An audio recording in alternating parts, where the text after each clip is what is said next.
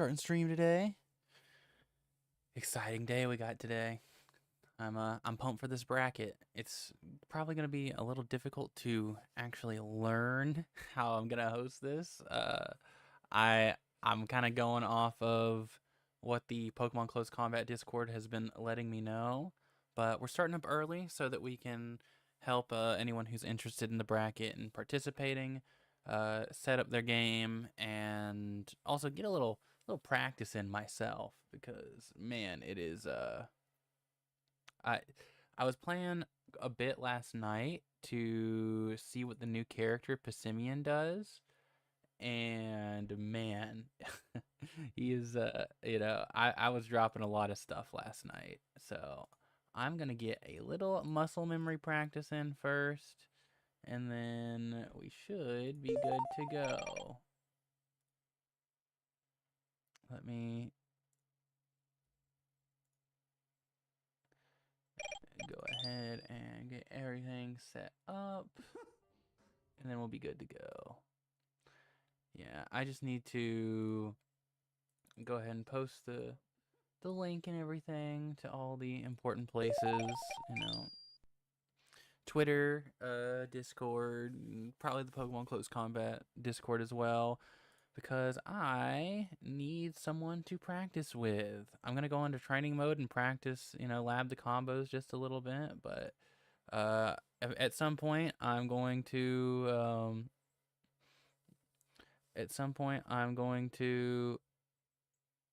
try my darndest to, fight other players. Because last time, Bad Luck Brian, she came in here and just wiped the floor with me. So I want to at least make my matches look pretty competitive. We'll see how that goes. And yeah, I'm excited.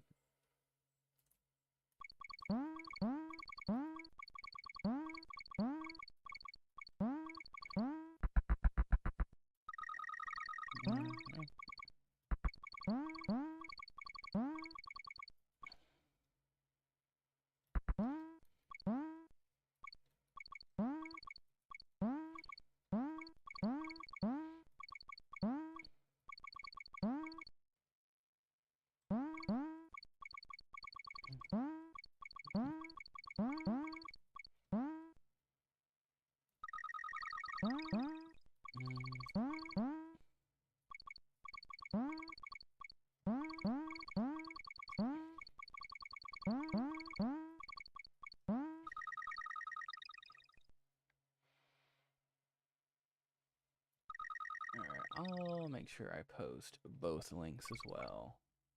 Hope everyone's doing good today. Oh, hello, Mario Cham. There's some good competition in this one. Yeah, I seen. I asked for a little help seeding the bracket, because I'm not too familiar with all the players in the scene, and I was very shocked to see that quite a lot of the people in the bracket are pretty formidable regulars and yeah, also a lot of new players as well. Uh, Very excited to see what these players have to show. I'm particularly curious about the new player Chugs. He is currently the best Smash Ultimate player in North Carolina, and he's said he's played this game before, but he couldn't quite find a character that clicked with him a while back ago, and he's very curious to try Metacham. Mario Cham, I just going off of your name, I think I have an idea that you might play Metacham. So if Chugs comes in here, and I think I'm gonna get some games in with him, and if you want to give him any tips, any advice, I'm sure he would appreciate it. Let's see.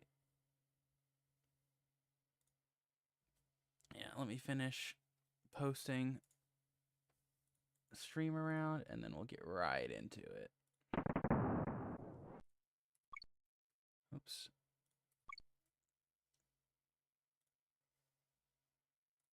But yeah, I'm a little nervous. I'm not expecting to do well.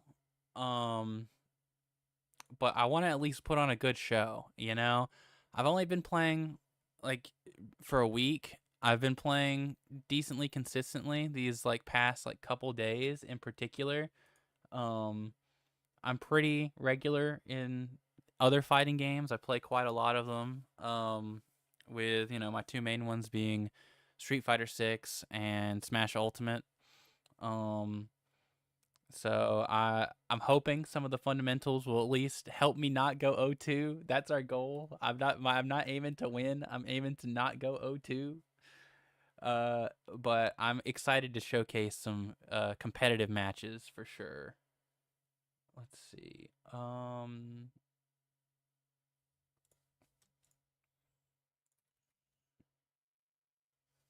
Oops.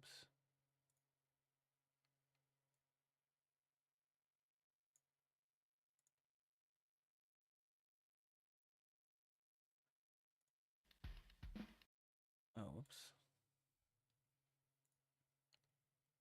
Dude, I'm already missing inputs on. I'm already missing inputs on just trying to share the link around. This does not bode well.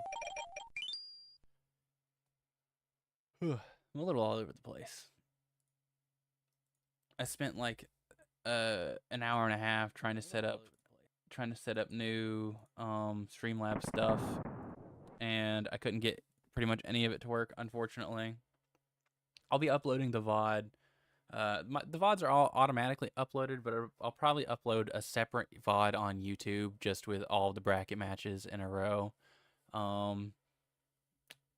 And if someone wants to separate them and then put them on like the main YouTube, I don't really know what the etiquette for like what videos get put on at YouTube and what don't, but there's always some really great matches. From what I've seen, I've been using a lot of the VODs from the YouTube channel to get an idea of like what characters do, because I can only play against so many people, so many different mains. Let's see.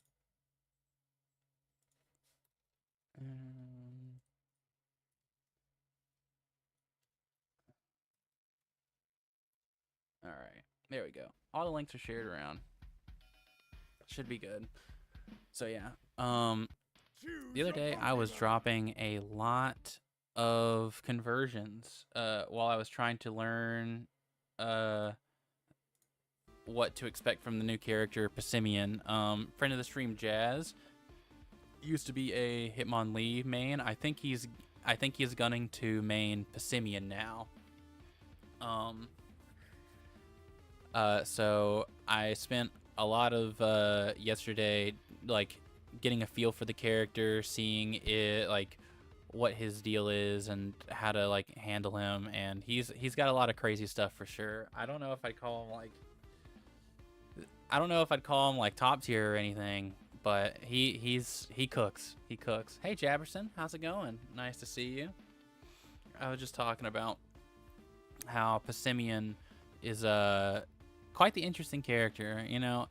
I'll showcase a little bit of him just for stream chat, but I do need to practice my conversions on Hitmonchan, because at this current point in time, my Hitmonchan, like it's got good fundamentals, and it's like really, I think it's pretty solid, but I can't really seem to convert off the hits and scramble situations like I feel like I need to whenever I do play Hitmonchan, So I'm probably going to be grinding out that muscle memory first. Oh, hey, Gokai. Nice seeing you. But yeah, yesterday, Jazz, friend of the stream, was playing a lot of Passimian, and we haven't like super labbed him or anything. We just were playing him in friendlies just to know what to expect. If you guys don't know anything about Passimian, and you're scared you're gonna run into them, because I'll tell you guys now, Jazz is gonna be playing Passimian in bracket. The one thing I learned is this move is like a noob killer and a half.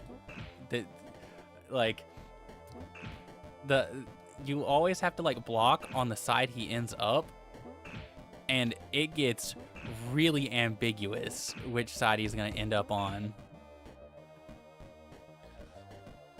Hello, Weirdo McFreak. But yeah, he's this move in particular is you know, a little bit of a noob killer. Because you see there, he's blocking same side, but like if I'm even just a little bit closer, I'm not sure. I know it can occasionally cross up, and the wiki it says as much as well. Yeah, he's got a lot of interesting stuff, and his combos are like pretty solid too. Like I think he's got like, it was like, man, no, what was it? It was like late hit this into that, something like that. I know there's a way. Yeah. So he hits like this meaty, and then he goes into that, and I think he can like spin a bar to extend it, and that does a lot of damage for like only one bar. I think it's like bop bop, whoops, bop bop, whoops, bop bop bop. Oh no, it's that move. That's what it is. So it was like bop. Jazz was so good at hitting this consistently. I think it was because he was doing it on like meaty wake up, so he didn't have to like really space it as much. But it'd be like bop, bop, bop.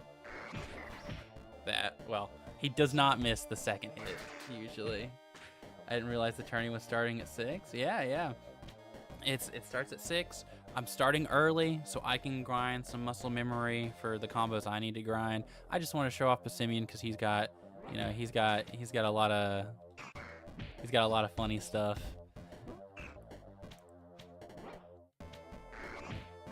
Oh, he's got like, dude, this like down. He is balling, and whenever he doesn't have ball, his moveset's a little different. So he's kind of like I got a big multiverses crowd here, so kind of like LeBron James in multiverses, where he has like an entirely different moveset. And he has a few specific moves that he can do to get his ball back. Like his backward special will get his ball back, for example. But also if he command grabs you, it does 1 billion damage and gives his ball back. So it goes pretty crazy. So it's like something like that. There's like some extension that you can do where you can hit both of them, and it does like half your health. Or at least it did half my health whenever I was playing against Jazz consistently. Oops.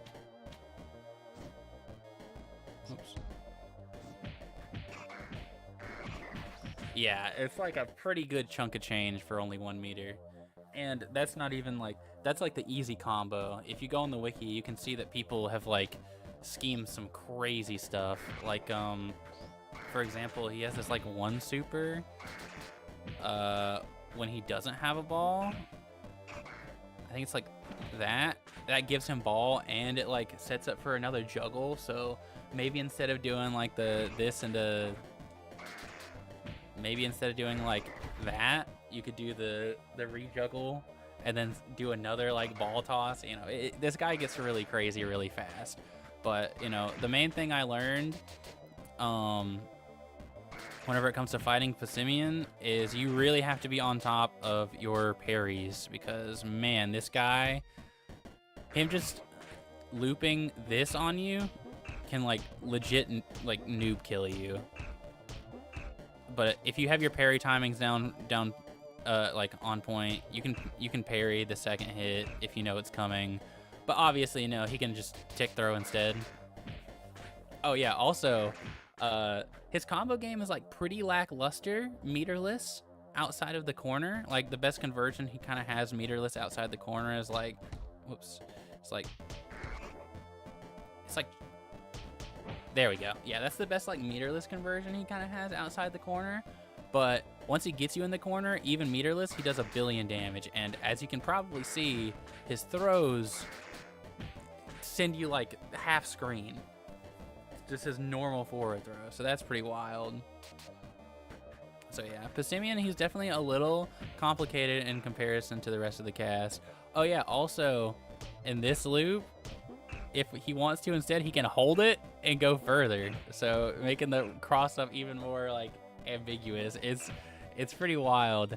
And like while he's dashing, he's like fully invincible, so you can't even like try to stuff him for doing this. And he'll just like go through projectiles as well. He'll just be like, "Oh, you're throwing projectiles?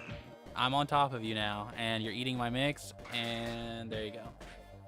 So yeah, Passimian can get pretty crazy.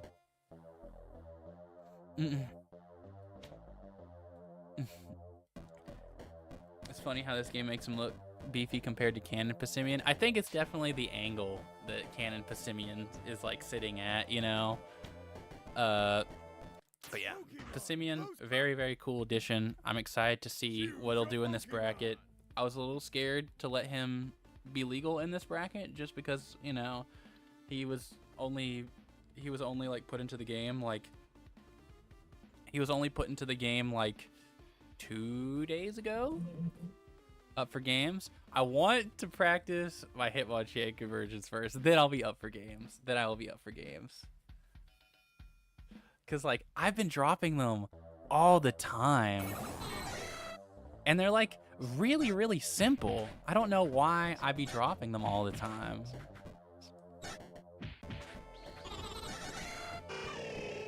Like this. That I should not be dropping, but I swear I be dropping it. I don't know why yesterday I was dropping, like, as soon as I get into a real match, like, the spacing is, like, really difficult. Because, like, I'll hit it in a match, and then I don't know if I'm just, like, too far. That will happen sometimes. Maybe I just need to be, like, really, really in their face.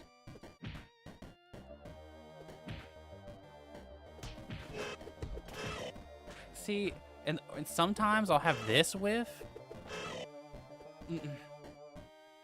Oh, hey, Infinite Gum.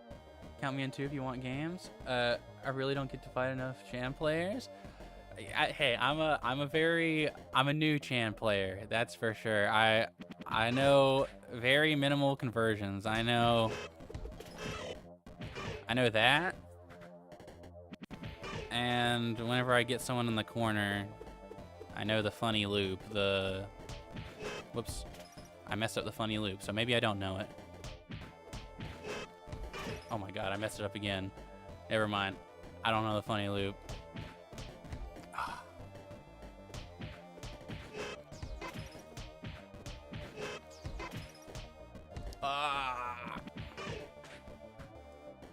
Because I was playing local last night and I was still dropping this stuff. Like, ordinarily, I feel like I can chalk it up a little bit to online, but, like,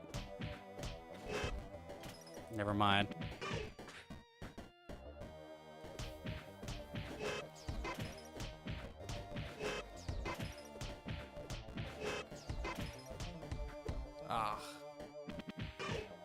I'll get the hang of it.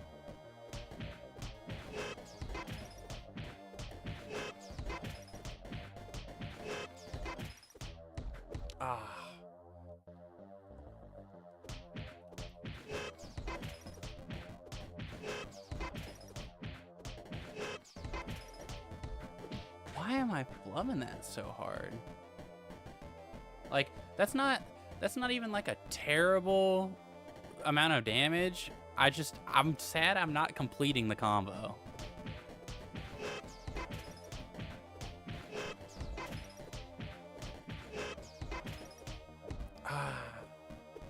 It's supposed to end with a meter gain.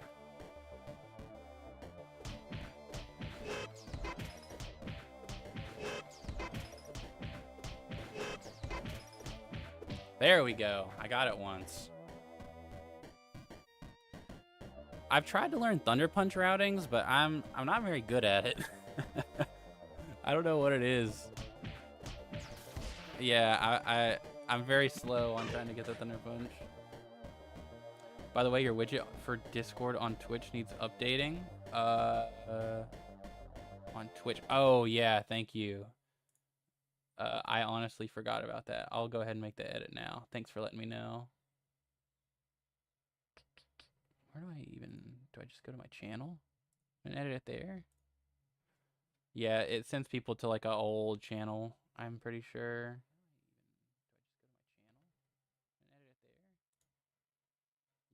sends people to like an old channel. Sorry for the echo, guys. Edit panels. There we go.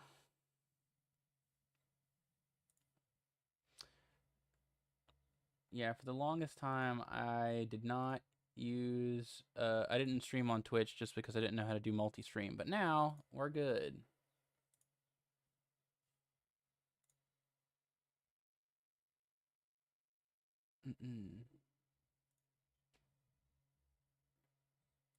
Please tell me this will just work. Of course it didn't. All right. All right, I gotta exit streamer mode for a sec.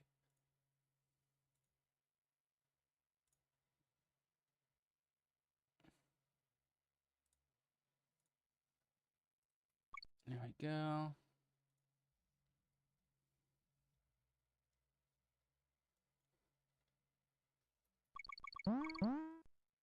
RBS, FGC, Discord.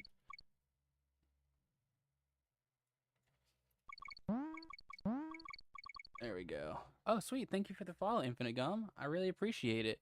Right now, my alert box is down for some reason. I was trying to mess with Streamlabs for like an hour and a half before stream to see if I could get stuff working, and I ended up breaking everything somehow. Oh,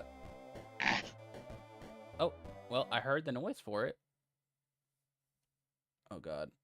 Oh, God, how did I mess that up so bad? What happened? What? All right. I'm flubbing it up quite hard today, I won't lie. All right, we're gonna do that, and we're just gonna call it a day.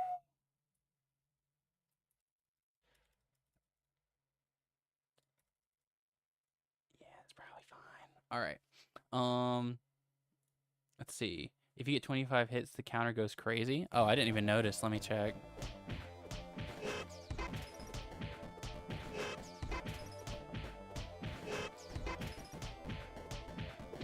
Oh, I see. Yeah, it does just break, doesn't it?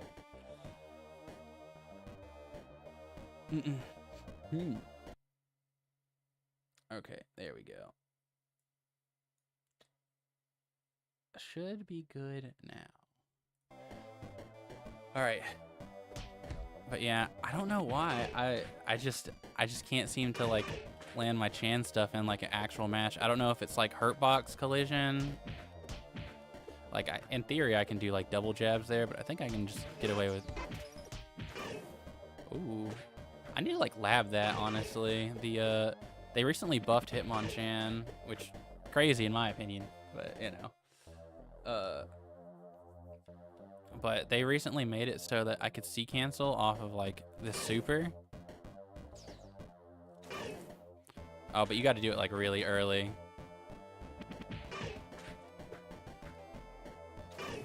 Oh wait, no you don't. How late can you do it? Yeah, as soon as you leave the ground, yeah. Seems legit. I do wonder what the routes are gonna look like, but I feel like because this is like a multi-hit with a lot of the damage kind of like weighted in the last hit, it doesn't really seem all that great to C cancel off that. Although it will be really funny for a specific setup that I was theory crafting. So last time, if you guys were in stream, you may have realized that I was just getting absolutely bodied by Bad Luck Brian's Poliwrath and Beware. Her Beware in particular was just leaving me like speechless. I was like, dude, what do I even do against this? She's just like jumping in on me and looping me over and over and over again with 50-50s. And like I can like try to anti-air it, but like even that's like kind of inconsistent. And anytime I like tried to put on pressure, if I like pressed a button at like the wrong time, I just get command grabbed. I was like, dude, what is going on? So I was trying to theory craft ways that Hitmonchan could I was trying to theorycraft ways that Hitmonchan could like reduce the risk of like the 50-50 that Beware is like going through, because the big thing that Beware is doing is they're either going to sit on top of you and they're going to hit you with command grab. In fact, I'm going to showcase it with Beware probably. Choose your Pokemon. Yeah. I was just getting pub stomped. But yeah, she would just like jump in and then like 50-50 me, or like knock me down, and oh, now it's time to guess. Whoops. Oh, you didn't jump? Unlucky. And then she'd hit me with like, oh, or it would be like, I don't know, Beware combos, but it would be like something like meaty this into the cartwheel for like 1 billion damage into, oh, time to guess again. It's like, oh, I see.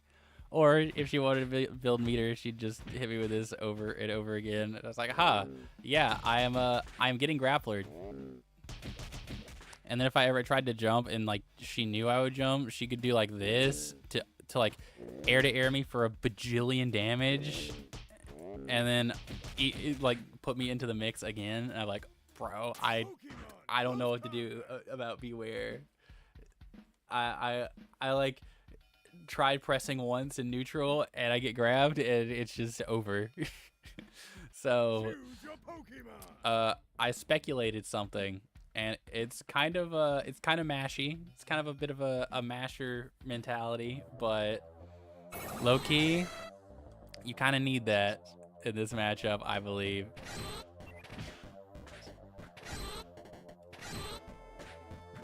Oops. So the idea that I was theory crafting for the matchup is that most of the time Beware is either going to like hit you with immediate attack or immediate grab, and the idea is that you have to be ready to either hold up to avoid the grab or hold back to hopefully avoid getting like attacked. Because if you hold up, your jump squat gets caught and you just get cooked by the meaty attack. So it's like, okay, what can I do that beats both of those? And I'm like, well, I have this invincible DP, right? This will be like it'll be like a get out of jail free card whenever I need it. It costs 1 bar, it's not too bad, and not that move. And it'll get me back into a position where I can start playing the game again, and I'm like out of the mix up. I'm out of the loop, right? But then I was like, well, you know, that's obviously like really risky. It does beat 2 out of the 3 options though. It beats grab and attack, but it doesn't beat block. So that's a new part of the 50-50 I should account for. But having the ability to pick an option that beats 2 out of 3 options instead of coin flipping every time is an improvement, right? That's a step in the right direction. So I was like, I wonder if there's an option that I have that will beat 2 out of the 3 options, but if there's an option that I have that will beat 2 out of the 3 options, but maybe, or an option that beats block and something else, right? And what I found out is this is actually grab immune on frame 1. It's not hit immune, it's not attack immune, but it is grab immune, right? So you can kind of use this to hard call out grabs, and then you're thinking, well, like, RPS, that's just like super unsafe on block. How does this help you, right? I can do, and now I'm plus and in their face, and it's my turn. Now, granted, I know I'm gonna try doing this, and I'm gonna try, like, you know, pressing plus on block frames and, like, you know, going to town on Beware, and then I'm just gonna get grabbed anyways because my pressure is not, like, you know, I still have a lot of gaps in my pressure because I don't know, like, how to keep up pressure against Beware. But the point is that now, whenever I have at least 2 meter, I have the ability to pick an option that beats 2 out of the 3 options that Beware can pick every time I get knocked down. I can either do this, and it will beat grab and attack, but it'll lose to block, or I can do this, and it will beat grab and block, but it will lose to like immediate attack. Have you finished the event mode on Chan? No, I have not. I haven't played a whole lot of the event mode. A lot of my matches have just been me playing with my other FGC friends. Sponge Boy, me Bob. I lost advantage to Beware, and now I'm going to have to take 20,000 damage from one command grab. That is true. That is the Beware experience from what I went through.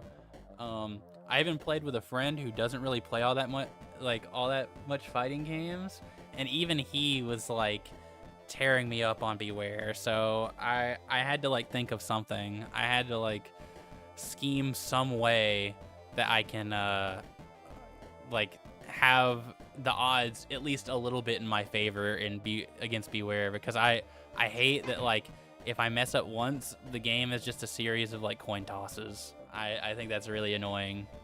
So now that I kind of have a few more options to choose from, I'm at least a little more confident against Beware. But the thing that I wanted to point out that I think is funny, if for whatever reason I have 3-bar, they recently buffed this super to make it C-cancelable. So this now beats 3 out of 3 options, meaning whether they attack, whether they block, or whether they grab, this will beat all of them. Now granted, the way it beats block is it just leaves me plus on block, so I'm not actually hitting them, but being able to have an option that like, oh, I just like do this against Beware, and that's just what I do whenever I have 3-bar, but it does still require 3-bar.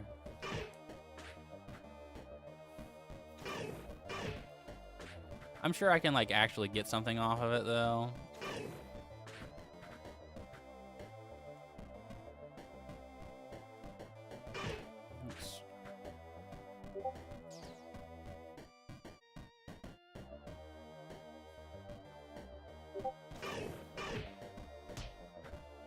I just got word from Chugs that he is not going to be able to enter. One of the players that I was actually keeping an eye on. That's unlucky.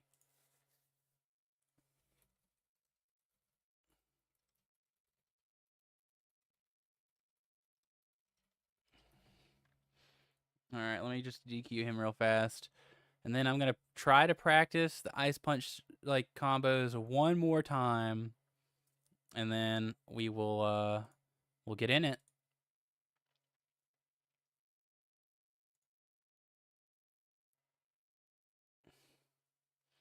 Let me look at the bracket so far.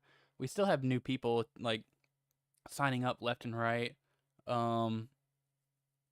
So I need to actually like stay on top of setting up keeping the seeds, because Bad Luck Brian was not signed up, and now they are. So I definitely got to put her. I honestly don't know where in skill relatively Bad Luck Brian like ranks, so I'll probably have to ask someone if the seeding looks correct. But the big thing is I just want all of the pre-established players to be seeded, and all the people who aren't really like established to like they'll probably have random seeding relatively. All right. But let's yeah, let me practice these combos one more time, and then we'll get started. I want to try to get them 3 times in a row without dropping them. Well, not a great start.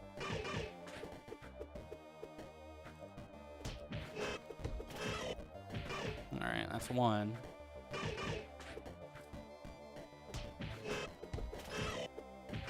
That's 2.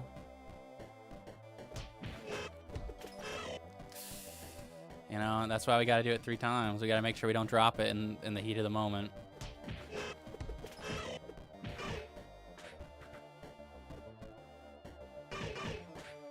Your 6A cancels into 3A, so your meter gain is great. Yeah, I'm aware.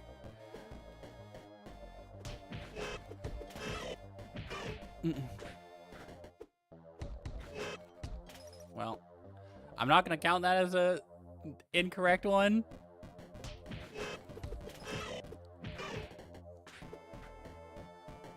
And we'll do one more just because I want to practice on this side too.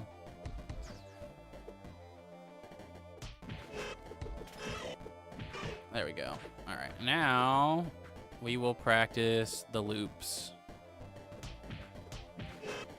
Whoops, yep, that's not the loop.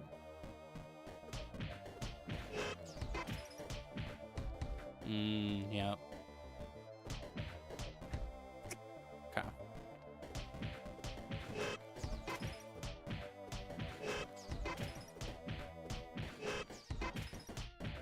There we go.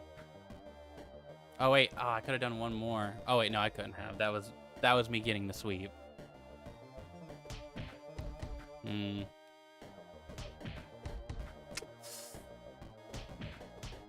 Uh-oh. I'm dropping it.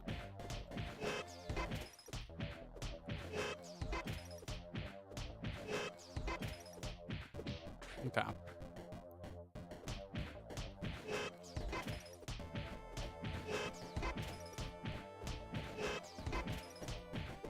Okay. That's 2 in a row.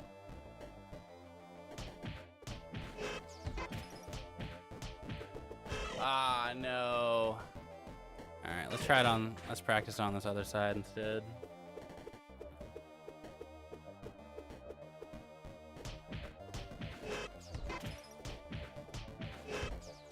Dang.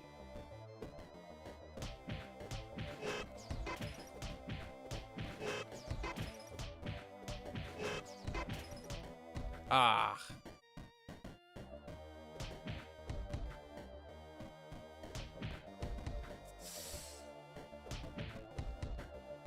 Uh-oh. Oh no. I can't combo anymore.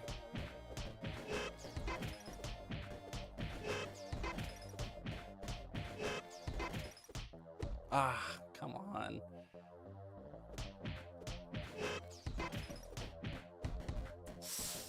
We'll get there.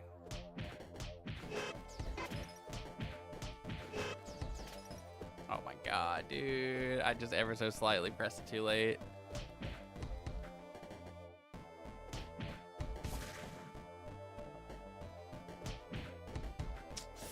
We'll get there. Come on, bro.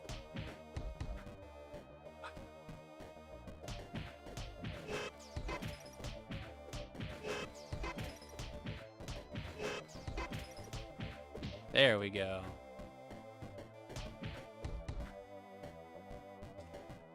Oh, getting it 3 times in a row is going to be hard. You know what I need? I think I need to showcase the layout for today's bracket. What do you guys think? I hope you guys like it. I don't have chat, so unfortunately, I'll have to read you guys off screen for the most part. Whenever I'm commentating, I will not have this camera here. I'll be off screen. But whenever I'm in a match, I'll probably have my camera on.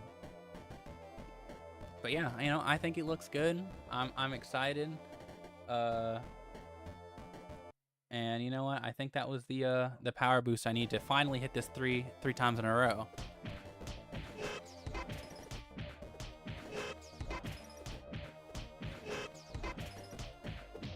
That's 1. The power boost is coming in, guys.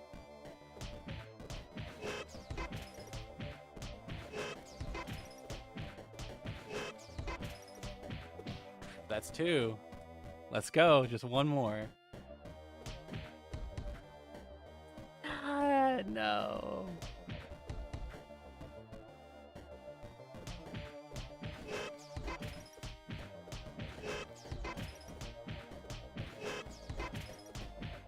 All right. We got 1. Come on, bro.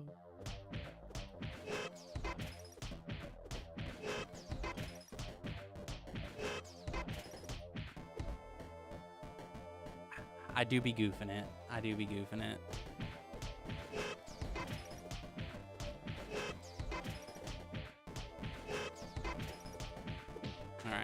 1.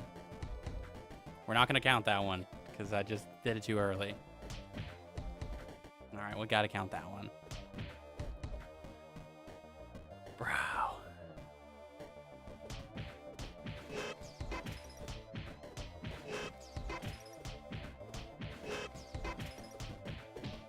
All right, 1.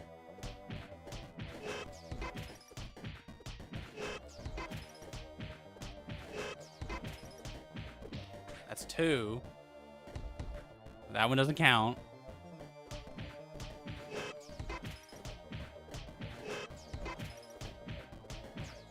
No, dude, I pressed special too early. It's a half circle back motion. I swear I'm not throwing for content.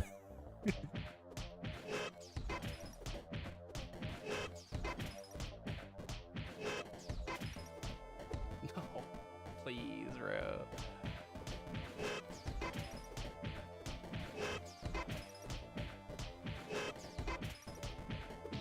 Okay. That one don't count.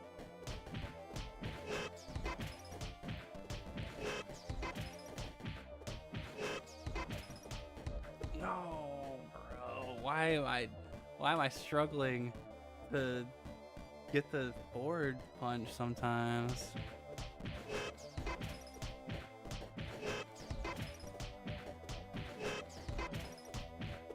Okay.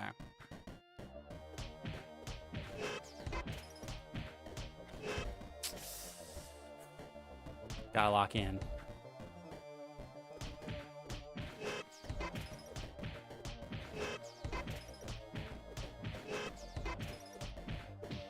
Okay.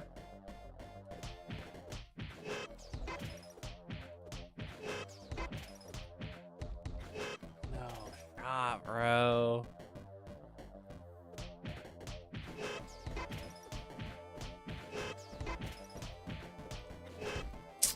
Okay.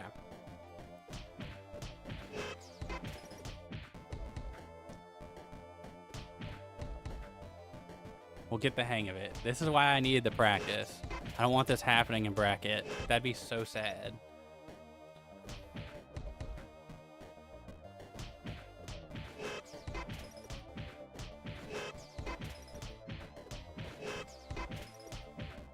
Okay.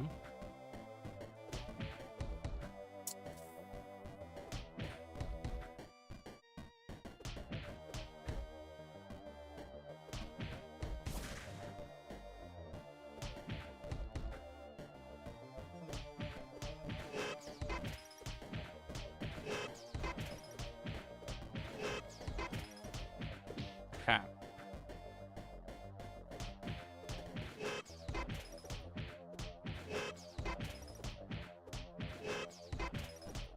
No, dude.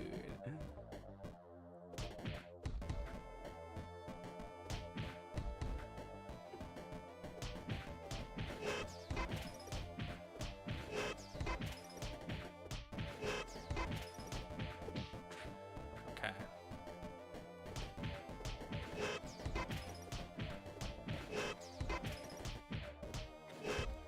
All right. You know what I think I need? I think I need a little motivation, guys. I think I need to start a Twitch poll. We're gonna do a little Twitch poll. You can gamble your channel points. It's gonna be, will I hit this in 15 minutes?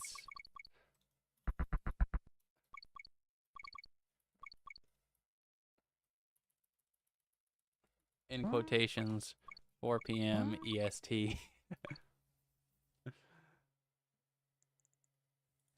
Hit this is me hitting it 3 times in a row.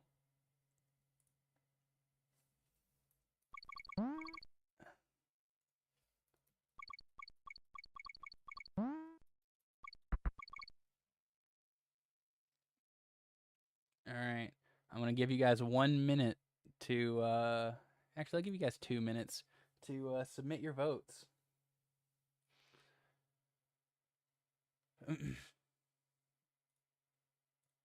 All right. The poll has started. Will I hit my Metachan, or not Metachan, my Hitmonchan, B&B, my 3-meter B&B in the corner 3 times in a row without dropping it, in 15 minutes.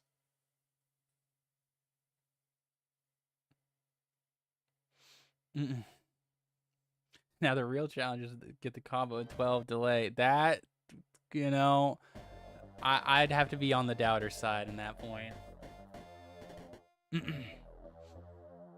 All right, I don't want to let the believers down, so I'm gonna go ahead and start. I know you guys are still able to vote, but we'll see how it goes. Dude, I love gambling. That's what it's all about. That's why we love that's why we love Twitch. All right, let's get it.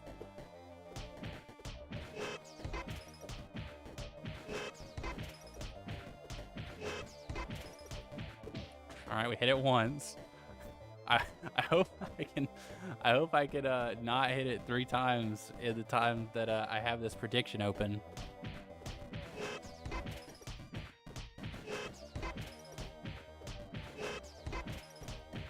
Dude, no way.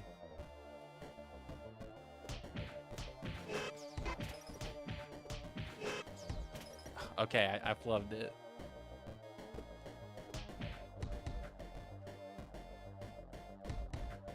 Okay, come on, Wallafit. All right, come on, bro.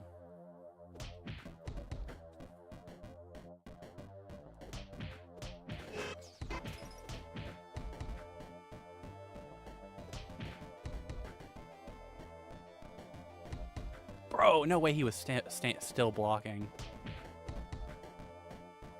This is gonna be tough. Hey, Saints Ronin.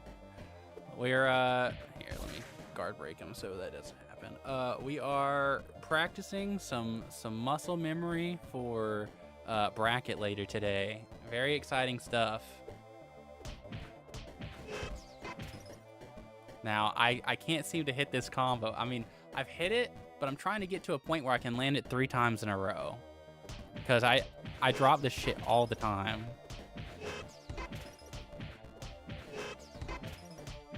All right, that's 1. Back to 0.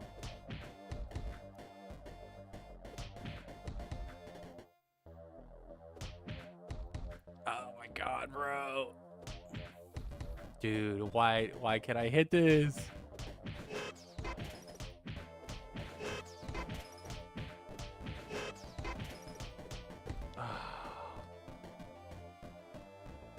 You should take him off auto block. Well, yeah, I mean, I know I should, but I want to make sure that the what's it called? I don't get like a fake reset, you know? I mean, I guess I can just look at the combo counter. There we go.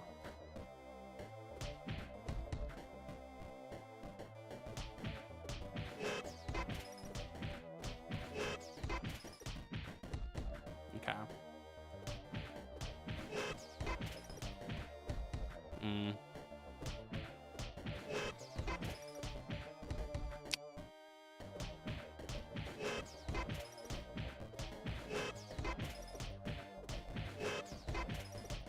Ah, God, bro.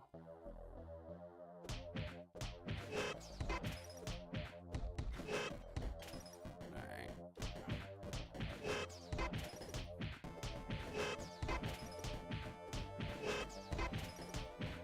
Okay. Ah, come on.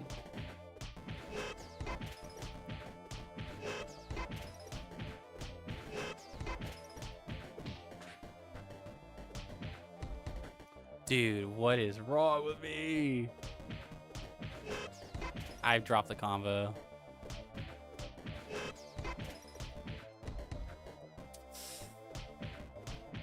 I dropped the combo again, bro. Ah, this is why I had him on auto block.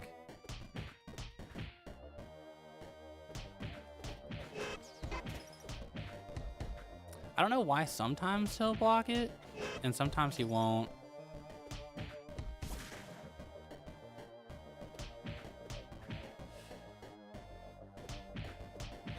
Dude.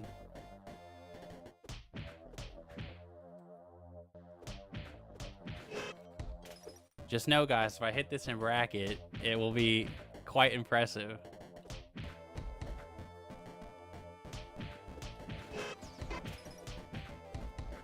You guys were here when I hit this in bracket.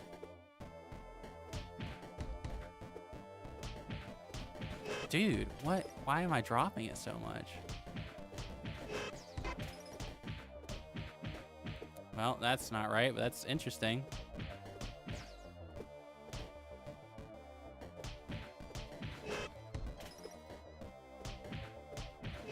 Dude, I just can't.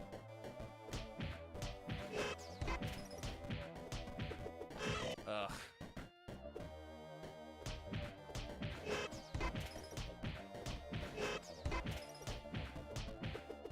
Dude.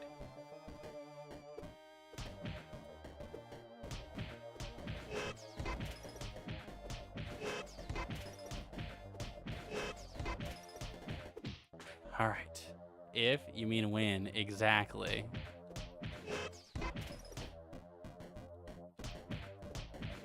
Ugh.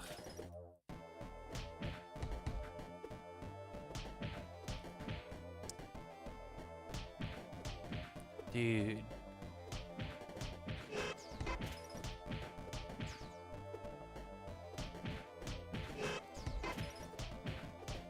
Ugh. I'm thinking too much about it now. I gotta lock in or something, bro. Oh, all right. Gamer stance.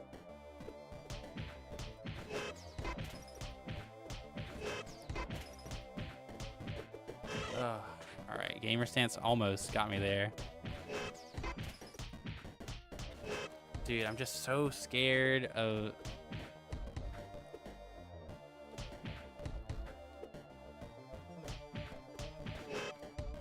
Okay.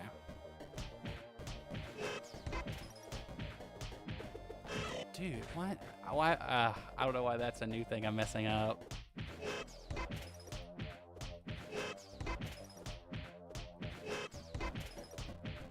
There we go. We dropped it again.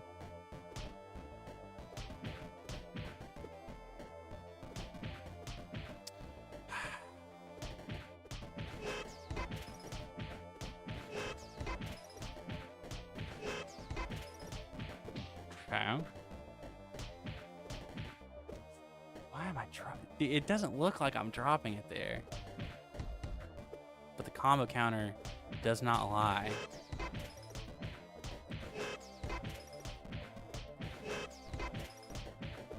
Okay. Dude, bro, combo counter, please. Dude.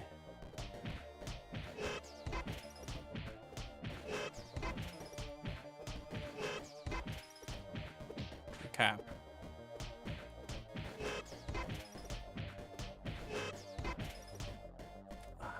God.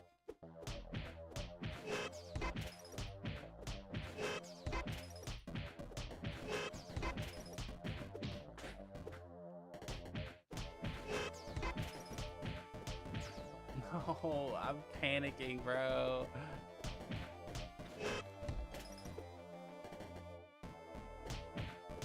Dude.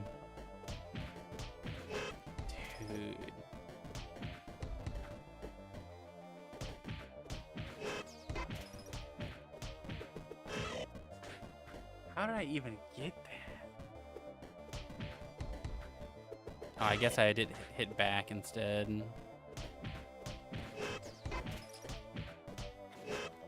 Oh, man.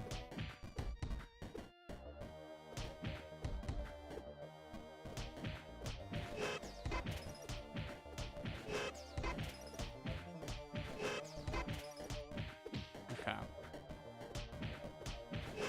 How? How is that a drop? Ah.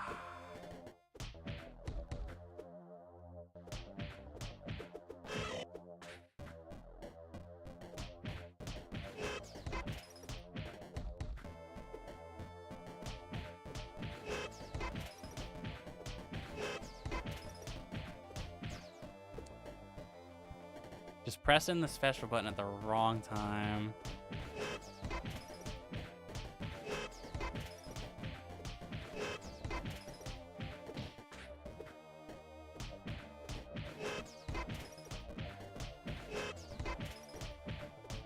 No. Ah. All right, 2/3 of the time is up. It's time for me to lock in.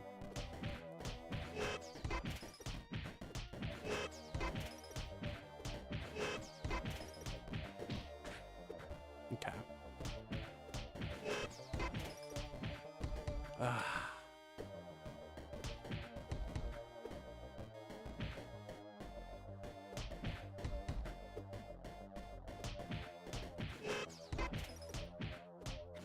Dude, it's been so long since I've hit it twice in a row at this point.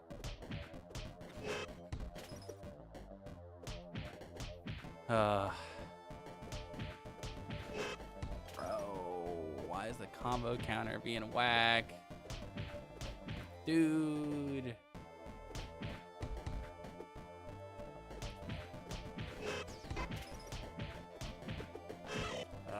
Come on. I don't even know why that happens sometimes. Am I not pressing forward for long enough?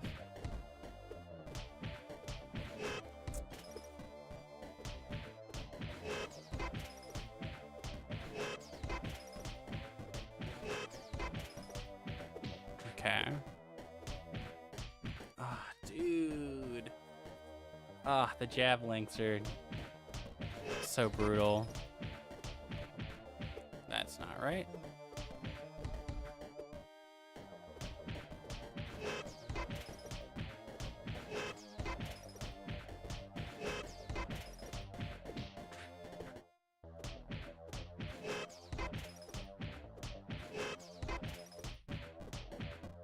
No, and I went tire rogue.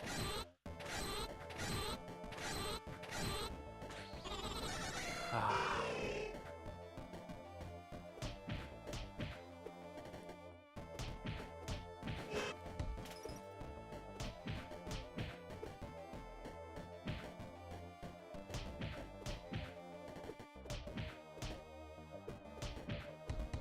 Hmm.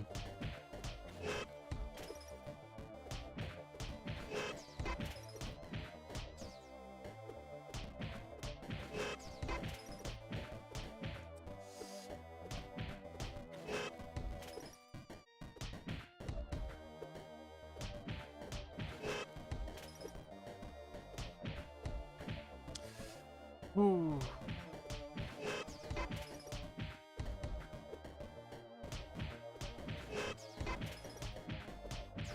Ah.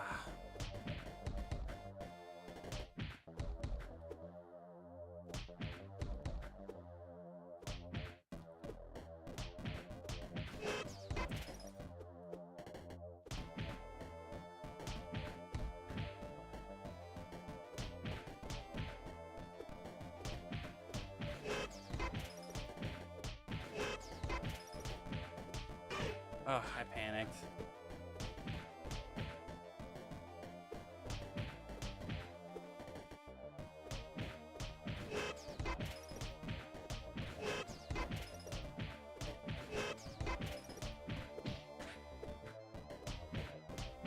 No way. I thought I did it so fast that time.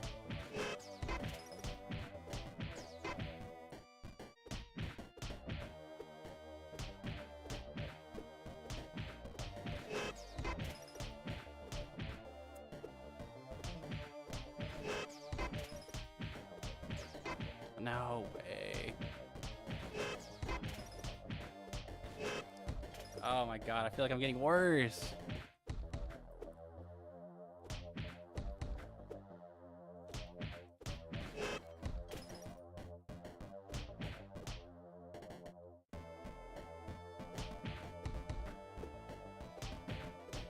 Dude. Ugh.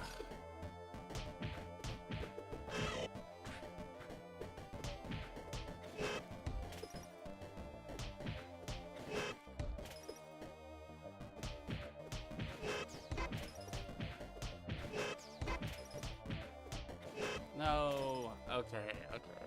I see it's 4 now, but I'm going to give it one last try. And if I don't get it this time, I'm sorry, believers. I let you down. You should probably take a break from doing this. Yeah, this is going to be my last attempt. All right, last attempt after I get to Ice Punch, the first Ice Punch. Yeah, okay, that's fair. Damn it, dude. I just couldn't do it. Ugh. It's so sad. I feel like that's such an easy combo. Ugh. I just couldn't do it. I'm sorry, believers. I let you down. All right. Where's the poll thing?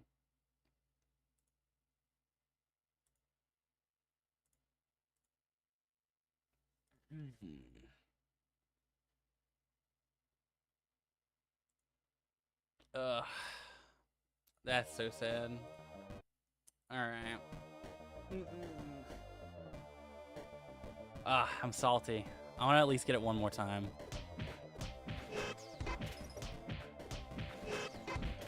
I don't even know what happened there.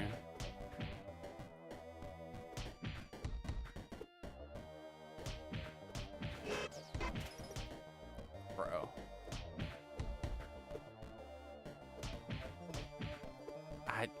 Oof. Why? Ooh, the jab link.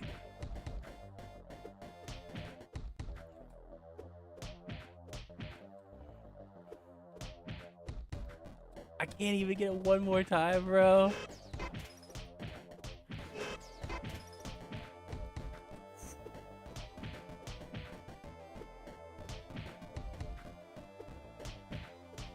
I just want it one more time.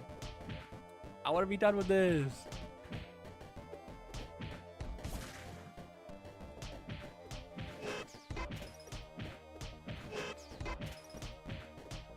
Oh, bro.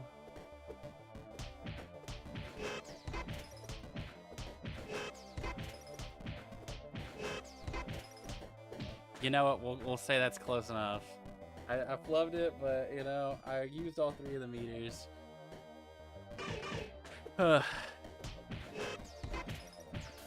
Whoops, that's not right. I want a more consistent combo. That's like pretty okay. Because like I have noticed that there's just some mons where if I hit them with this, they're like collision box. It's too far away for that. Also, it might even just be better just to go for that anyways. I don't know. I don't know the damage exactly.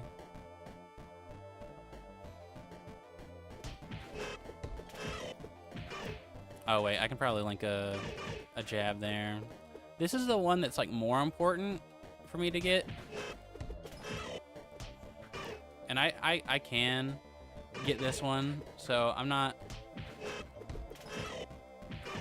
too worried. Because that's a good amount of damage, right? For just 1 bar. Oops. Well, I said I was consistent at it. Yeah, that's a good chunk of change for just 1 bar. But that'll be it for my muscle memory grinding. I need to practice literally anything else. All right, who wants to get some games in? Oh, sorry, Streamlabs. Whoa, whoa, whoa.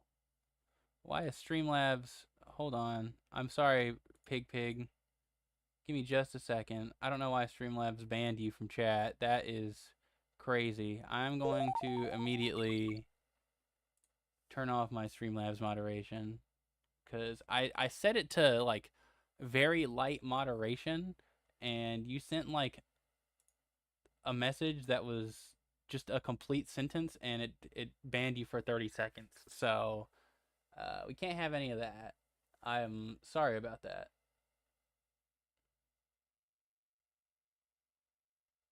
Let me fix that.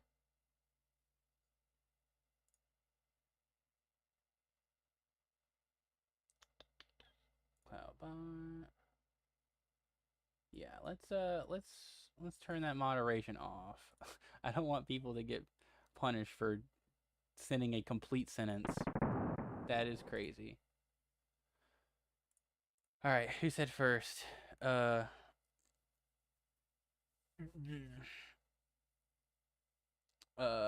Infinite Gum said Mimi first. Yeah. Wait. Well, hold on. Who asked first overall? That is probably the better question. Who was first in chat?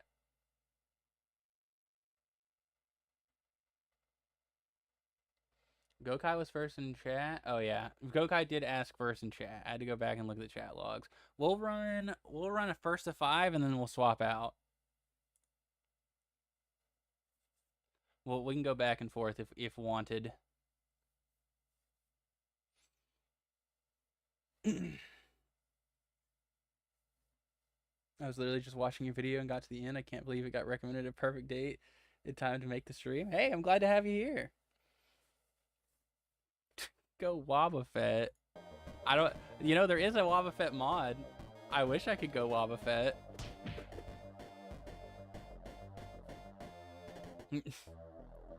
I'll go any other character you request though. I'll let you look at the screen.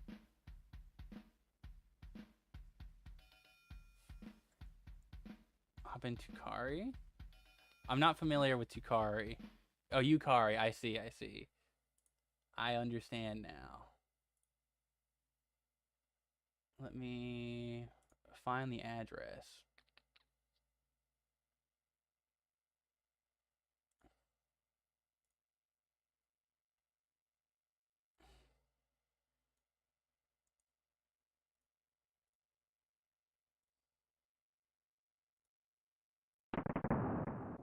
Okay. Okay, go Zapdos. I'll go Zapdos for a game. I haven't played him at all, but I'll go him. I'll go him for one game in the first to 5.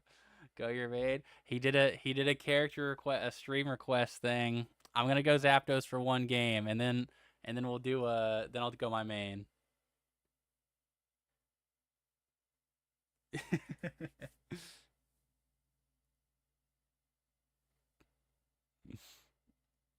Let's see. Yeah.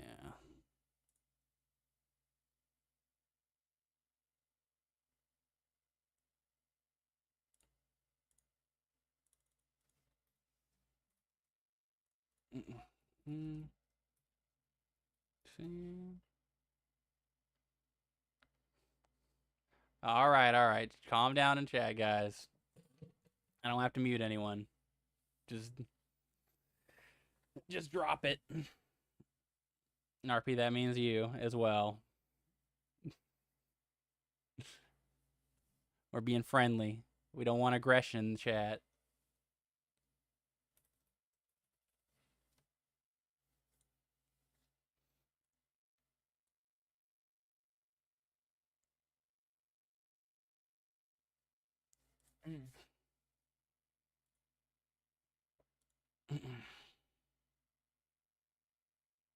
All right, let's get it. I'll play one game of Zapdos, and then we'll do a first to 5 with my main. And then we'll swap out.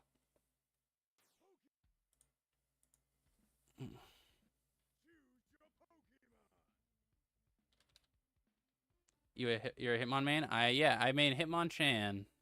Oh, another Poliwrath. All right. Oh. Yep. Run. Got it. Oh, that Pex, that run seems pretty good. Oh, okay.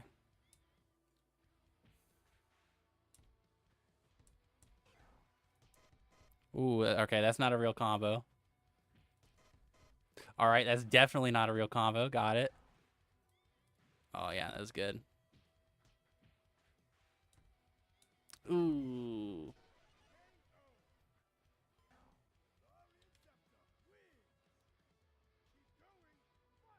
I was legitimately disappointed when I found out Wobbuffet wasn't playable. Yeah, he is just a punching bag, sadly. Ooh.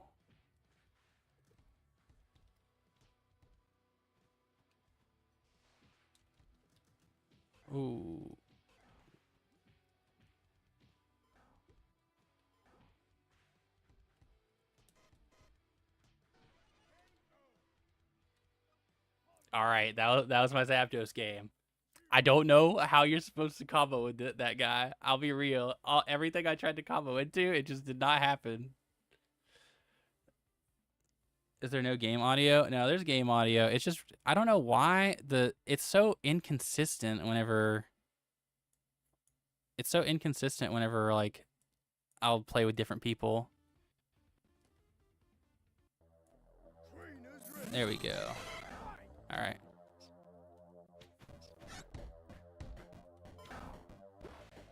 Oh, whoops.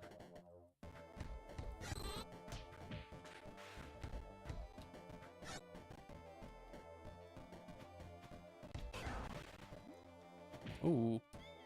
Oh, I thought I'd tech that. Oh, yeah. Good tick throw. Ooh, I just wanted... Jesus. Oh, my God. Oh, I'm just dead off of that? Holy shit. Okay, got it. Well, I was just thinking I was just going to get one punch and then I'll be fine. All right. Oh, come on, bro. Why is this hurt box so weird? Jesus, dude. Oh my God. Yeah, that's fair. Choose your Pokemon. Okay. Trainers ready. Wow, I couldn't even roll through that.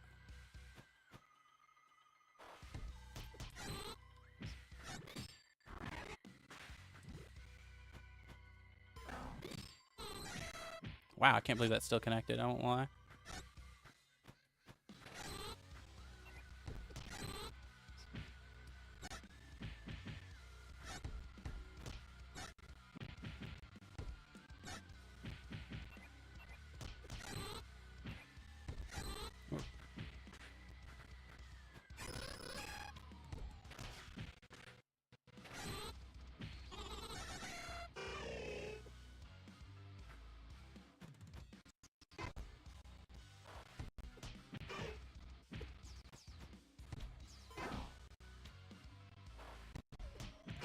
Okay.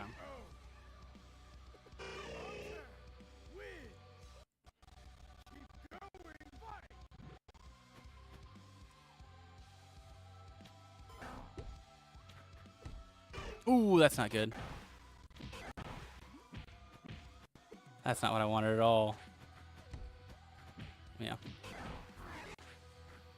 Yeah, the tick throw. Ah, I tried to use that as a anti-air. I should have just anti-aired.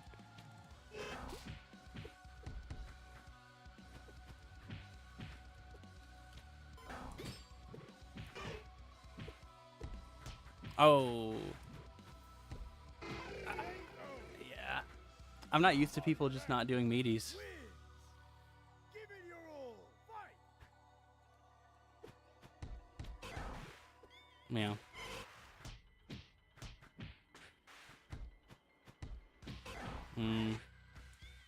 No.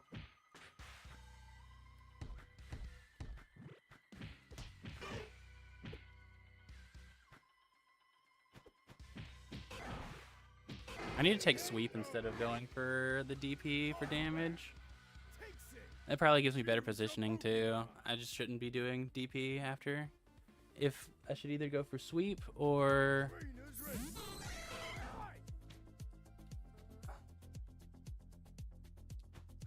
Oh.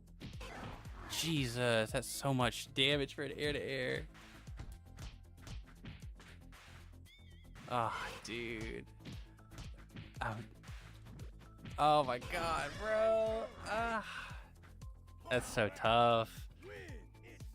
I just don't know how to get out of this. I feel like my neutral is fine. It's just...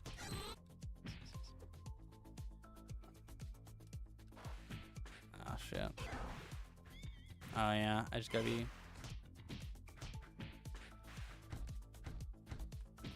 Dang, I can't jump out at all. I mean, yeah, I just want this round to be over.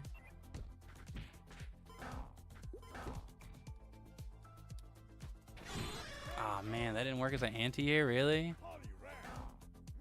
I thought I had upper body on that, but I might not, honestly. Oh no, now he's going private.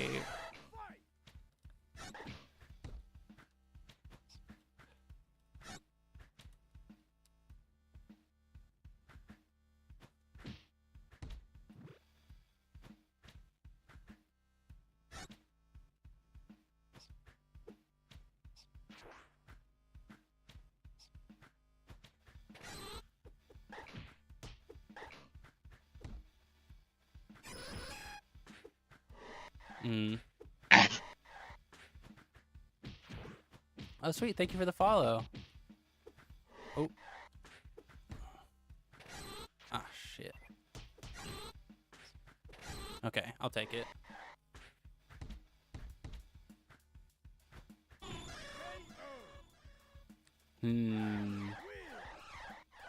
Oh, wait. I know what I need to be doing more. Duh. I forgot the button on... I need to go for sweep. I need to keep reminding myself that.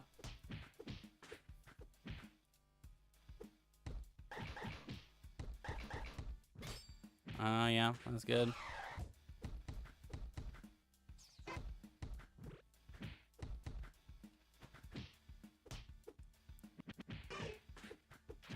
Well.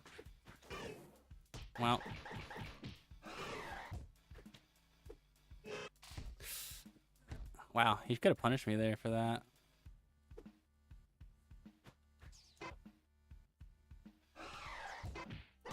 Yeah. Hitmonchan wins. Give it your all. Fight. Ooh. Oh shit. I panicked.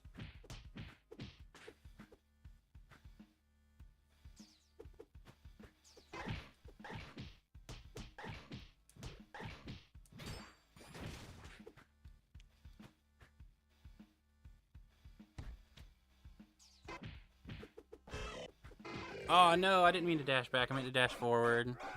That's unlucky. Choose your Pokemon. All right, I haven't really kept track of. I probably should. You know, I have a score counter up here. I probably should be keeping track of like where I am in the first 5. I think that was game 4, 3. Chat, do you know? Are you still learning Hitmontop? I've mostly given up on Hitmontop, but I have it just in case.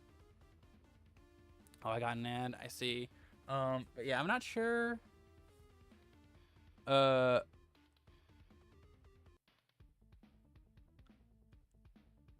see. What Pokemon would you say is a zoner? So if you look at the character select screen, there's actually stars that you can look at to tell you like how the Pokemon's generally played. Like zoner is a 5 out of 5 zoner. So is Toxicroak. Breloom is 4 out of 5. But honestly, I think Breloom's a pretty solid Pokemon to pick up if you're new to the game. Komodo is also kind of zony, more like a boxer, but you know, little Komodo is definitely a little complicated. But yeah, the ones that I would recommend if you want to play a zoner in this game is definitely Breloom. Very easy to pick up and play. And there's also a lot of sauce there as well. I like Phalanx a lot personally. Toxicroak's kind of weird, but if you like weird zoners, I think Toxicroak could be your cup of tea. Oh wait, no, Scrafty's my favorite zoner. Scrafty's definitely my favorite zoner. I've played a lot of Scrafty. You play a 1-star character, don't talk to me at RPS FGC. Hey, you know how it be. I don't be a zoner. I'm not even a VIP on Twitch. I don't even know how that works on Twitch. I only recently started on Twitch. Yeah, that's fair.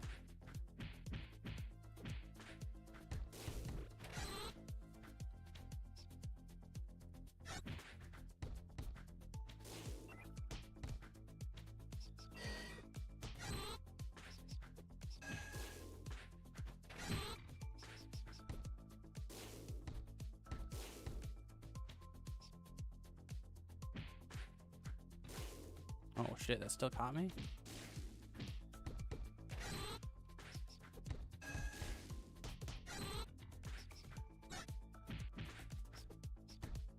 Oh, wait, no, I keep forgetting. I need to do my forward normal.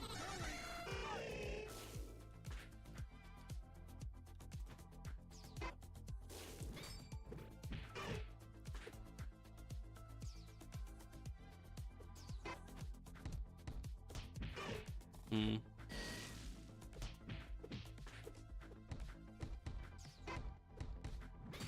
Yeah.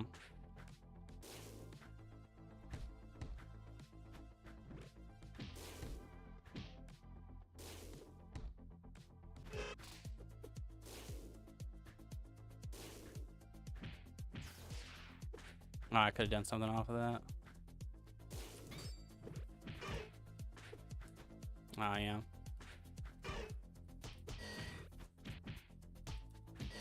No, I was trying to super for my life, bro. He just didn't let me back down.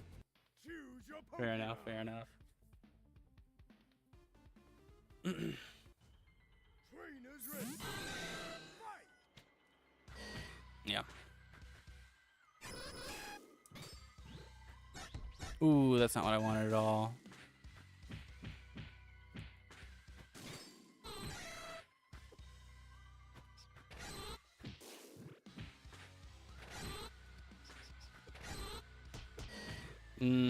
I'm just dead off that shit. Okay, well, this is why we tried to learn a pocket Hitmontop.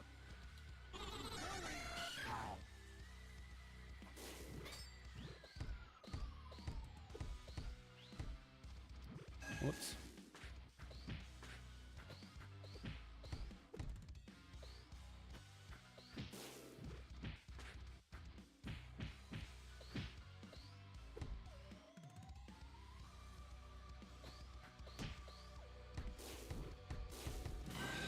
Holy shit.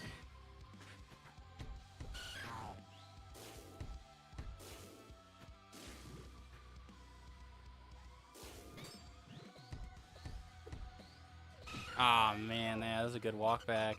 Just barely, like, I thought I had the perfect spacing, but he walked back just far enough to just have me whiff completely.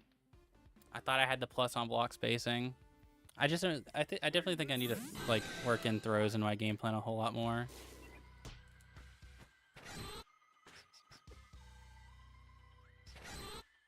You know.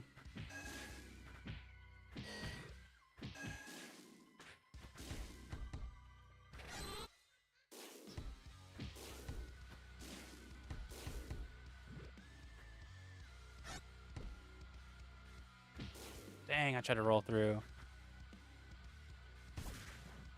Jesus. Blaziken wins. Keep going. Fight.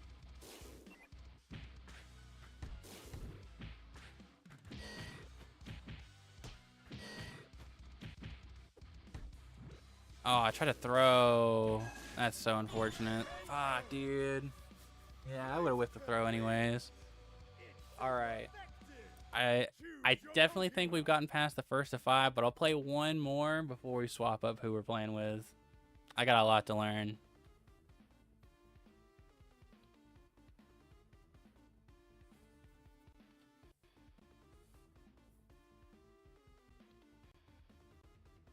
Oh no. Trainers ready. Fight.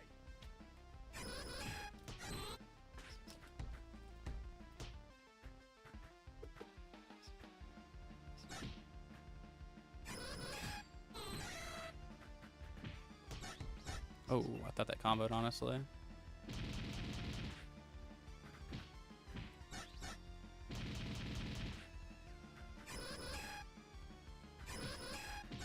No, that was good. Man. Tyro wins.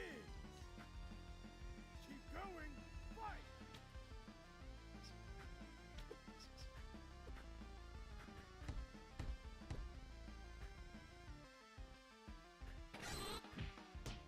Oh, man.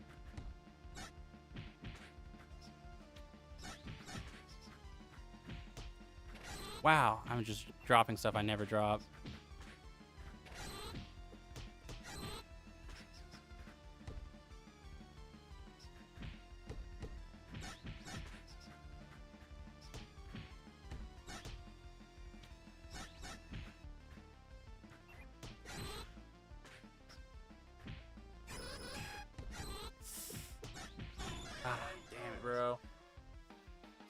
I try my best, bro. I'm ass at this Choose game. your Pokemon. I'll get there though.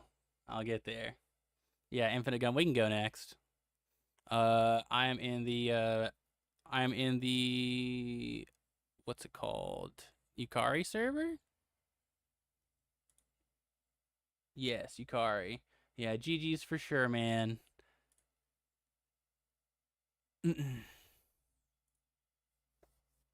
Oh, dude, I suck so bad at this game. I just don't want to put on a bad show for the bracket. That's all it is. Ooh. Choose your Pokemon.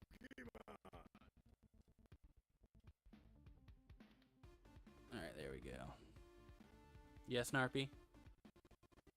Holy shit. Holy lag.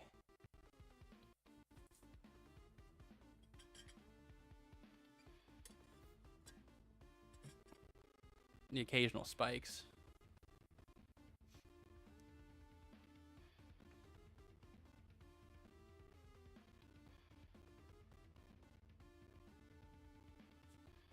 Welcome to 12 delay. Uh-oh.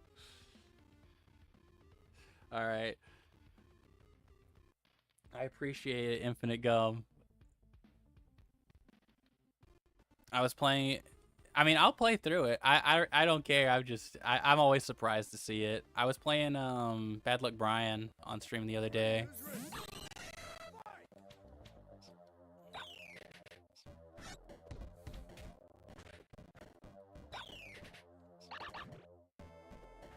I don't know anything about Min Chao.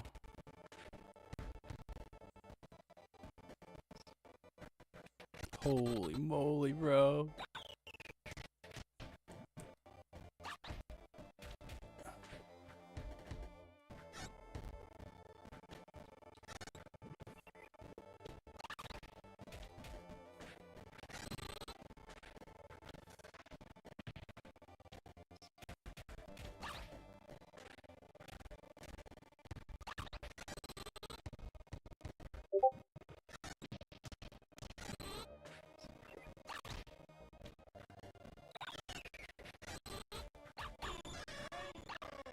Mm-mm.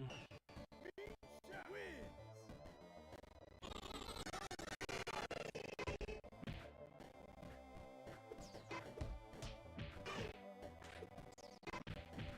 Oops, that's not right.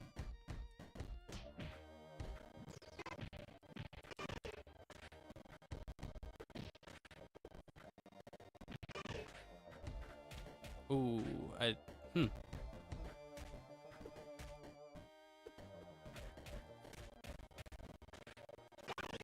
You know, like your DMs for a pick me up. I'll do it after this match.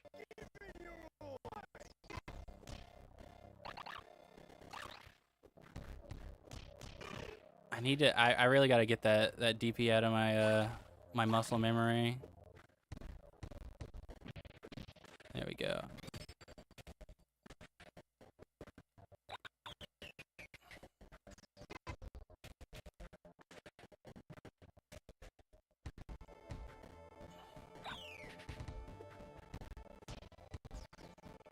I'm trying to do my combo. It's tough.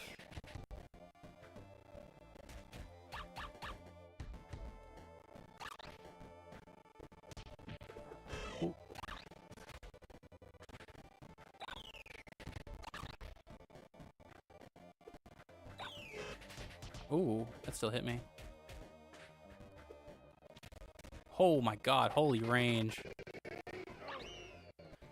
Check your DMs for a pick me up. Yeah, I need it. I'm getting fucking smoked, bro. Are you kidding me, King? It's never you. It's never you. Pick your head back up. Oh You shit. got this, man. Thank you, Narfi. I appreciate it.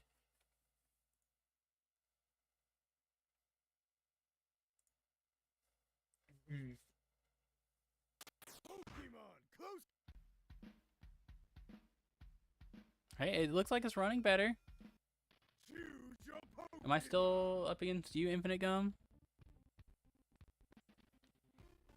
You know what? Maybe it's time for me to bring out my nasty pocket. Quite literally. Okay, one more. If it's like laggy like before, I'll pass it to someone else. All right, all right. Hey, I can always get a... I can maybe get a Gokai back in here. He was... I mean, for what it's worth, I was learning. I was starting to get it. But there's just, you know, the punish game in this game, I'm not ready for it, you know.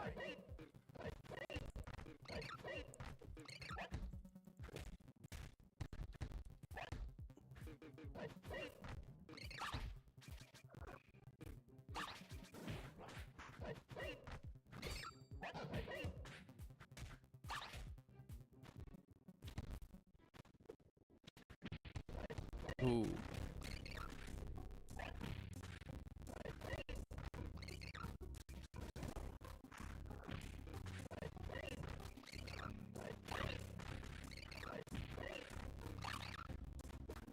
Ooh. Ooh. Oh. Holy shit.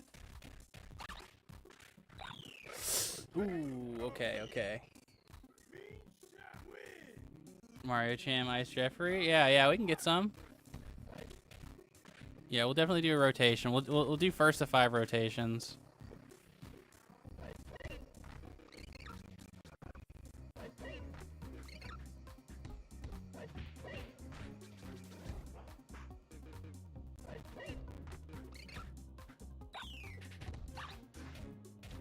Uh-oh.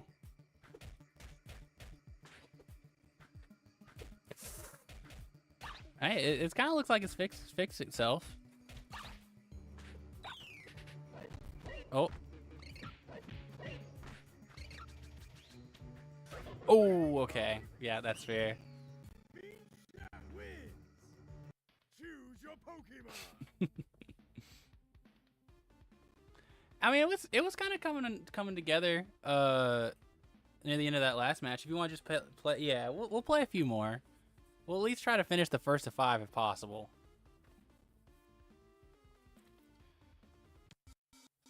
Trainers ready.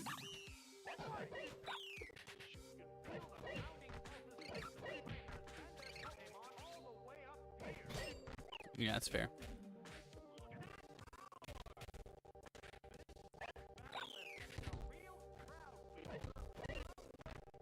Ooh.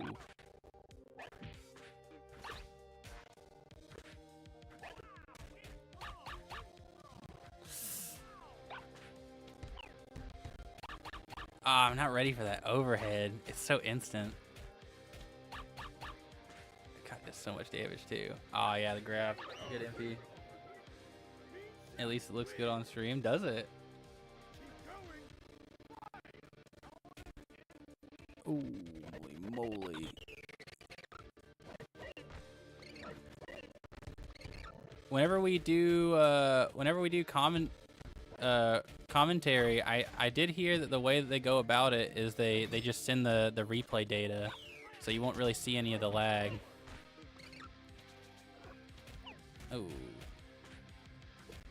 Jesus! I'm just not ready for the overhead, the insane mix.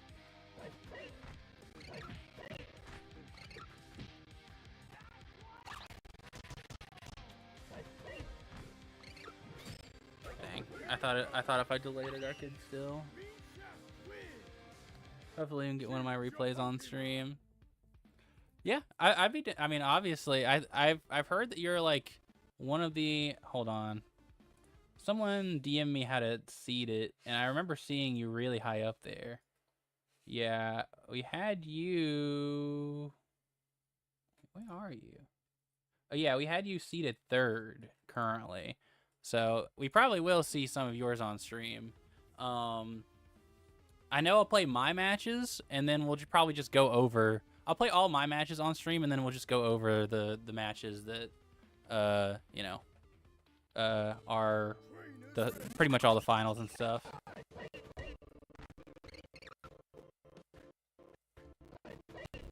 Yeah, I don't know too much about the ooh.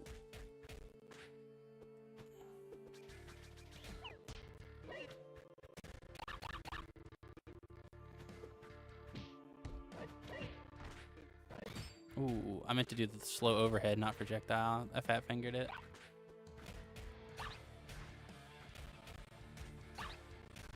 Jesus, holy shit. All right. I don't know how you guys hit combos and stuff like this. That's insane. Dude, I can hardly like get my B&B on like offline. Dang, I thought if I didn't. Bro, I thought I parried it. That's crazy. I thought I had the perfect timing for that.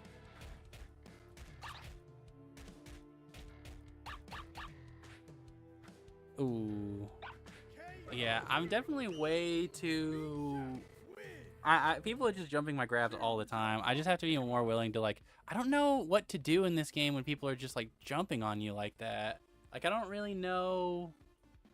At least with, like, Tyrogue and Hitmonchan, my anti-air just goes really far forward. So, like, I just don't really know how to deal with that sort of pressure. Alright, we'll play one more. And then, we'll swap it up.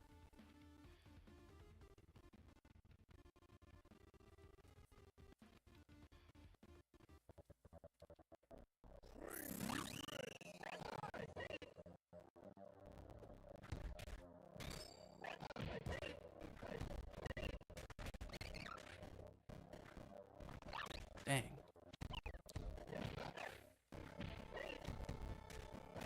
You know, for whatever reason, I thought the overhead was plus on block. I might be wrong, though.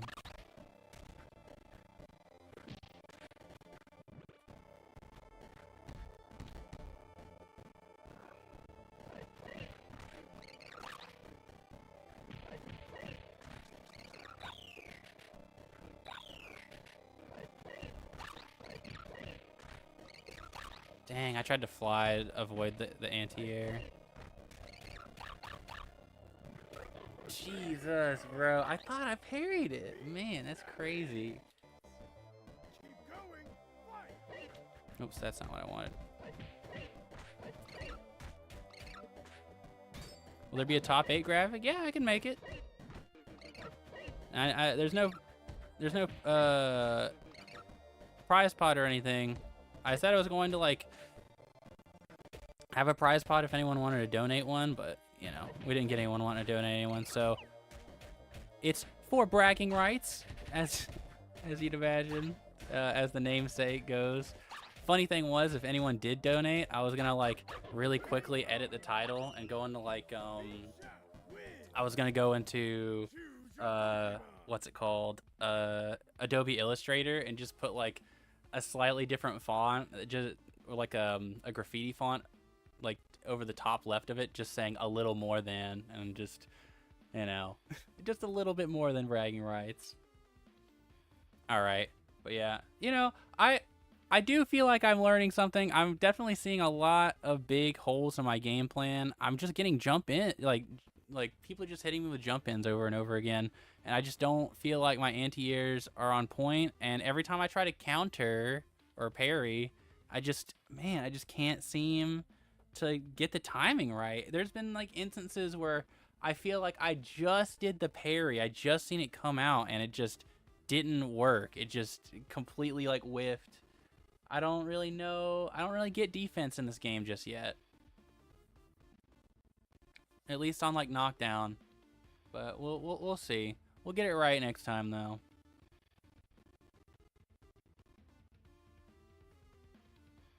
To be fair, I was slop of the slops when I joined, and it's been a long time since I've been here. Well, hey, I'm glad to slowly become part of the scene. I am very excited about this game. I have a lot of work to do.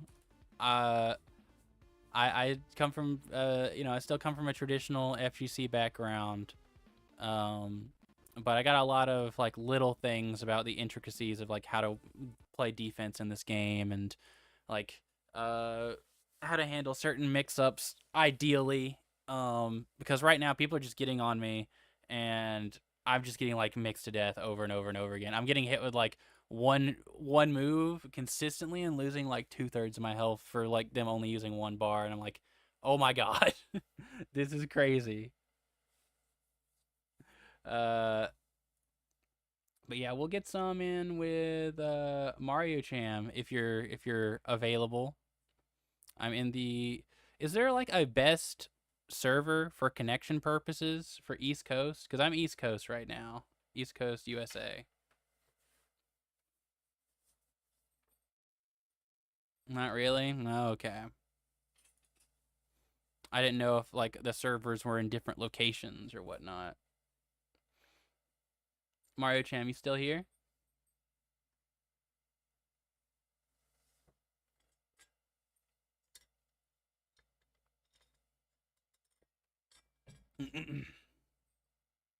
All right, sweet.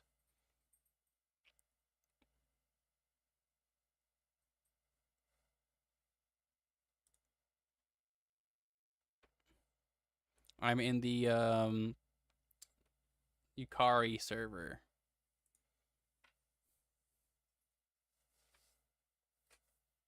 Unless I'm just like missing your name completely. I don't see you.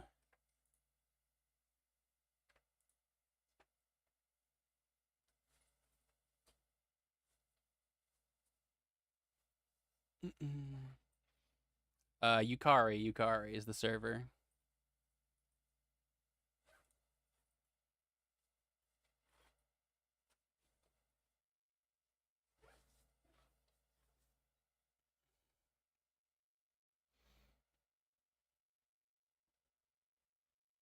Yeah, I'm at least picking up on the things that I need to improve. Usually when I pick up a fighting game, I don't really get frustrated with it unless I feel like I have no idea what I need to do to improve. And there's definitely a little bit of that ambiguity, but I at least know the direction that I need to do, the things I need to focus on. Because I usually don't get too salty otherwise. All right, let's get it. Choose your Pokemon. Trainers ready. Fight.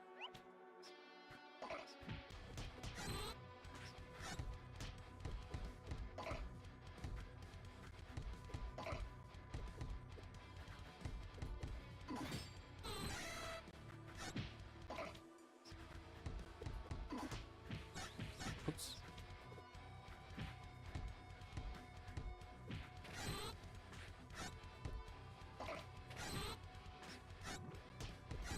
Oh.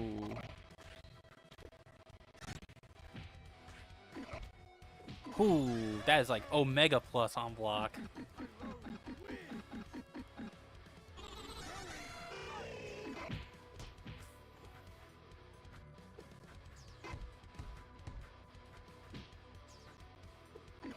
Oh man. Oh my god, what? That hit me for how much health? Well, that's not what I wanted. Oh man.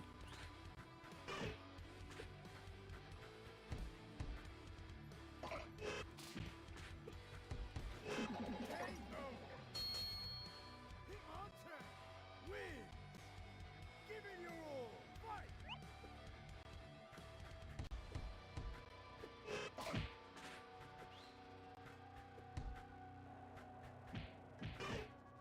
I really need to get on top of doing the sweep.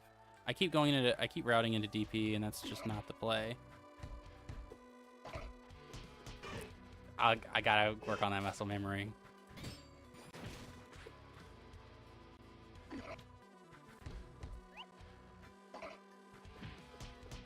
Ooh, I should have just killed there. Hitmonchan takes it. Choose your Pokemon. Oh, the Ditto? Okay. Fight. Wait. Okay. Uh-oh. Uh-oh. Oh, what? Okay, that's fine. I definitely can acknowledge I messed up the counter there. Or parry, rather. Ah. I tried to parry the jab. I think I messed up the timing.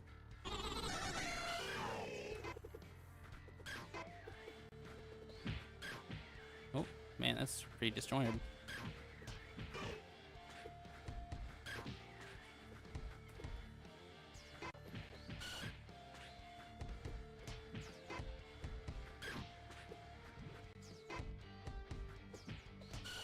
Oh, that's like invulnerable.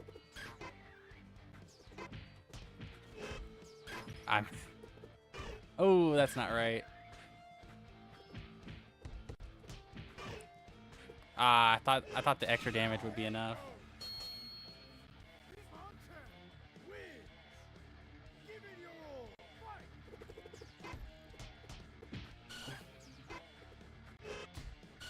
Oh.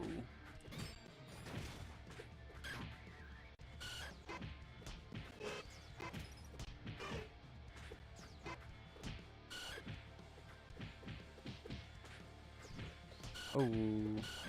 Holy moly. What's the mix-up that people tend to go for when they are waking up? Did you jab you first one being a true meaty, and then when they go for something that's not true, part of this, and then they go for something that's not true, part of the string.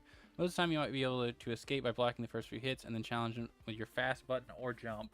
I've been trying to jump out of block strings more often, but I can't seem to find the gaps yet. But that's just me not knowing the game, right? Because I was playing Beware the other day, bro. I was mistaken whenever I thought I could just jump out and not have to eat a billion damage. Uh-oh. Ah, shit. Tyro wins.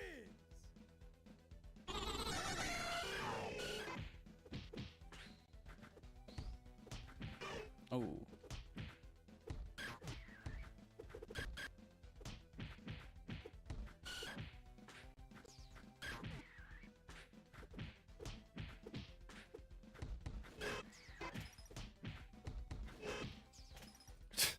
Well, we got the cursed version of the combo.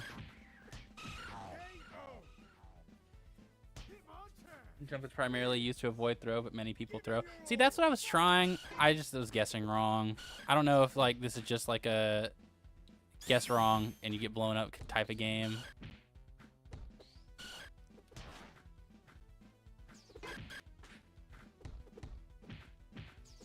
Ooh.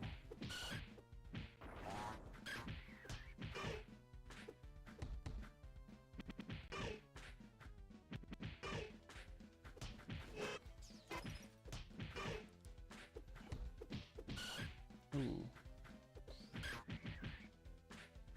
Ah, I tried to DP.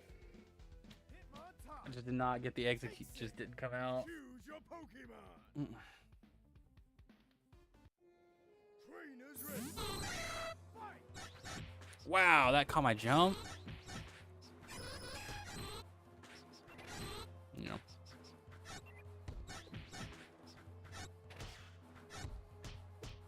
Yeah.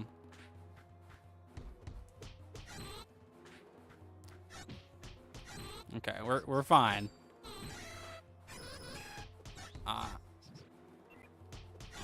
Damn. So, are parries like frame 1 in this game? Should I be doing parry on wake up or no?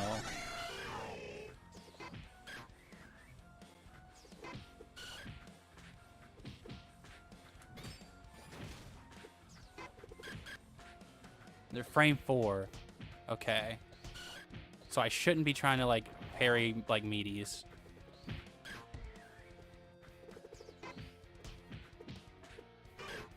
Oh. Oh.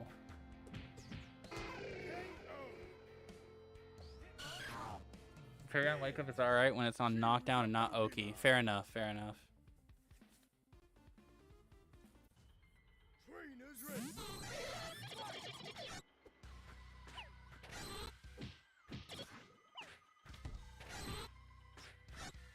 Oh. Ah, I tried to parry. I just fuck, dude. Toxic Crow wins.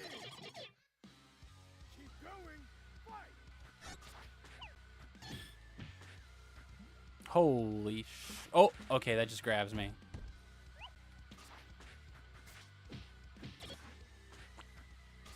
Oh my god.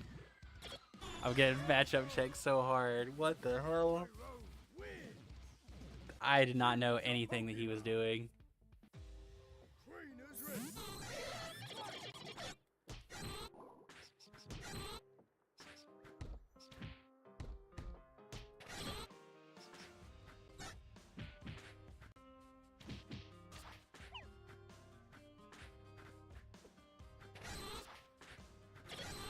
Man.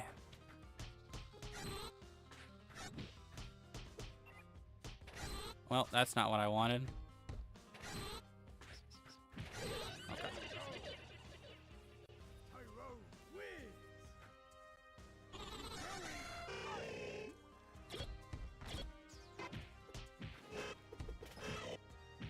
All right, I got my B&B, guys. Mm.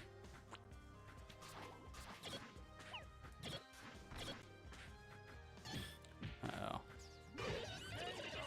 All right, sure.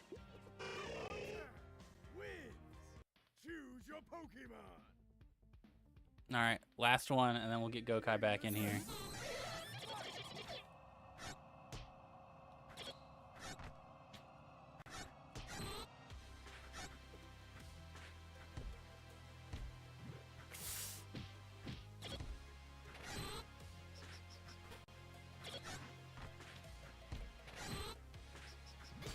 Damn.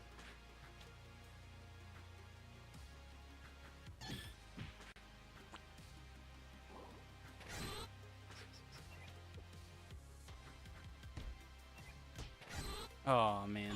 You know, I just filled the confirm. I didn't need another punch stack. I just, you know. Yeah.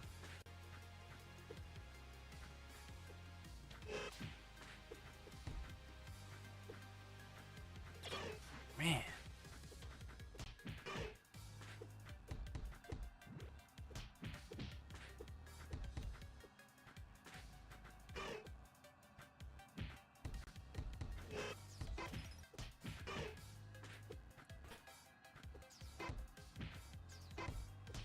Okay. Hunter, win. Give it your all. Fight.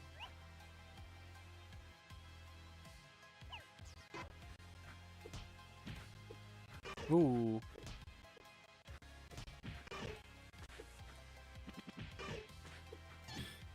Ooh.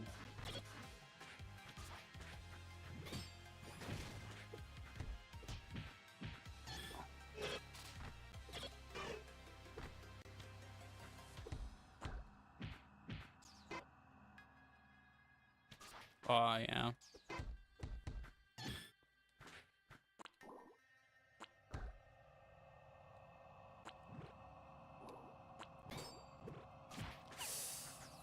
No, damn it. I was hoping I'd win the last one. Mm-mm. All right. GG's. We'll get you back in here. I just want to make sure everyone gets like a, you know, a good amount of play time.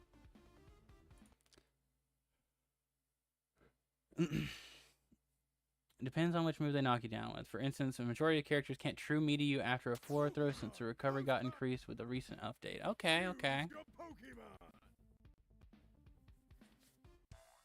Trainer's ready. Fight.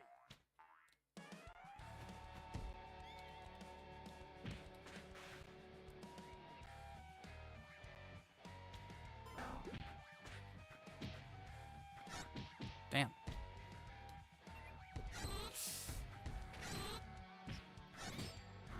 Yeah.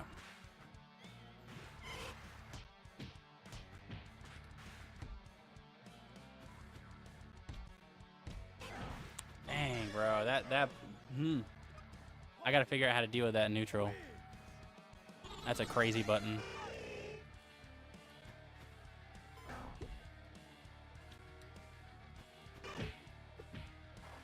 Ah, man.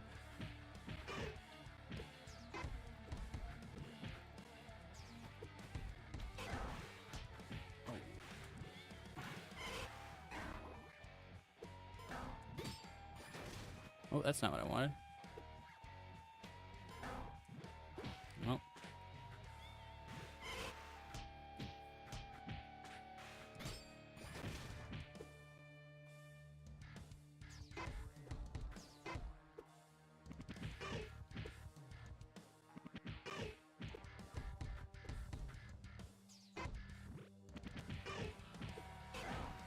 Yeah, that's fair.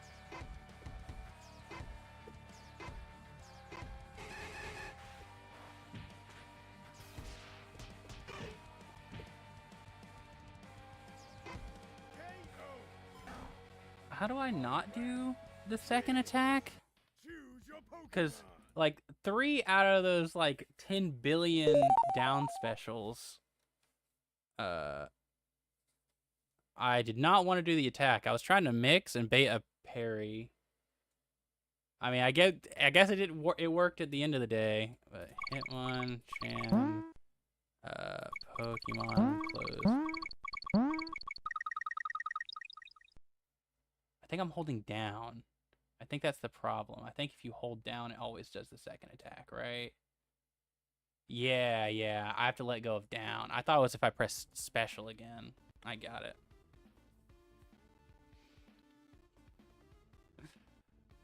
Beware got away with 0 nerfs. Less jump startup and reduced endurance refresh. Knockdowns. Bear Nation, we fucking won. Aw, dude. I'm so scared of Beware, bro.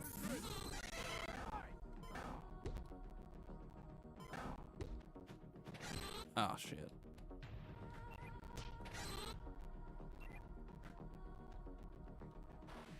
Ah, oh, man. I got hit with the fucking the lag noob killer. Yeah.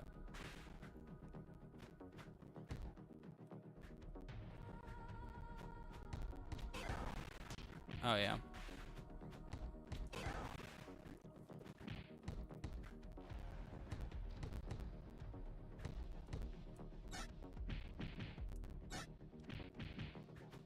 No, I thought my meaty was on point.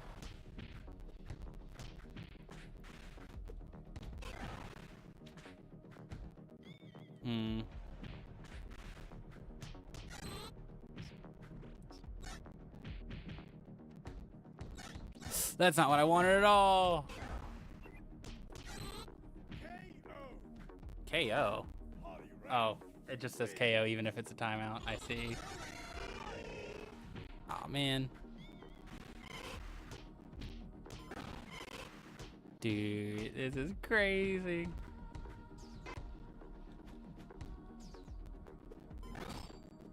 Whoops. I could have just let the parry rip.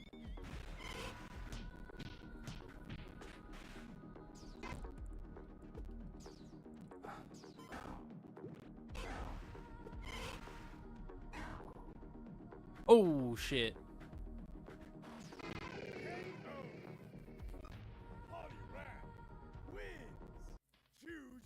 I don't know why. Got a little bit of a lag spike. Okay, looks like it's good now. Man.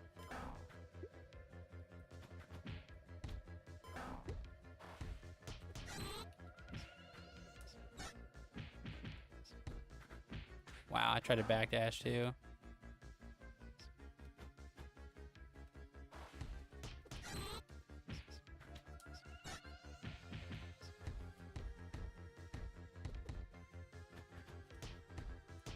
Yeah.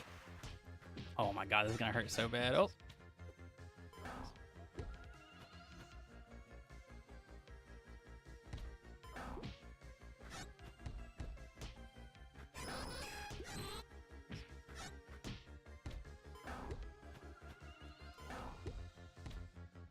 Ooh, I'm probably fine.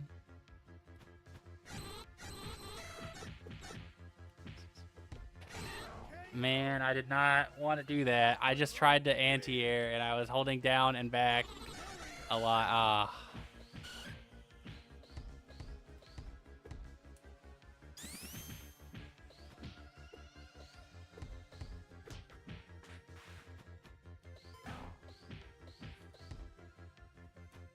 Uh-oh.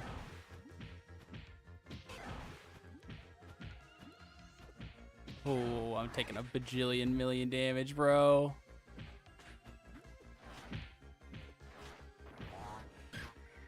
Oh no, I meant to do the special follow-up. I fucked up. Wins. Give it your all. Fight. Aw, man. Yeah.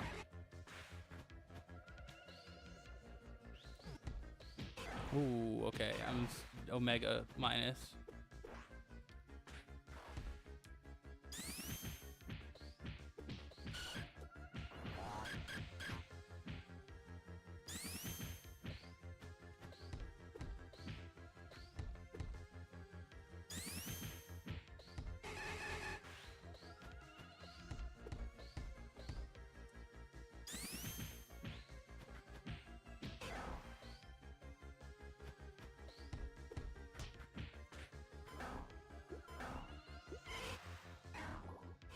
Oh, yeah, I didn't know which side to block.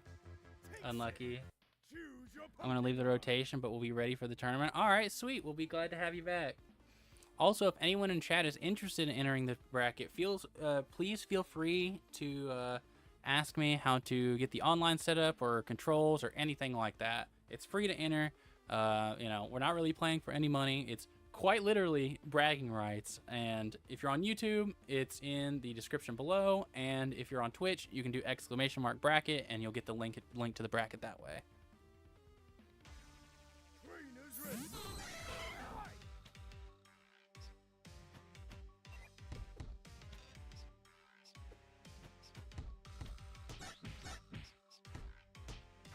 Ooh. Yeah, that is a button. That is a workhorse.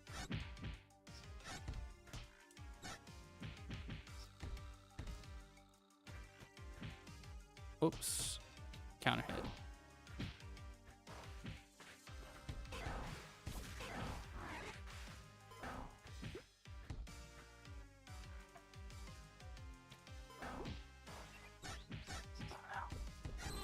Is that enough? Is that enough for Chan? I hope so. I think I just need to be less afraid of going into Chan.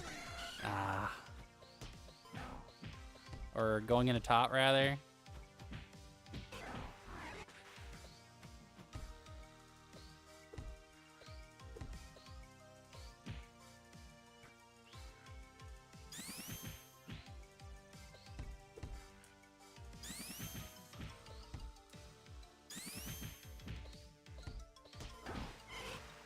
Oh, shit.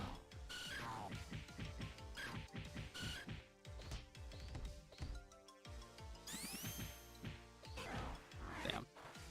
No! No! No, I tried to anti-air super! I tried to anti-air super, I swear, bro. Ah, Choose your fuck. Pokemon. Okay. Do we need to join a Discord to coordinate the matches, actually? It will definitely help a lot if you are in the Pokemon Close Combat Discord. A lot of the players are already in there, so if you need to message someone to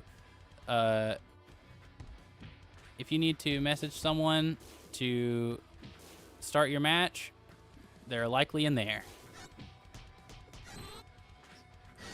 Yeah.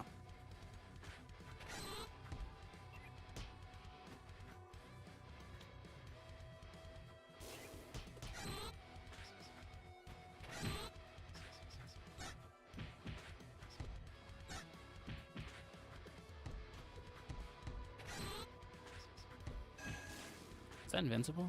I doubt it. Probably just fucked up my meaty timing. Ooh. I fucked it up. Blaziken. Win. Good luck to everyone else in the tournament. As usual, I'm not going to be there because time zone reasons. I'm sorry to hear that, but, you know, hopefully we'll be able to get you in next time we do a bracket for this. I plan on joining more brackets in general, and I'm a bit of a night owl, so we'll see if I can be in one of your brackets at some point, and hopefully not cause too much problems in the connection front. My internet speed is quite good, particularly. Whoops.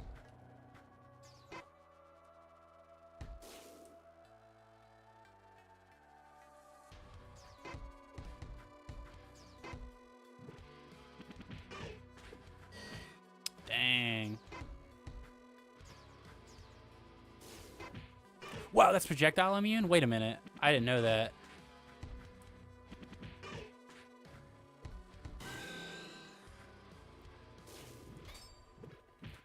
Ooh.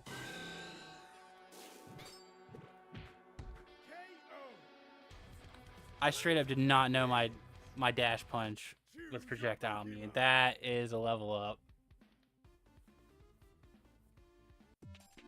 Trainers ready. Fight.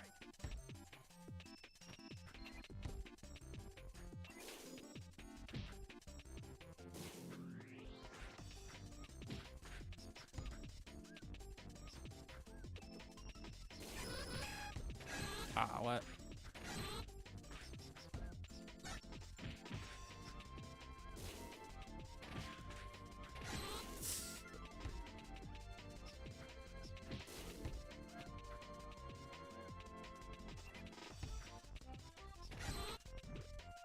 Okay, we're Chan. We're Chan. I got what I wanted. Now we farm meter. Yes, yes, give me that meter. I don't even need meter no more. DP this. Oh no. All right, I was cooking for just a second. I love Tyro because you can be cooking and do no damage. It's so funny. You can feel like you're cooking so hard and then look at the health bar. Ooh. Ooh. Ooh. Ooh. Bop. Ooh, bop. Ooh. Get off me, bro. Yep. Ooh. Oh, yeah. Nice parry, bro. Oh, imagine if I knew my confirms. I'll do it again. I'll do it again. Okay, I won't do it again, I guess. All right, hold on. We're cooking, chat. Hoopah! Oh, no. Hey, if I'm able to at least, like, kind of be close to, you know, the third seed in this bracket, I think I'll be fine, you know? Trainers ready. Fight. Oops.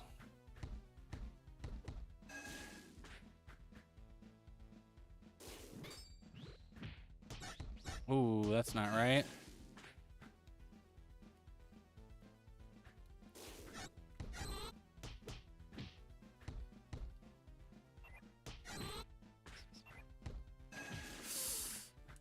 Ooh.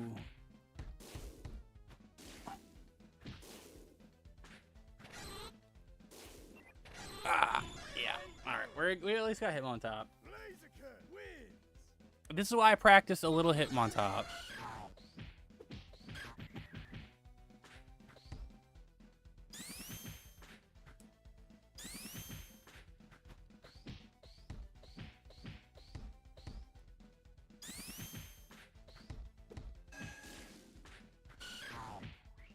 Ooh, that.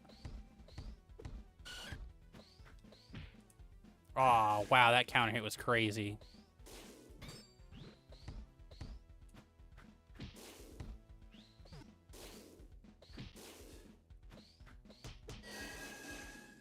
Dude.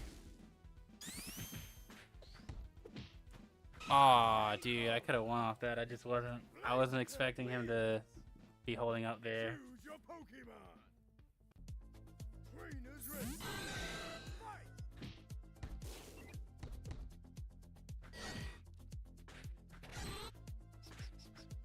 No, my meaty throw. Wow, that is like super safe. I thought if he like did it in my face, it wouldn't be safe.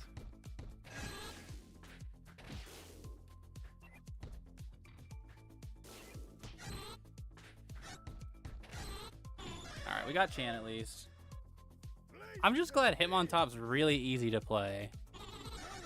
So like even if I do accidentally get it, it's not that big a deal.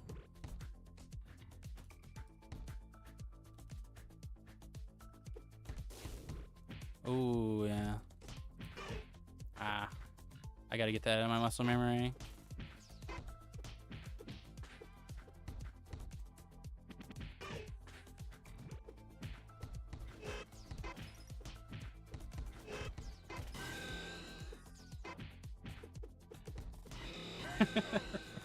All right. That's one way to win. Woo, woo.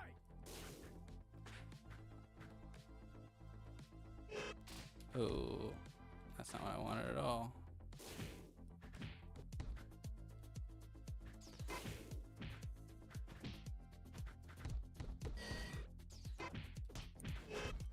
No! Ah, dude.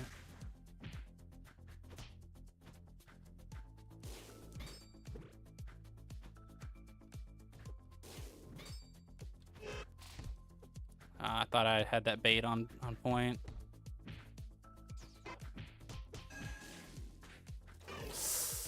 Yeah. Ah, that's good. The parry didn't even come out, but I was parrying. He did mix me.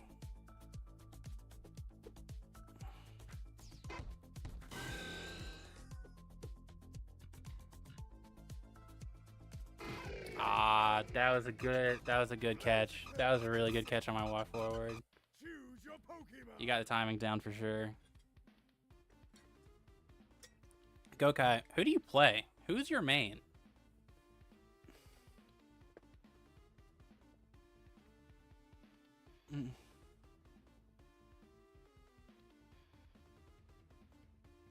Having some neutral fries most of the close combat players. Interesting to know. Yeah.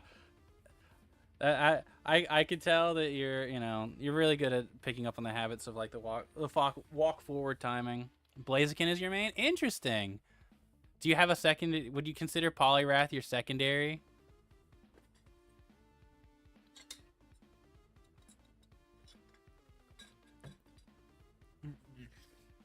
Kind of, sort of. All right, fair enough. I'd say... I guess you can say that. All right. Yeah, I like a lot of the Pokemon in this game, but, Hitmonchan is definitely it's my baby. I love the boxer archetype. Shit.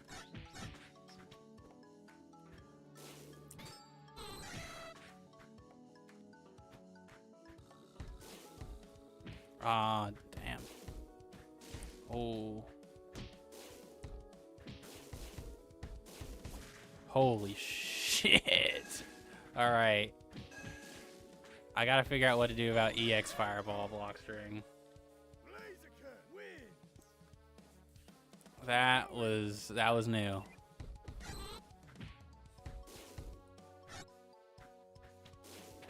Oops, that's not roll through.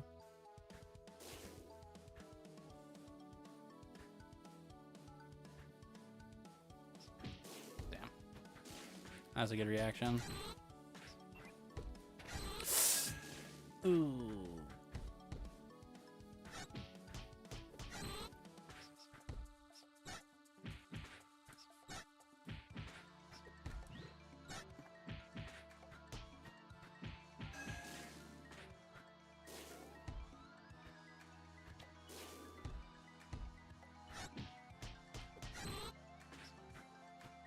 Ah, damn, that was good. Oh, man. I completely thought I had that. I'm used to people picking an option immediately, not like delaying it a little.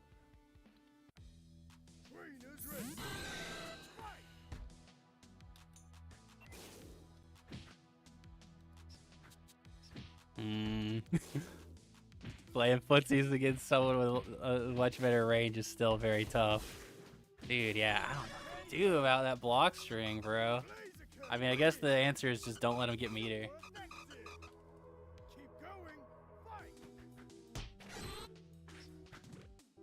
Oh.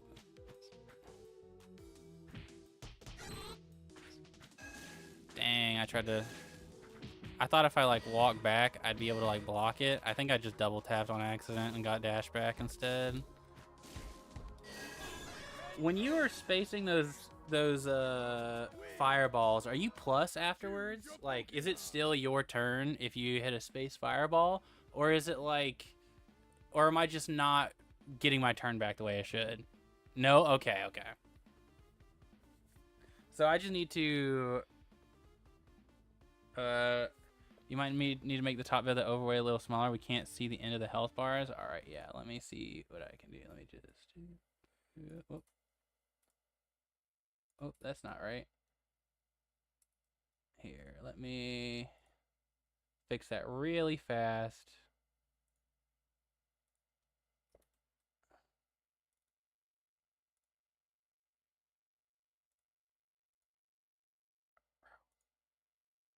No, not colors. Why is it? Oh, because I have it locked. No, duh. Whoops, not that. Let's just make it let's squish it a little bit. You know. And squish that just a little bit. Move these up just a little bit. There we go. Okay, so what I'm getting in that whenever you're doing like space projectile, you're safe after, obviously. I'm not going to be able to punish you. But it's not your turn, so I should be looking to try to take my turn back some way. Are any Tyrogue supers ignoring demon ever worth it? I mean, it really depends. If you see an opportunity for you to win the round off of it, it can be worth it, because then you go into the next round presumably with like at least 2 meters, and you already have the round won, so that in theory should be GG if you're like playing well, or you know, if you're playing optimally. The only other super that I would consider worth it is evolution.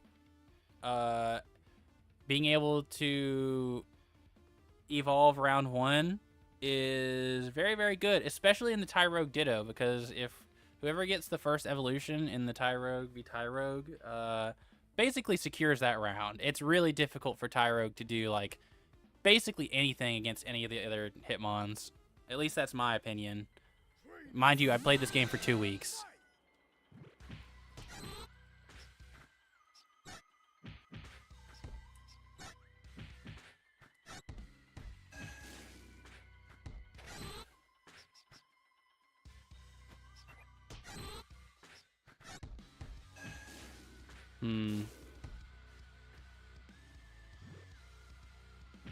Damn.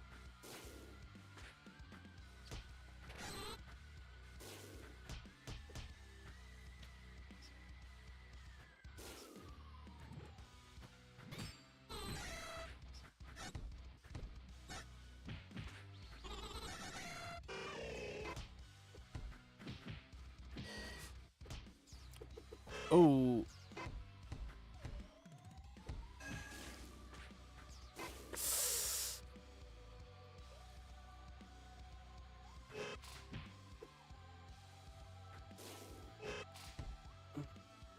Ah, shit. Yeah, wasn't looking at the timer.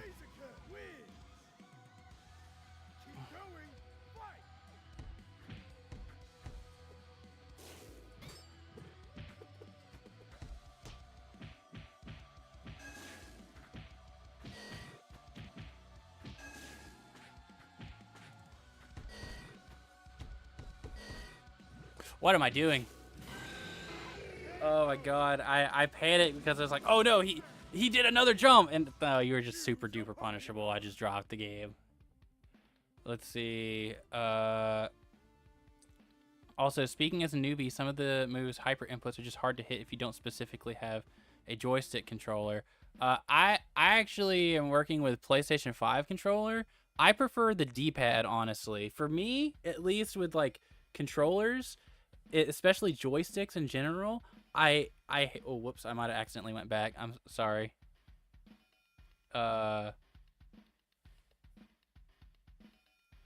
When I do 3A, 2B, and then 4A on your wake up, I'm super plus. And it's some tech. You'll have to show me exactly what you mean. 4A? I'm not familiar with Blaziken's moves like that. I'm sorry. This is week 2. 4A. Oh, it's back. It's that back kick. Okay. It says -6. Are you sure? Oh, wait. Hold on. Hold on. Let me read the chat again before I sound stupid. 4A is 2-hit kick. Yeah. Okay, let me show you. Okay. Trainers ready. Fight. Oh, it's a meaty setup. I see. I see now. It's just a super meaty. Got it. Also, is that like 2-hit kick like invincible or something? Oh, it's throw invincible. I see. Yeah, that's why you're doing it. Ah, yeah. All right. Oh yeah, but before I forget, yeah, I personally prefer D-pad just because whenever you're using a joystick, if you try to hit right or left, you can very easily just go a little too far right or left and get upright instead. I hate that. I hate that on joysticks. So I much prefer the D-pad where it's buttons. So as long as I'm hitting right, I know I'm not hitting upright. Let's see. That's just my preference, though. On keyboard, yeah, keyboard probably also is a little weird, but I'm sure it's just a matter of just playing it and getting used to it. Trainers ready.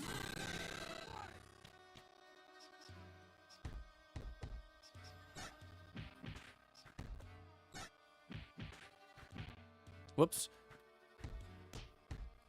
I need to be better about converting off what's it called? Counter hits instead of just going for the mix. There we go. Wow.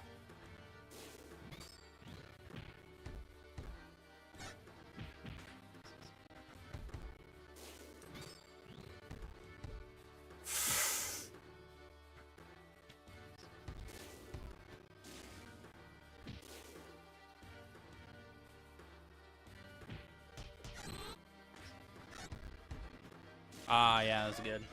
I've been doing that a lot recently. It's fair that you're doing jump back.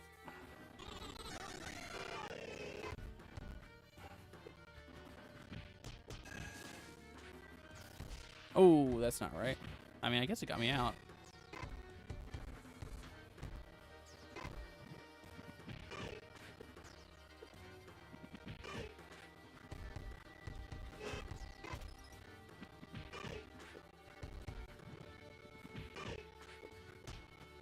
Ah, yeah, there's the jump. I was wondering when it was coming.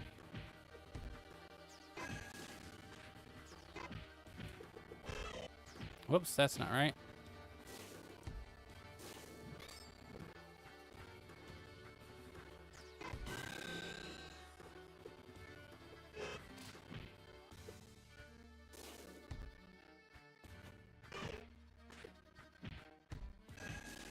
Wow. What frame is that? I swear I'm trying to hit jab there. That should... Ooh, that's not right. I swear I'm trying to hit jab on your Rising Sun kick thing. It's frame 7? It's jab fast? What the hell? Dude, that's crazy. That's not a problem. Hold on, what frame is my DP? Maybe I'm just tripping. Maybe that's just normal for this game and I'm crazy. Cause maybe just all like throw invincible moves are like that. Cause I could be just as like privileged. I'm not doubting that. No, mine's frame 9. Oh my goodness gracious. I was just trolling. Still crazy though. Jab speed is pretty wild. That like, I guess if I just don't have my like plus frames on point, I just can't. Dang, yeah.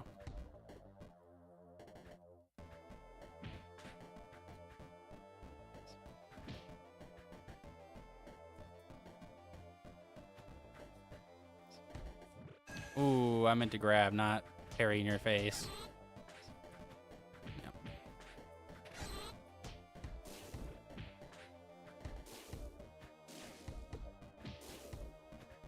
How do I answer that? How do I answer jump back dive kick? That seems crazy. That would noob stomp me. If you just keep doing that move, I will lose.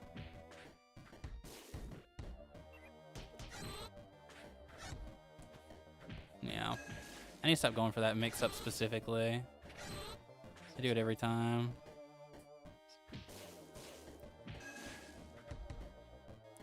I see. Definitely don't mash. If you can't anti-air it, there is parry. Alright, that's fair enough. I just feel like because he jumps back, I have to like walk forward and parry.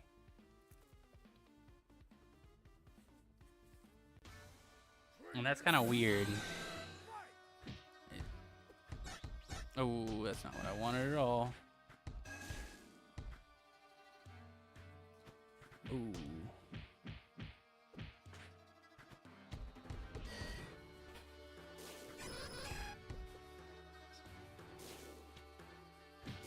Ooh, that conversion was nasty. Okay, I'm trying to think. What do I need to be doing more? Jump in! I need to be mashy. That's always the answer. Play like a masher. Alright, guys, it might not have been the answer. I got double perfected. Choose your Pokemon. Oh, Primate, bro. He's trolling me now. This sucks. Ah, dude, I have to stop going for that every time. He's like jumped it literally every time I went for it.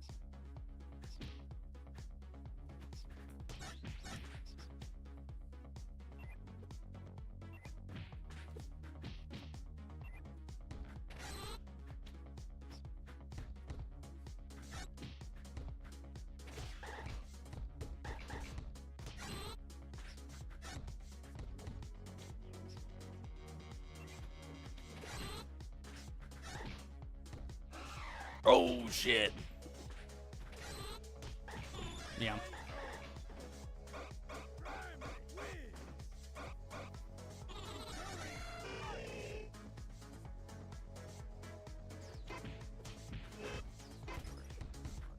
One day I'll get my B&Bs. Ooh, that had deceptive range.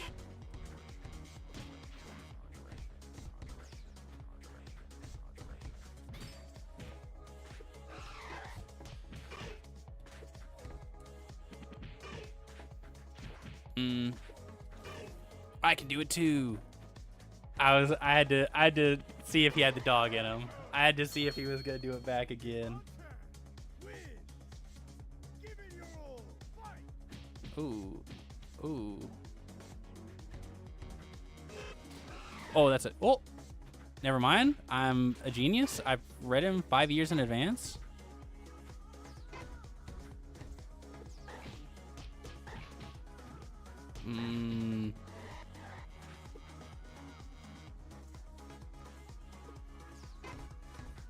Oh, Jazz. Oh.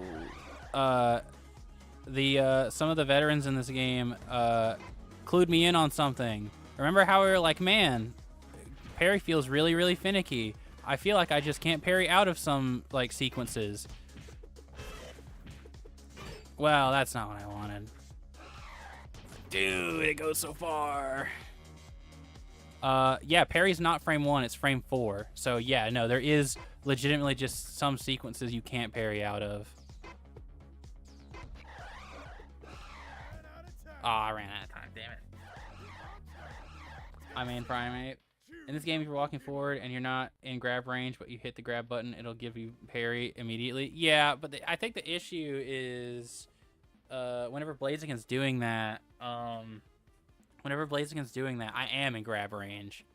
So I can't just like walk forward and parry. It's like, or I probably can. I just have to be like really specific with my like empty input, my neutral input. The ape is a lot more complicated than people give him credit for. Oh, since you're a Primate main, when you hit Ape Rush, are you like on hit? Are you plus enough to beat out parries? Like, if you were to just go for like jab, or is that like the mix-up? Is the mix-up okay? Okay. So when he does Ape Rush, I can just do parry. Like if I expect that he's going to go for jab.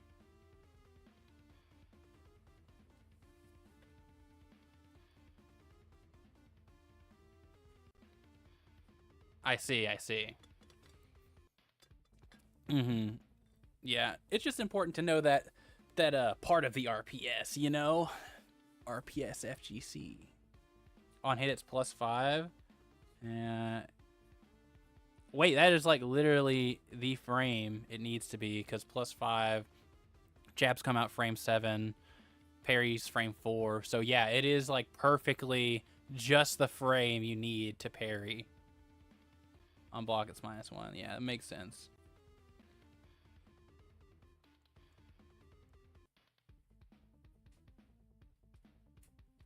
Yeah, but on block, it being -1 just means like you can just like now Primate has to guess, right? Being plus in that situation is like, okay, well now you're in a guessing game against Primate, but then if you're able to block it, it's like, oh, okay, now Primate needs to guess or he'll get hit. That's what I'm getting, right?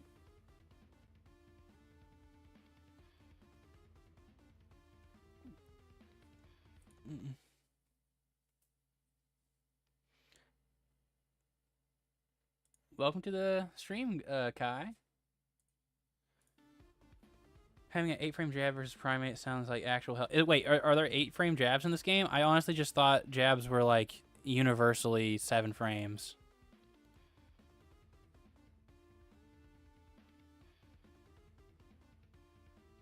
Oh, okay. Okay, that's go. I see. Oh, wait, I don't have my stream chat up. My bad, guys. I've just been showing you guys the tournament layout this whole time. There we go. We should there. Now you guys can actually see chat a little bit. Some characters have 8-frame jabs like Chestnut, Breloom, or Slitherwing. Interesting. I had no idea. I thought everyone was just universal frame 7. All right. I'm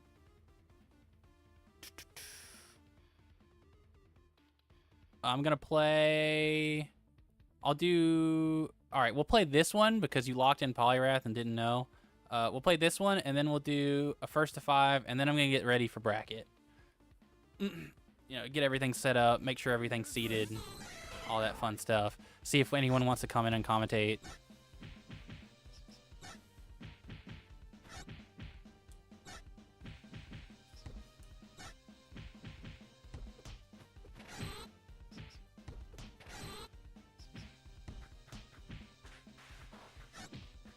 Wow.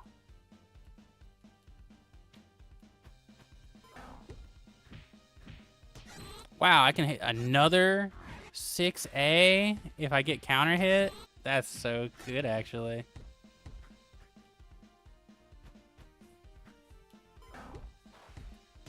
No, I dropped it. Oh, thank God. Thank God it was 2+. Ooh.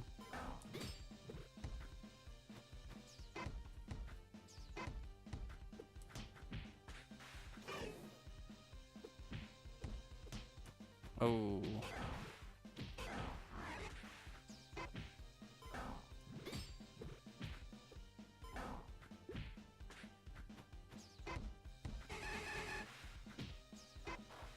Oh, man.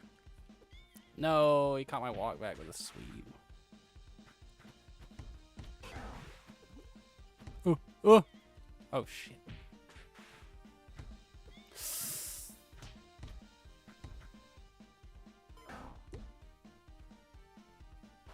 Ah, man. I'm just too focused on the footsies that I'm getting.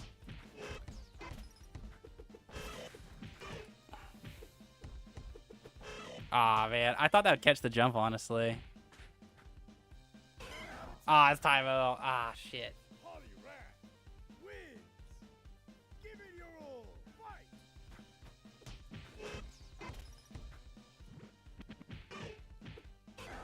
Ooh.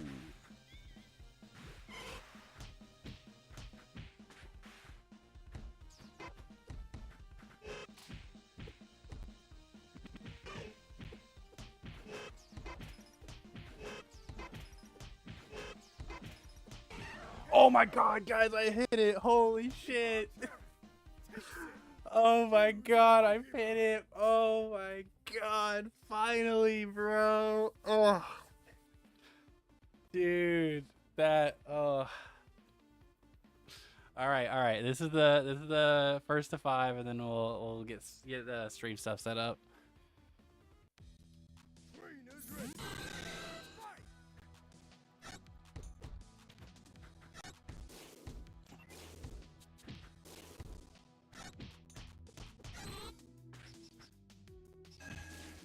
Yeah.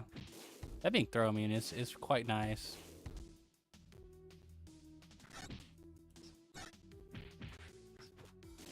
Dang, bro, I don't know how to catch that.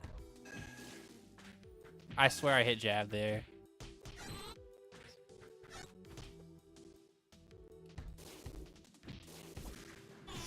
I gotta figure out how to take my turn back after that. I'm letting him get away with way too many. It just might not be the case that I can as Tyrogue. Whoops, that's not right.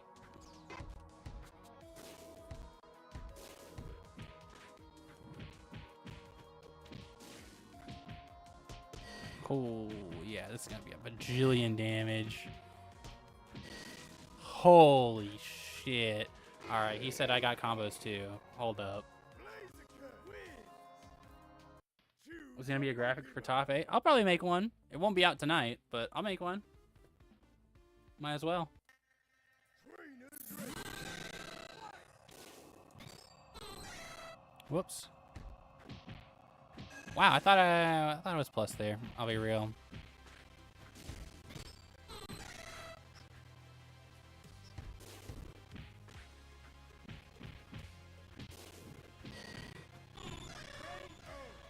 Mm-hmm. Blaziken wins. Keep going. Fight.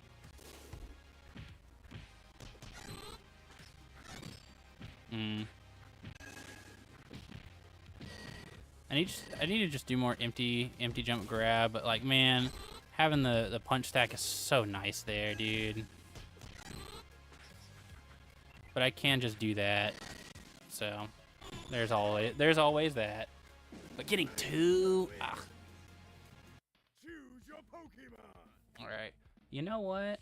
Since this is a first to 5, let's go ahead and try to get to the habit of here. It'll be just like bracket.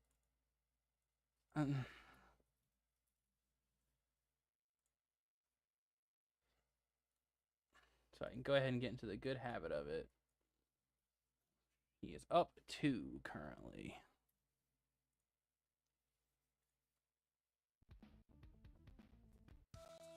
Trainers ready. Fight.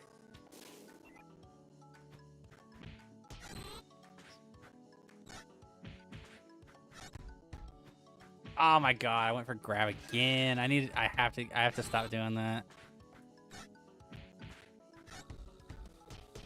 What? Am I not plus there? I guess I just timed the sequence badly. I guess I just need to delay the light kick. Whoops.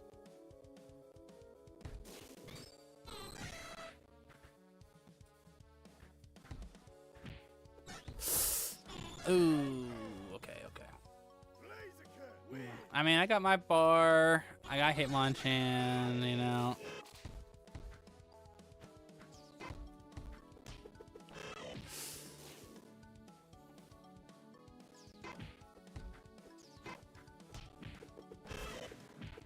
No. The wind up to guard break was intentional. I tried to do it again there.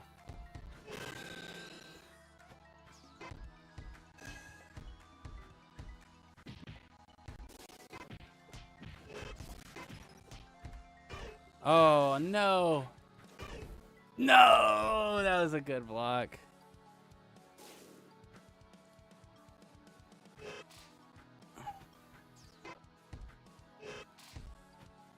No, I accidentally I pressed up instead of just back. I panicked. I tried to jump back. My fight or flight came in. Hey, we're keeping it close though. I know I'm getting like 2-0'd over and over again, but I'm keeping it close. So.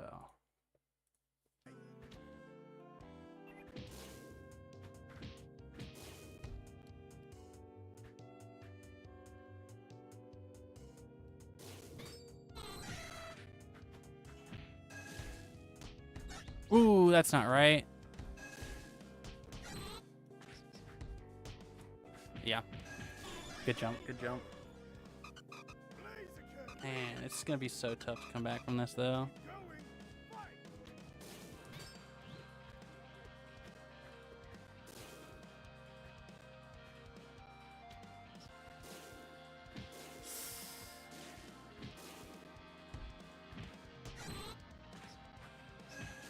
Dang, yeah. That's so good for scrambles, actually.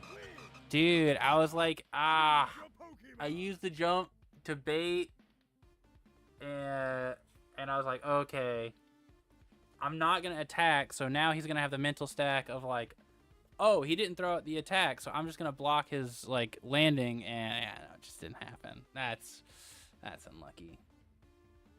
All right. But this is where I come back. That's where I lock in.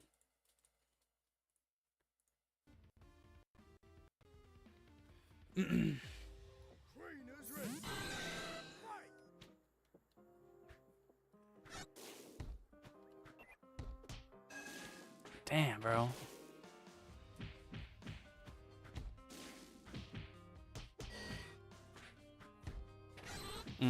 Yeah, I panicked. I was really desperate. I was hoping he would press something.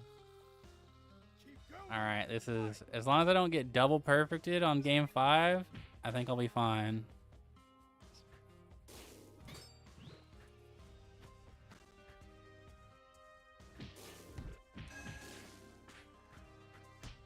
Alright, we're in.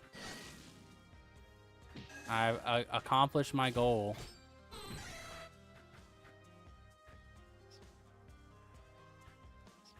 Dang, bro. I was really trying to be as ambiguous as possible with my walk forward, dude. I baited like 3 punches, but I just could not whip punish them for the life of me. Ah, fuck me, bro. I'm so ass at this game. I don't get it. I can't whip punish for shit. Ugh.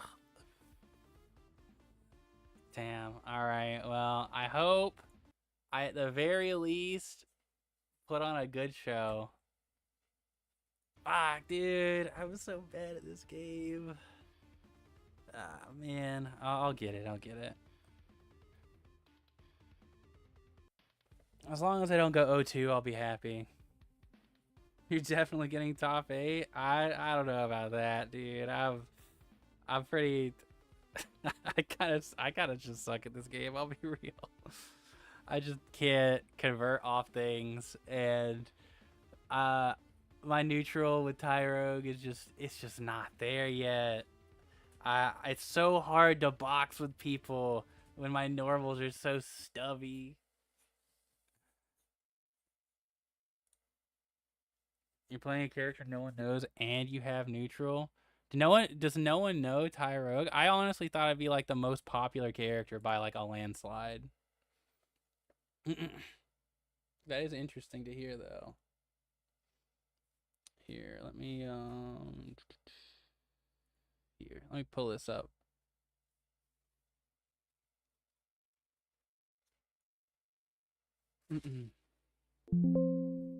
No Chan? No one plays Hitmonchan? Really?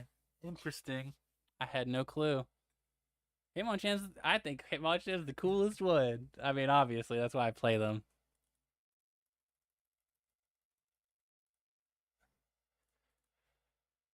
Tyrogue is not exactly easy. Also, you need to know every Hitmon matchup. Yeah, I probably should learn Lee. I was really hesitant to learn Lee because uh my best bud who picked up the game with me uh really was attracted to Hitmonlee.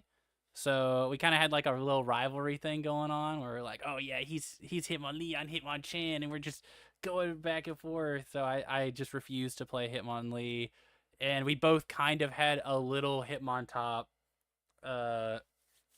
Whenever like randomly we accidentally got it, and I mean, thankfully Hitmontop's very easy to play. I mean, I don't really know how you're supposed to play footsies with Hitmontop. It just seems like lol space 6A be plus on block 50-50 get cooked.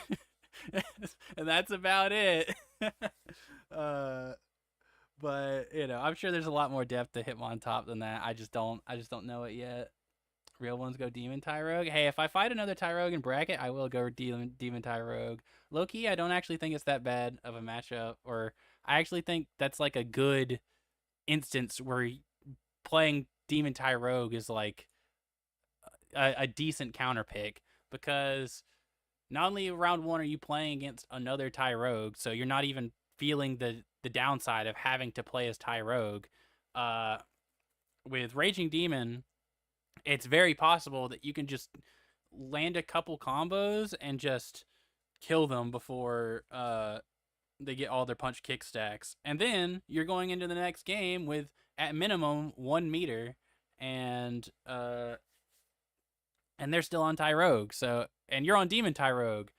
So, especially on top of that, you have to consider the fact that like when someone plays Tyrogue, they usually play it with a Hitmon in mind, where they're like, oh, I want to go Lee or Chan or Top. So they kind of restrict themselves from using very specific moves. Like, for example, I just play solo Chan. So I cannot, or I try my best to not use the little air Tatsu move, even though I think it's really, really good. But whenever I play Demon Tyrogue, bro, I be Tatsuing everywhere. That move is crazy. Uh, but yeah, it'll be interesting. Uh, you guys might see the Demon Tyrogue pop out. I don't know what I don't think there's any restrictions on legality or anything like that. Both of Tyrogue's air specials are low key cracked. Yes, very much so. I think both of them are very, very good. Um, I do wish I had the ability to do Tatsu, and I think going Demon Tyrogue and fighting another Tyrogue that just has to like opt to not use one of those is like that's pretty huge, because they do serve different use cases as well. It's not like, oh, I don't have Tatsu, but at least I have the the Hammer Fist. Like, no, they do different things. Hammer Fist is like really good for like comboing and getting like big like extensions, but Tatsu is really, really good in neutral because of the momentum shift, regardless of if you're jumping forward or backwards. All right, I have to hurry this up. Actually, I did not realize how little time I was working with before this bracket is supposed to start. I'm going to look over the seeds real fast. Then I'm going to take a very short bathroom break, and then we will get started with this bracket. I think there's a few new people who joined who I am not familiar with, so I will need the veterans in chat to help me. Here, I know it's kind of hard to see on.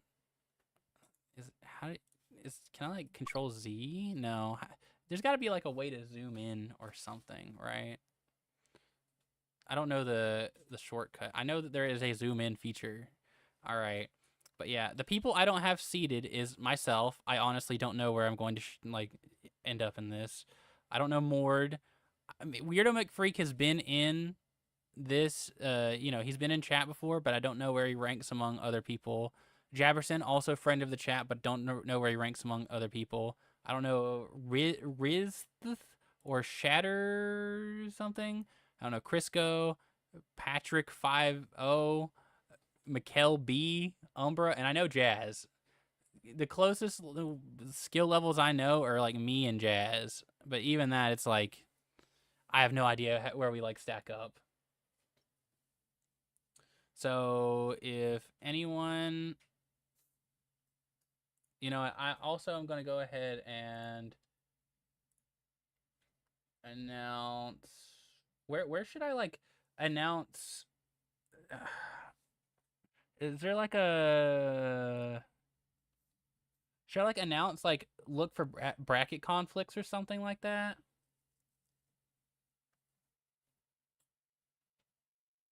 Um hmm. Also, I still need to figure out how to actually load the replay. So that will be something I have to figure out as well.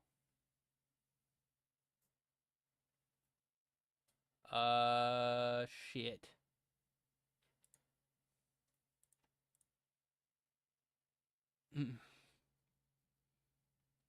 Go Glail number 1. The other person I talked to said it was Glail number 2. RNG? Where is RNG? RNG. Yeah, we have Gokai at number 3. That's accurate at least.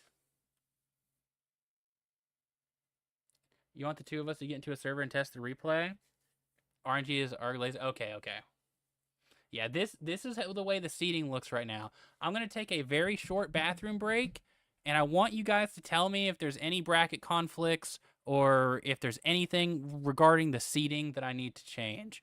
Like, the seating that I have right now, so these top 11, I'm just going to assume that those are fine. Those are where they're supposed to be. So everyone else, just give me an idea of where they're supposed to be at. I'm going to go use the bathroom really fast. Once again, get a look over this, and if there's anything that looks incorrect, that's like absurdly incorrect, let me know.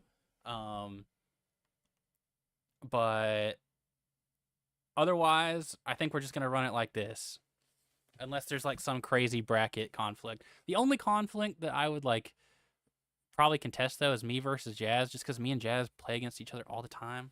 And I honestly don't know if that would be like really interesting for like a round 1 bracket. But anyways, I'm gonna use the bathroom real fast. Ooh. I got the Pokemon pants on.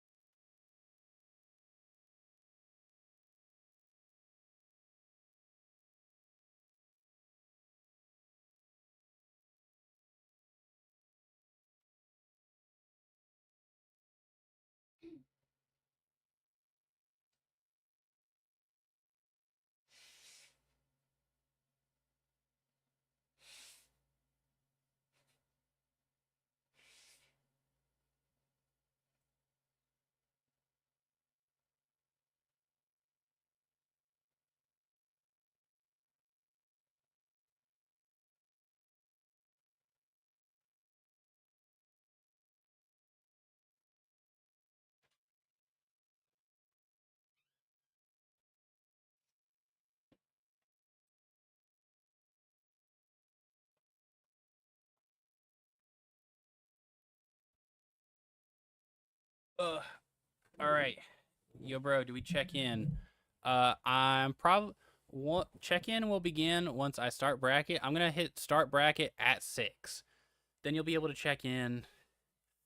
And if for whatever reason you have any issues checking in or anything like that, just let me know. I'll review. I'll be able to reverse any you know timeout eliminations or anything like that.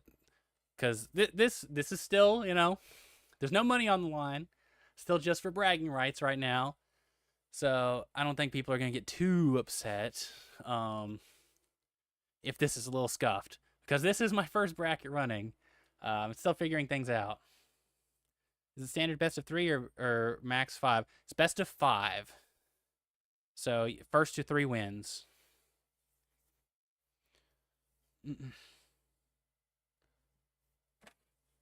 Move Christo above Cal. I'm Cal, by the way, and then move Patrick under me. Okay, Christo above Cal. Okay, and then move Patrick. All right. For Scout. Okay. But yes, it'll be it'll be best of 5 all the way through. I'm pretty sure that's the way they do it. I was reading. Oh, hello, kitty. I was reading over the rule sets, and it seems like the way they do it is best of 5.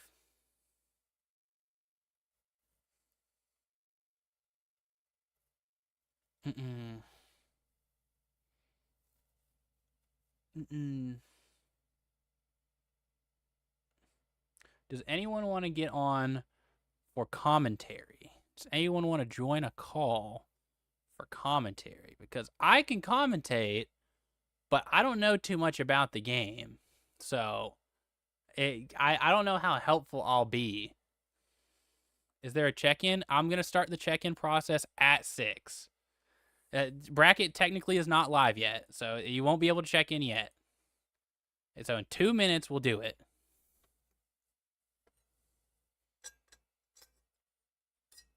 I'm just trying to see if there's any other changes that need to be the case. Yeah, I have not started bracket yet.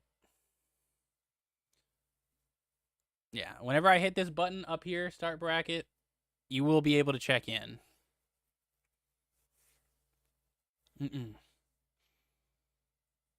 Do I need to make an announcement anywhere in the server that the tournament is going on right now? Make sure to check in. Do I have permissions to do tournament updates?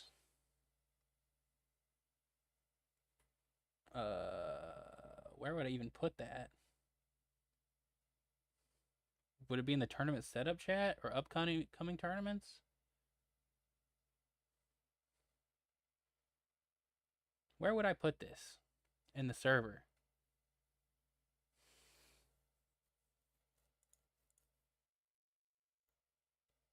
Probably setup? Okay.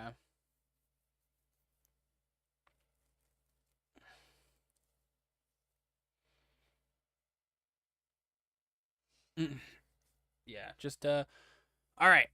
It is now officially 6 o'clock. We're gonna go ahead and start it. If you want to go ahead and do that ping, just remind everyone that it's go time to check into their matches. If there's any issues with attendance or anything like that, anyone needs to be DQ'd, that's fine too. We're gonna be playing by the rule of cool. So as far as if people are having trouble getting connected or having technical difficulties or anything like that, we're gonna try to be patient with them. All right, we're gonna go ahead and start bracket. All right, so the way that stream is going to work is, for the most part, we're going to be following my bracket journey, but that's mostly because I've heard the spectating in this game is very, very finicky. So what they're going to do is save the replay data, and then I'm going to watch it and commentate over it, the important matches. So probably everything going from the winner semifinals to the loser quarterfinals will probably be commentated over just everything in the semifinals onward. Mm-mm.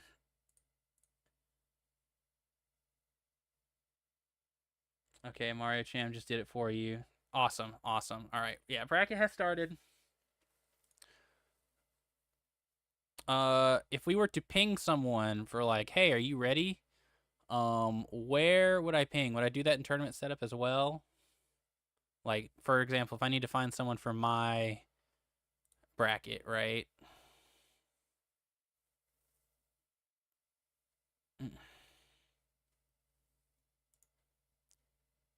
Mm-mm.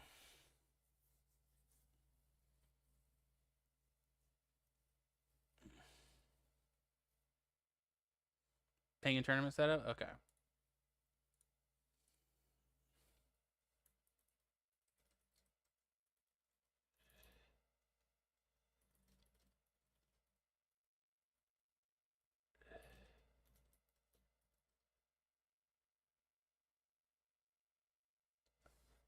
Start.gg does have check-ins, but are you guys not able to check in still?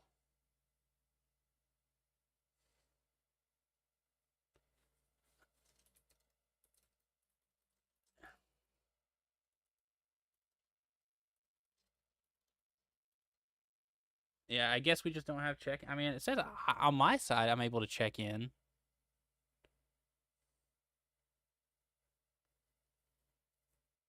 Yeah, yeah. Check-ins are okay. There are check-ins. I was getting trolled a little bit.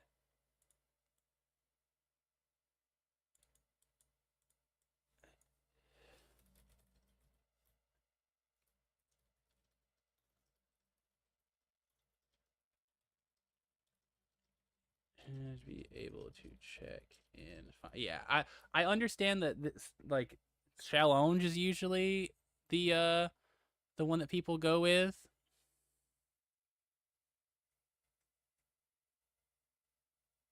Okay, yeah. So I know a lot of people are new to this.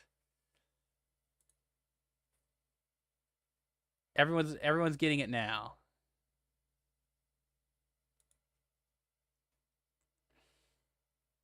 I see. I see. All right, I've seen everyone finally see it. Okay, awesome. And once again, we're going by the rule of cool. So if anyone has like technical difficulties or they're struggling, we'll. Hello, Milky. Hello, hello. Do we fight if we are ready? Yeah. If both parties are ready, you guys can go ahead and play your match. Mm-mm. Mm-mm.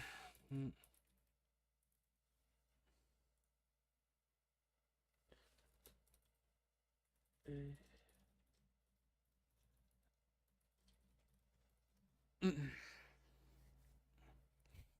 There's just a panic in the tournament setup chat. Uh, do you know how to review replayed in Lilithport? I do not. I need help figuring that out. I know someone has to send me replay data. So far, or my plan right now is I'm going to play through my matches on stream, and then after I get out, I'll go over the winners semifinals, winners finals, losers semifinals, losers finals, and all that stuff.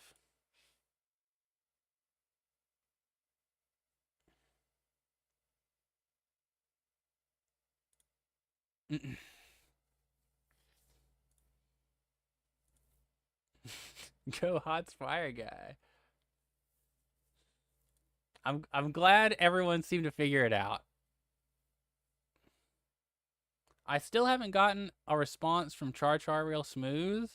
I can wait until he's like open Forth, join server file, open replay file. Okay, and will that pull up all of my replay files or all of theirs?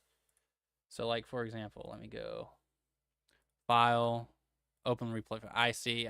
Oh yeah, it has all the replays. Got it. I see. And people can just send me theirs, and I'll be able to look over. I'll be able to load it, I imagine.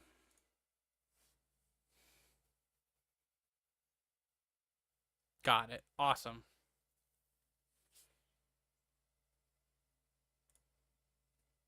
Mm-mm. You know, I still have not seen anything from Char Char Real Smooth.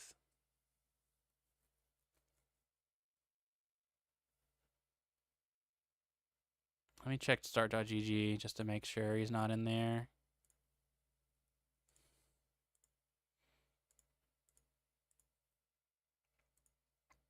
Yeah, I won't wait forever for Char Char Real Smooth, but you know.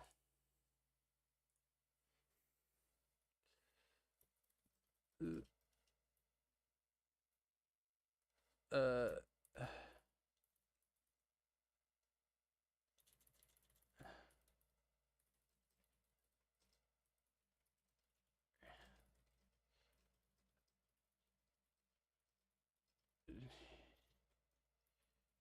um,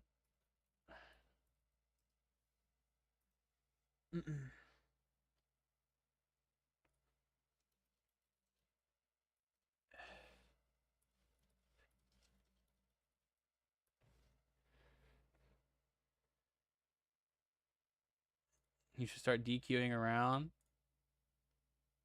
Yeah, yeah. Yeah, around 6:15 is when I will start DQing people for not showing up. Is this best of 5? Yes, you'll be playing best of 5.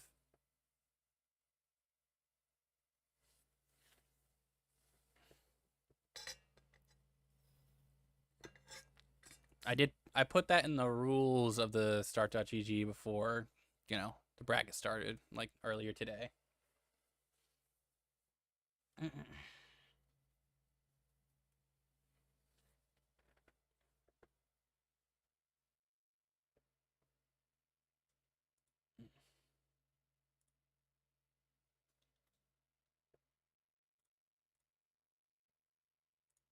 Okay. I'm excited though. I do wish I could go ahead and have something on stream for you guys, but you know, um one I mean, worst case scenario, uh my opponent isn't here by 6:15, I DQ him and then I fight Gokai again. Hey, you know, I got a lot of warm-ups against him. So, in a way, I'm more ready to fight him than anyone else. Does that mean I'll win? Not exactly, but I have practice against him. I'm slowly understanding Blaziken.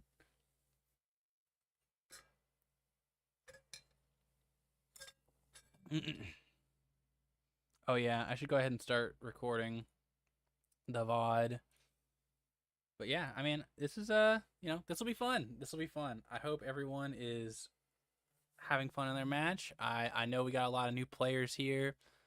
Ooh, Jazz versus a Weirdo McFreak. That'll be a fun one to kind of look over. Low key, I might just watch over Jazz's matches whenever I get the chance to.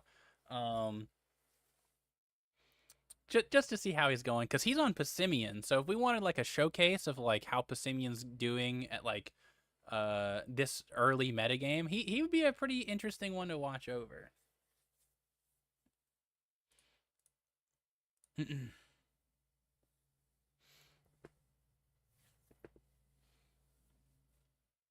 Okay, let's get 6:10.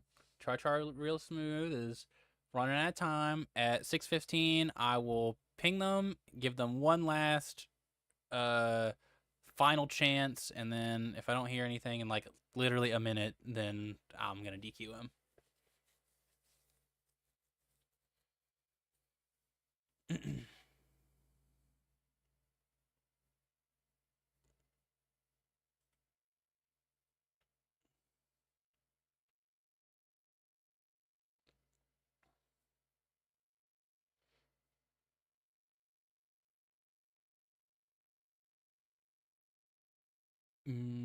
Para.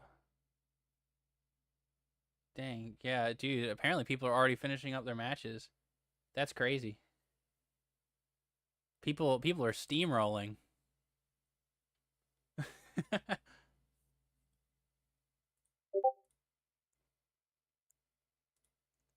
All right, sweet. Thank you, Mario Cham. Appreciate the replay. We'll definitely have a lot of stuff to go over.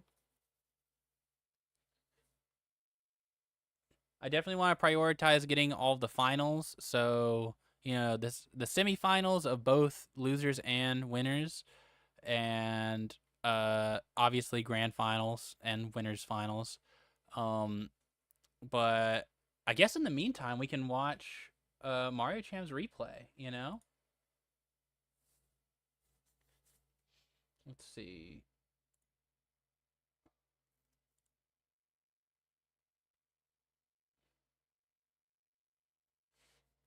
Dang, people really, this game is fast. Holy moly.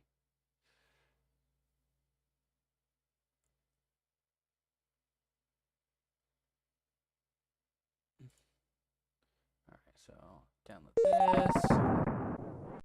Whoops, not that. Let's see. Yeah, just in the meantime, while I continue to wait. For file, open replay log, downloads. All right, yeah, we'll watch over this in the meantime. Apparently, it went by very quickly.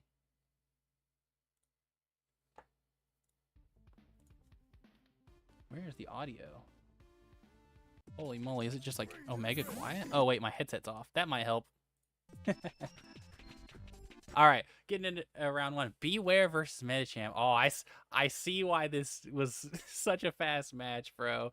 Like both of these characters hit like a truck. It's actually insane what these characters can do to each other.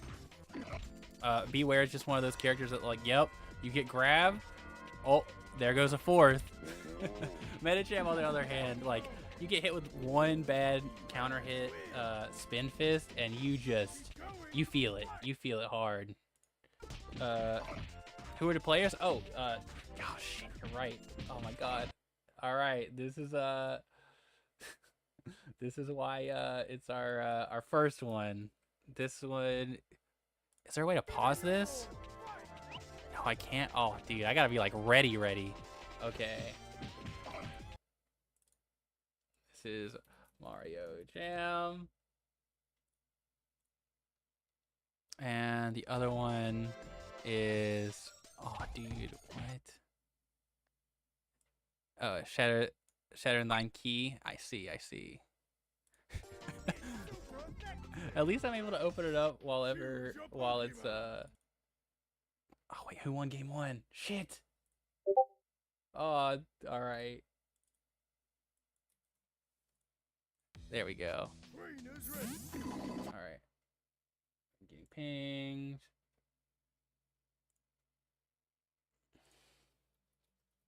Thanks. All right.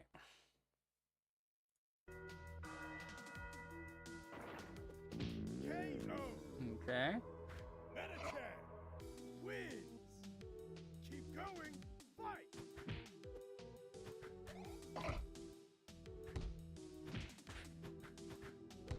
All right. I'm gonna keep watching this. I'll problem solve after this. Okay, yeah. Dude, the Medicham. Dude, she hits so hard. Oh my god. All right, good stuff. Beware keeping in line. I do remember there was a little bit of Beware buffs in the jump squad. Oh my god, that grab from so far. That's pretty insane.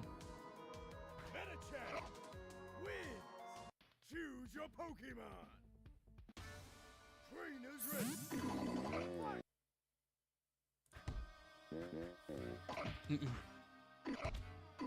Okay. Yep.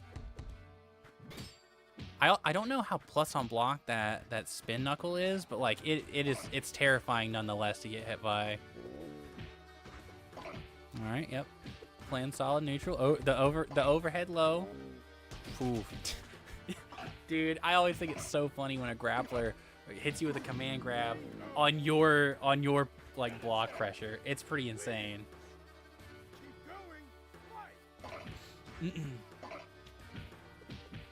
Jesus, dude, like half health on Beware just from like one low on Wake Up. Oh, yep, good mix. Dude, every time. All right, yeah, I think that was a 3-0 and a handshake. I was oh, whoops, I did 4. Well, all right, I got it at least. I understand. I have it at 4. Oh, dude, this is so scuffed. My bad, guys. It's the first for me. But hey, this time, there's no way I flub it up because I'll be the one. I just noticed. I just noticed the tags. Hey, there's no way I flub it up this time though, because now I'll have a little bit more time, and it'll be me versus Gokai. So it's gonna be literally impossible for me to mess up the scoreboard. Gokai, are you ready? All right. How? All right. Edit match. Oops, not that one.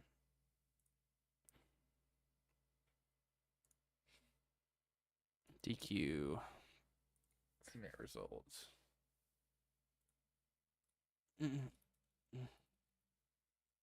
Oh, dang. Gokai's already challenging me? Yeah, Gokai's ready.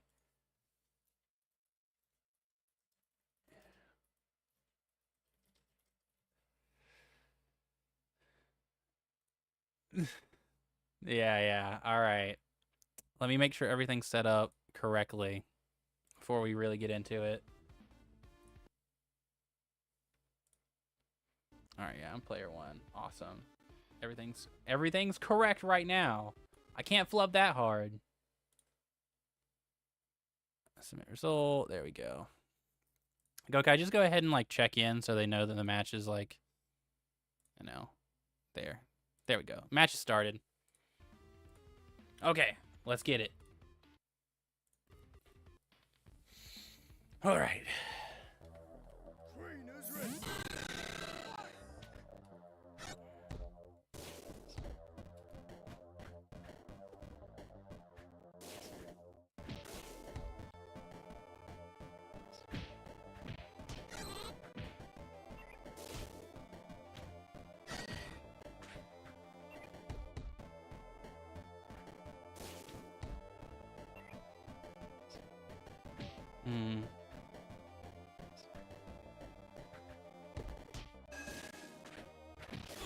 Yeah.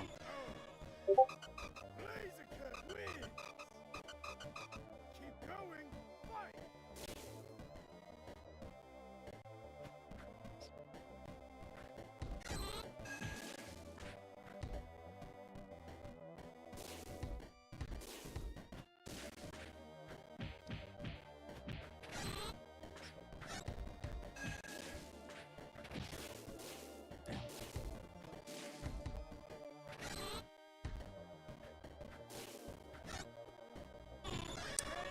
Yeah. All right, let me update the score real fast. Oh, dude, I'm fighting for my life out here, bro.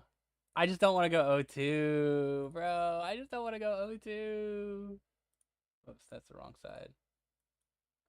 Is that so much to ask, bro? All right, let's do this.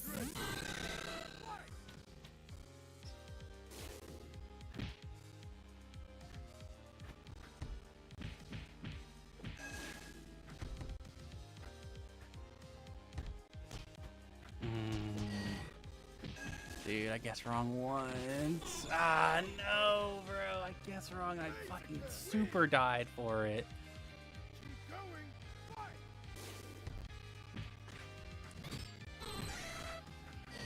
Ah, dang. And he's got that conversion. Oh, that's not right. Yeah, I need to stop pressing there. Oh, I had a 50-50 there. I just didn't go off of it.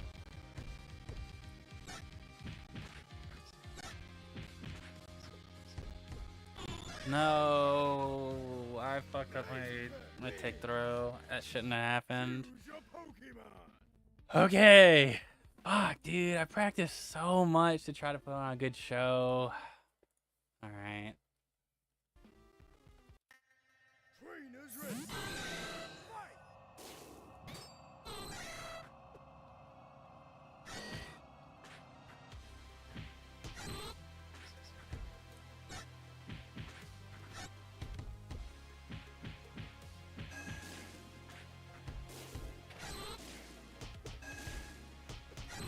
Okay.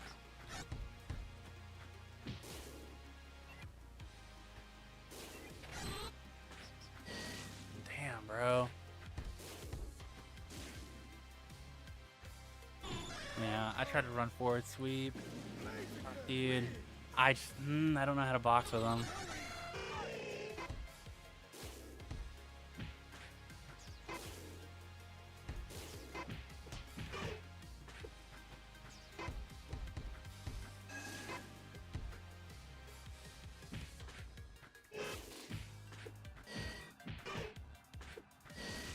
Mhm.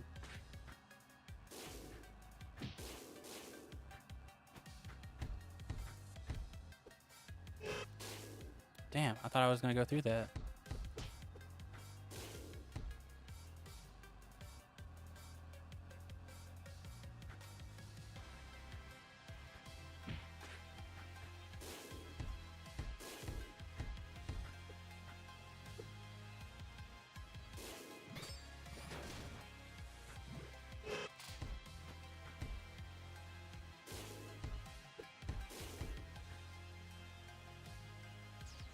Oh no, at least on timeout. Fuck, dude.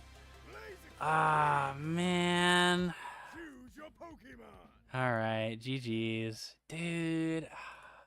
Alright, I mean, I expected it, but I wanted to at least keep it competitive. That's the hardest part. GG's, man. Shit.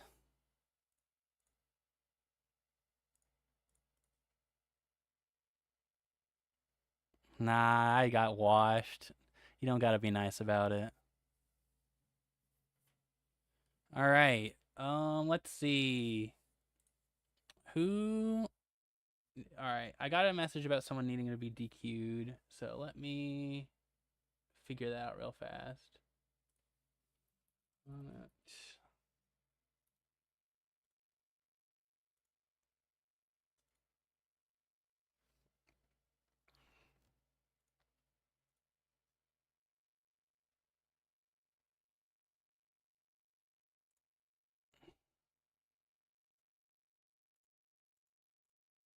What?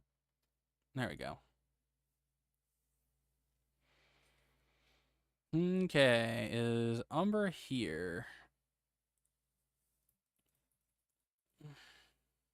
Oh my god, there's like three people named Umbra.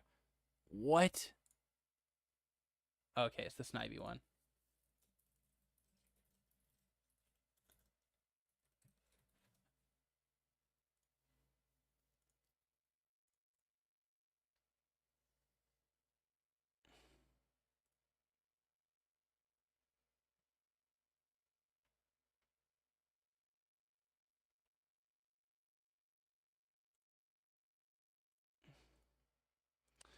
Yeah, I mean it is humbling. It's just I just want to put on a good show. I feel like a bad TO.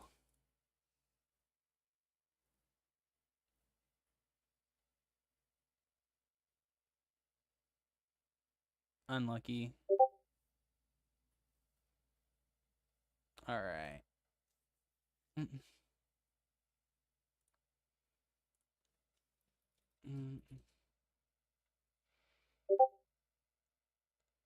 Uh, he's playing Doom while I waited. Oh god, what was it?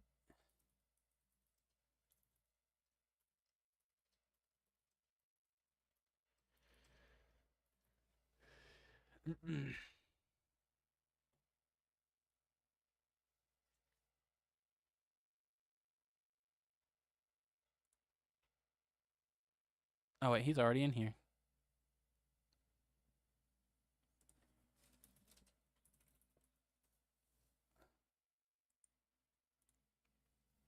I was kind of hoping he'd challenge me so I could stand off to the player one side, Pokemon, close.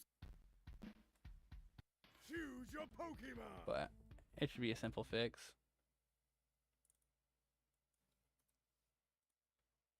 All right. Let me set up. Yes. GC.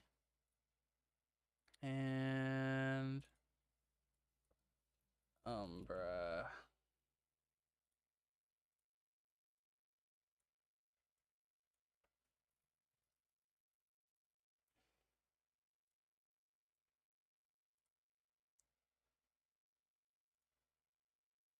All right. Let's get it. Trainers ready. Fight. Oh, whoops.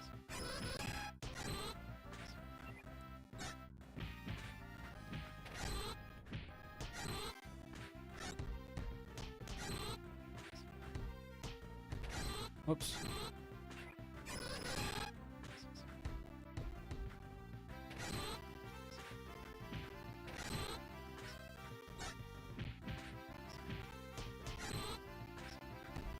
I could have killed there. Probably.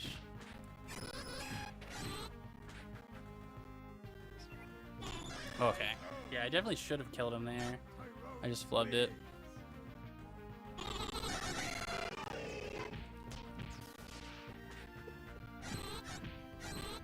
Oh wait, he went Demon Tyrone? I didn't even know you could go Demon in round 2.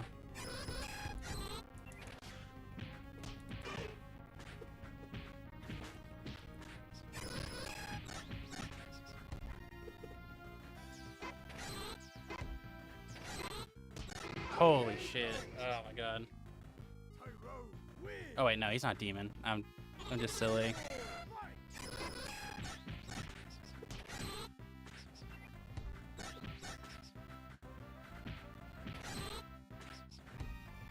Oh no.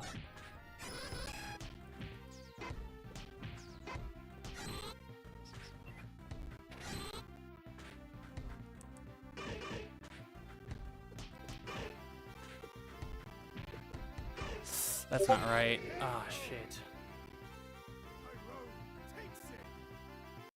Okay. Okay.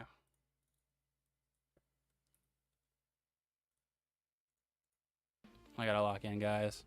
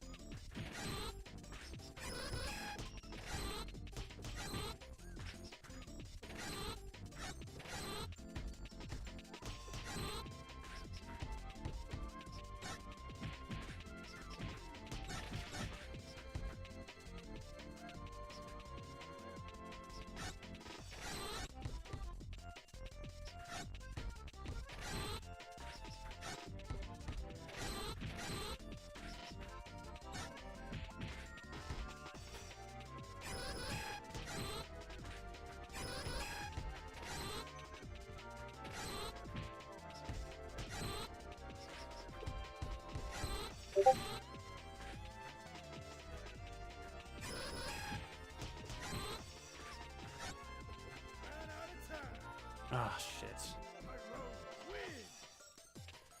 Okay.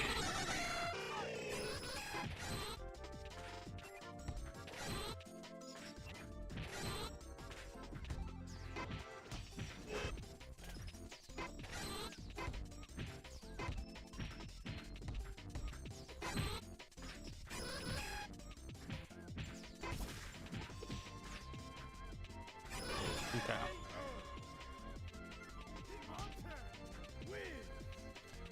Oh.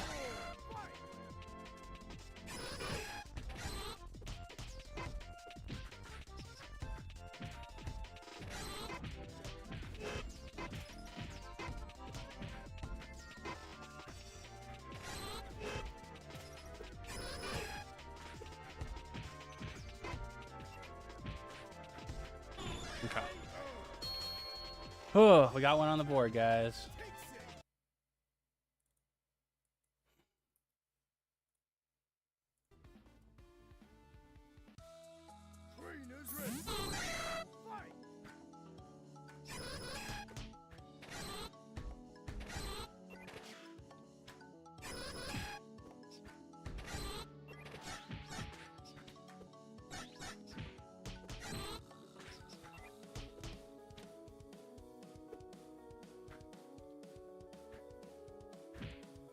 Damn.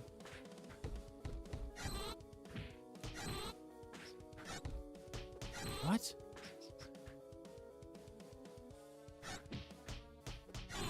Okay. Tyrone wins.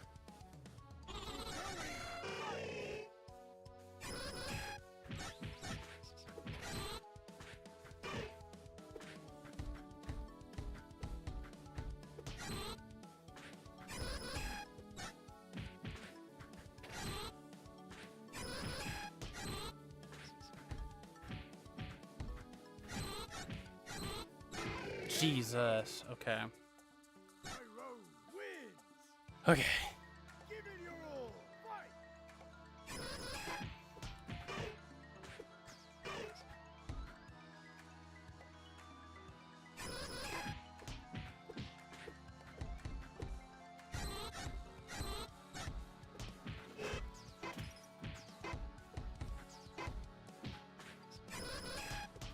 Okay.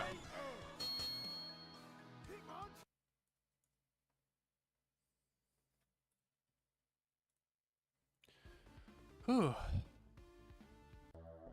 Trainers ready. Fight.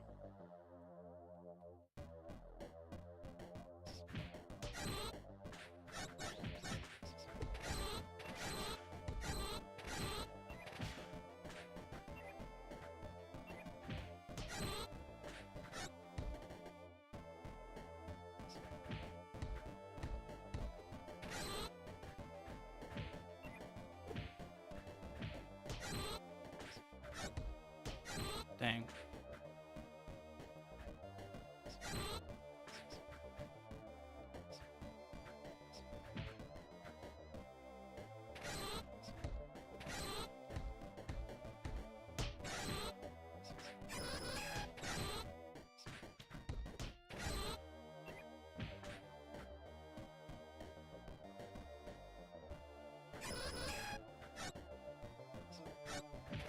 Ah, yeah. That's good.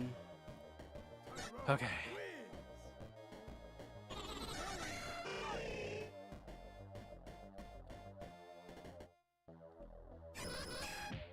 Wow, I couldn't even backdash that.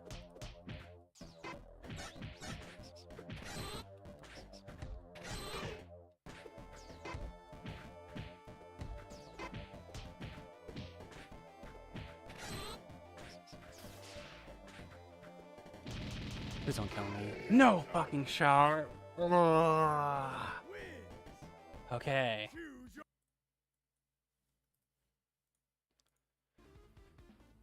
Okay. trainers ready. Fight.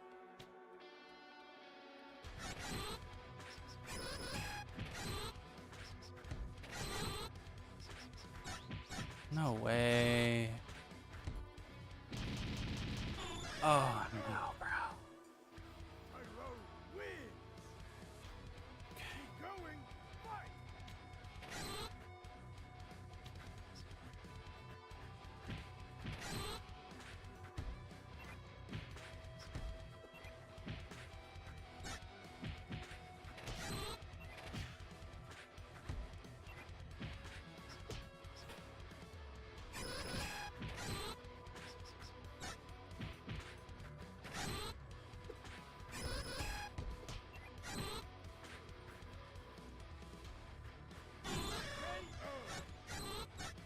Tyrone wins. Choose your Pokemon. Well, I tried, guys. I tried. Well, at least we can watch some good matches.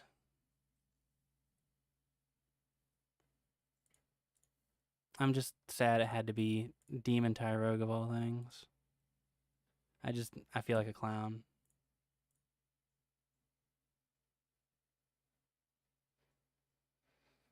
Okay.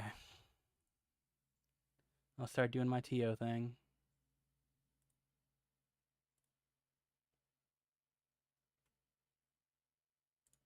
I guess I don't know. tournament's not about me. It's about everyone else. Or it's about the community. So, you know, I will be sure to focus on the community. I will try not to let my unfortunate L.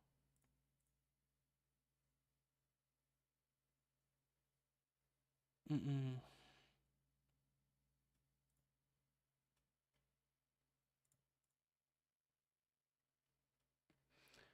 Patrick and Cham's set got reported wrong.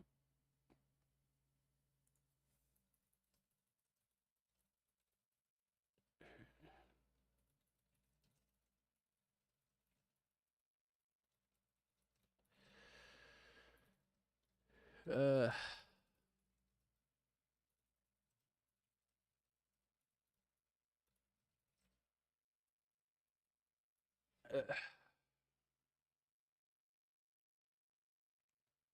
I just, yeah. Yeah, I'm working on it. I'm working on it. Let's see. What was... I'm looking for pings.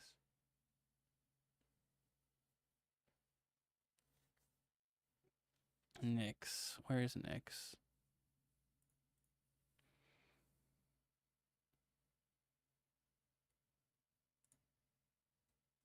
Where is Nyx? Bro, I have no idea where so many of these players are because their names just don't match. Okay, it was against Char Char. Got it. Or DQ Char Char. Yeah.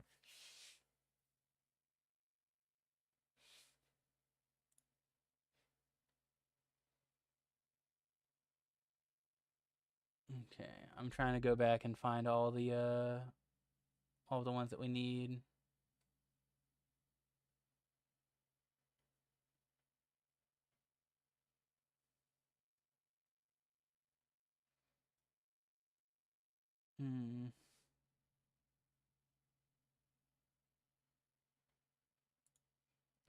I gotta hold back the salt.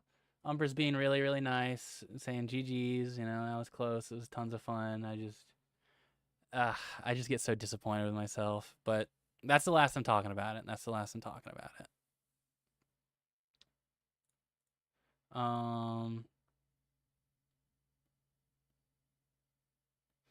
Let's see. Patrick and Chams got reported wrong. What? I'm trying to see where. You Ritz. Where is Ritz? There we go. There we go. What was the score between Patrick and Cham?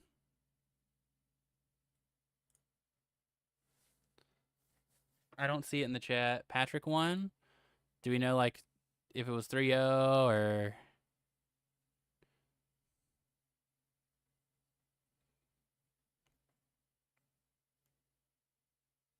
Okay.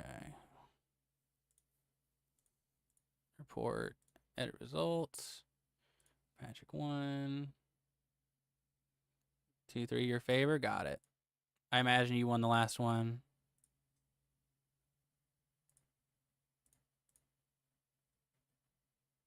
What?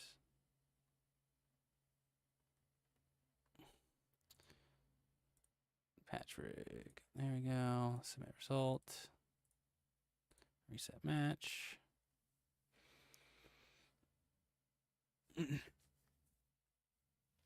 Also, is went fishing DQ'd. He might still be in loser side, so I might have to DQ him again. I think he was just not in attendance. DQ Ritz. I thought I did, but I'll double check on that. So 3-2, Patrick's favor. Ritz. Let's see. Yeah, went fishing. I'm pretty sure it's just not here. Let's see.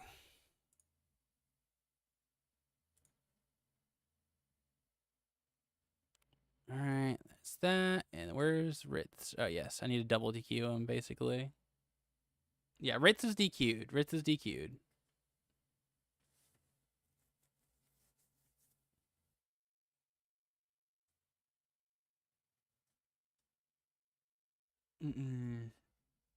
Okay.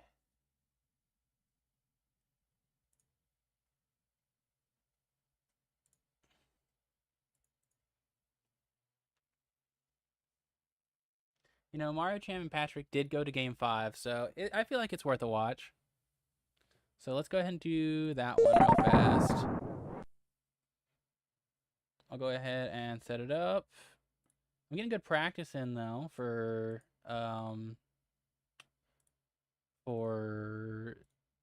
what's it called?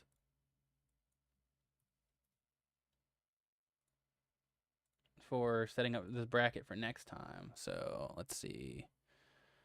What was it? Who was on which side? Patrick was on this side. So properties. Patrick. And then on this side, we got Mario Cham. Doing an advance this time, so I'm not flubbing.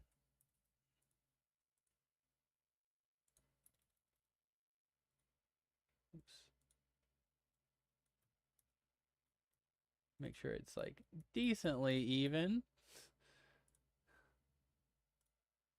Yeah, it's still a little scuffed, still just a little bit scuffed, but we're at least I'm doing this now and not later.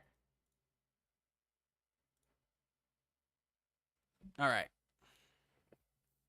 Let's go ahead and play this Mario Cham match, shall we?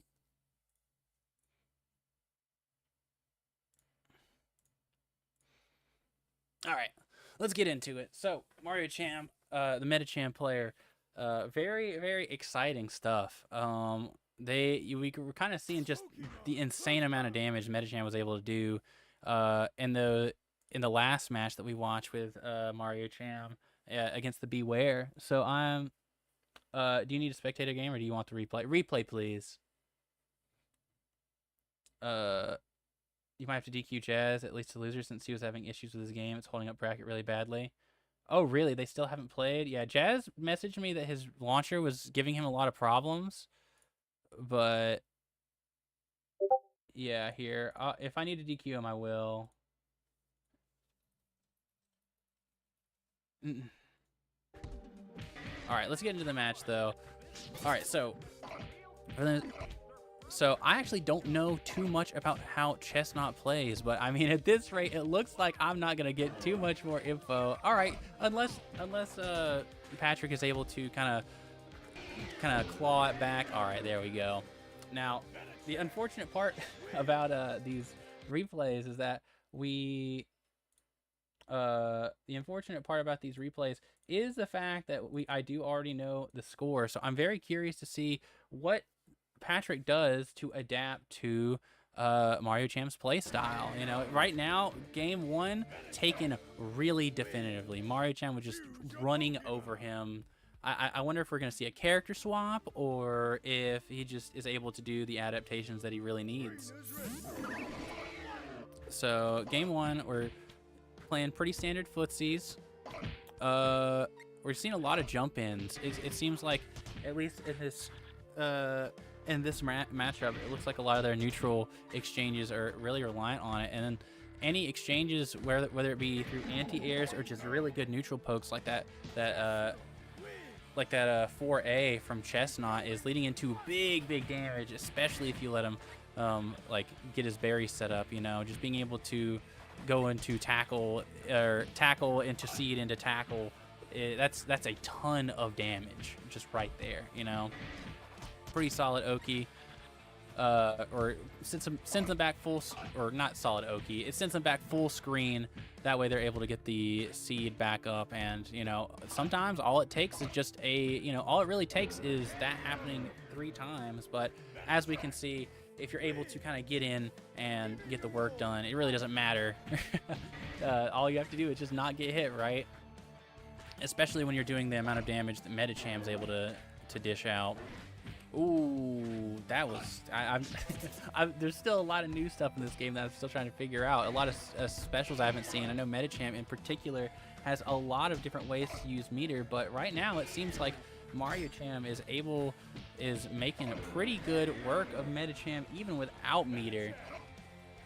So now he's up 2-0. I know this game goes to game 5, so I want to see the adaptations that Mario Cham ends up making to kind of come back from this, right? Right now it seems, or not Mario Cham, Patrick, because you know it seems like the match has been like a pretty solid wash in Mario Cham's favor, with the occasional like big damage from Chestnut's extensions, but it seems like Mario Cham's neutral with that step kick is just being quite oppressive. As I say that though, Patrick is able to just kind of hit him out of the air with his back normal attack and get a pretty solid amount of damage. And as long as you're able to play that solid footsies and not let Medicham get in, I can see how it can be a bit of a struggle. Medicham is a character that once they're in, they're doing, they are mixing you for days, and you are taking a billion damage for guessing wrong.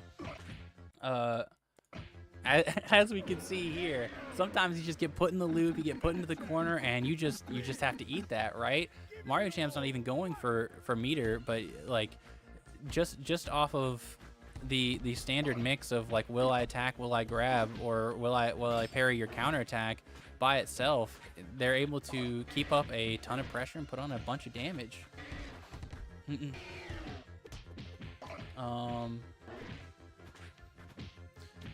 But yeah, it's okay. That's new. That's new stuff. I haven't seen the OD. I haven't seen the OD armor drop. That was pretty big. There's still so much about this game that I have to learn. It's a very simplistic fighting game that really favors like solid footsies and like good fundamentals, but even still, there's still a lot of really complex stuff that you can get into in this game. That's really what I love about this game, right? Just being able to have these like more complex characters, but the game itself is super simple, right? All right, pretty solid. Once again, another instance of Patrick just being able to completely shut down Medicham in neutral. It seems pretty tough. Mario Chan's getting like pretty desperate, just trying to see whatever they can, trying to throw out whatever they can in order to like just get in and get stuff working. But Chestnut's buttons are just so big; they cover so much of that ground. And if Patrick's ready for it, he's able to anti-air. Like Medicham is like, from what I can tell at the very least, Medicham is just one of those characters. It's very easy to shut down, but once they get in, it's close. It's tough to get her off of you, and it's tough not to take a million. Oh my God! I didn't realize how much damage Chestnut's parry did by itself. I don't know if that's Medicham's health being low, or if it's Chestnut's parry doing a billion damage. But like as we can see, this is a insane change of pace from game one. The very start of the set, Mario Chan was like able to kind of play their offense really well and just keep Patrick guessing. But now it's just something clicked. Patrick was able to kind of pick up on all the neutral habits that Mario Chan was like utilizing to get in and get stuff started. And if you can't get in, okay, speaking of which, I was gonna say that is a good answer for getting in. Just parry, dash in. But with that wraps up Patrick versus Mario Chan. Good stuff to both players. I think we were really able to showcase what some of the best attributes of both characters, right? We seen that very beginning where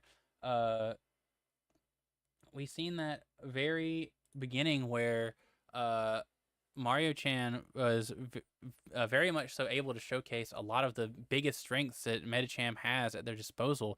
Like a lot of people, especially myself, whenever I seen Medicham, I seen the insane move list, and I thought that like this was going to be a very meter reliant character. But as we could see, Mario Chan was able to put on a bunch of damage and keep the mix strong for those first two games. And I was kind of worried that we wouldn't really get to see too much of what Chestnut had to offer. But once things got slowed down, once the neutral patterns were able to kind of really start seeping through, I really feel like we were able to get an idea of the strong defensive gameplay that Chestnut can provide. So good stuff to both players. I was very I was very excited to you know, see what was going on. All right, let's see if we got any other matches available. I seen we had one from Bad Luck Brian. She was a very good Polyrath player. Let me just make sure that I don't have any bracket things to update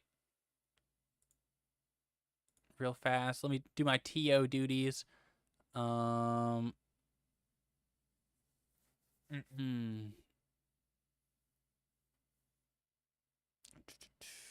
All right, let's see. It looks like everything is good. I think Azu.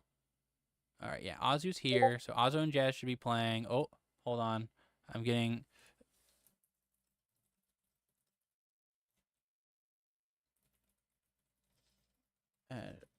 What's up? Okay.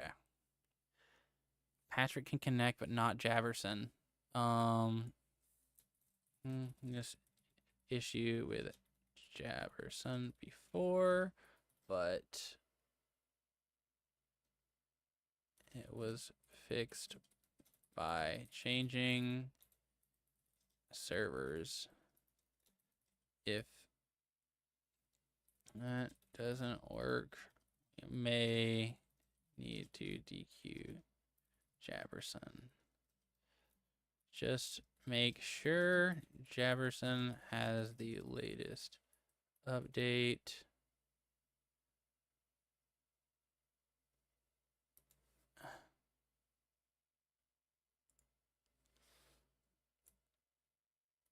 Have you tried all of them?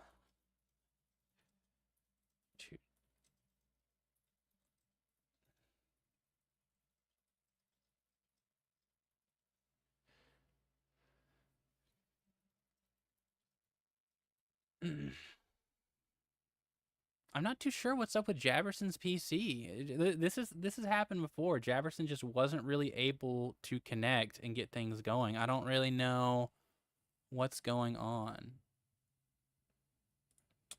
All right.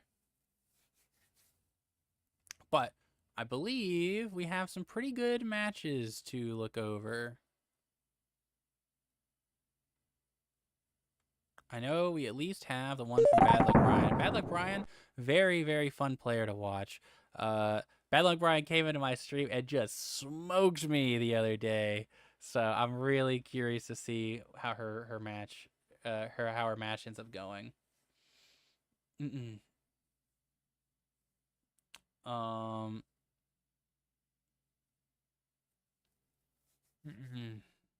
I really hope Azu and Jazz is playing.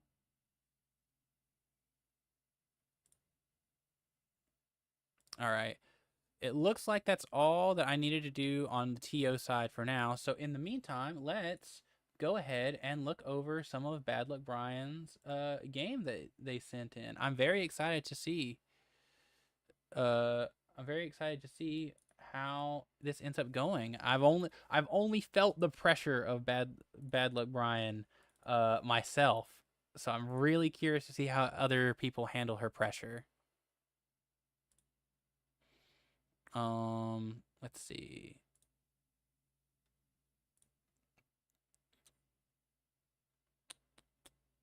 All right, I know I downloaded it. Come on now.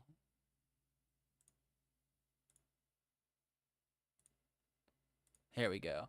So it is a player named. I actually don't know the score of this one.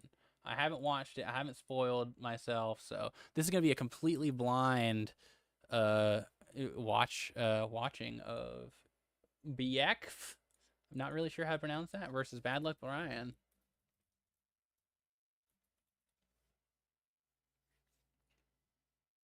Let me just make sure everything's lined up.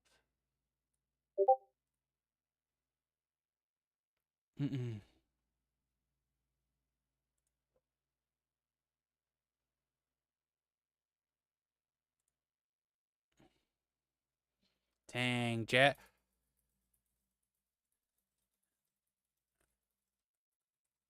It looks like I'm gonna have to DQ Jazz.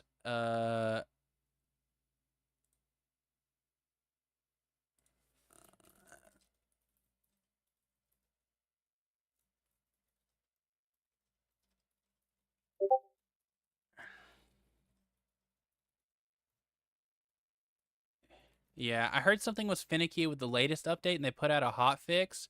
I don't know if Jazz just didn't get the hot fix or if like something just not working with Jazz's version that he has, but unfortunately, he's going to have to get double DQ'd unless it looks like it says they're playing now.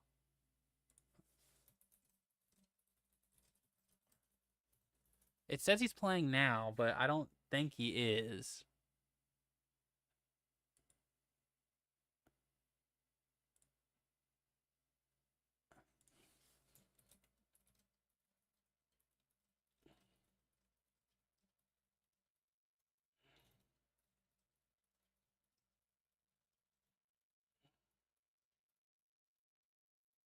Mm-mm.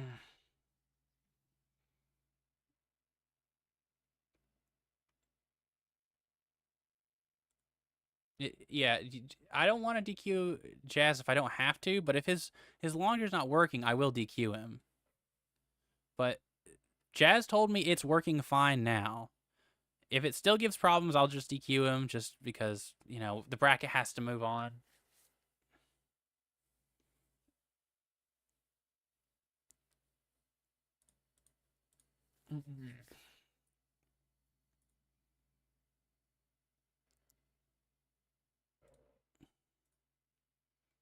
Oh, it looks like Jabberson got his to work too. All right, good.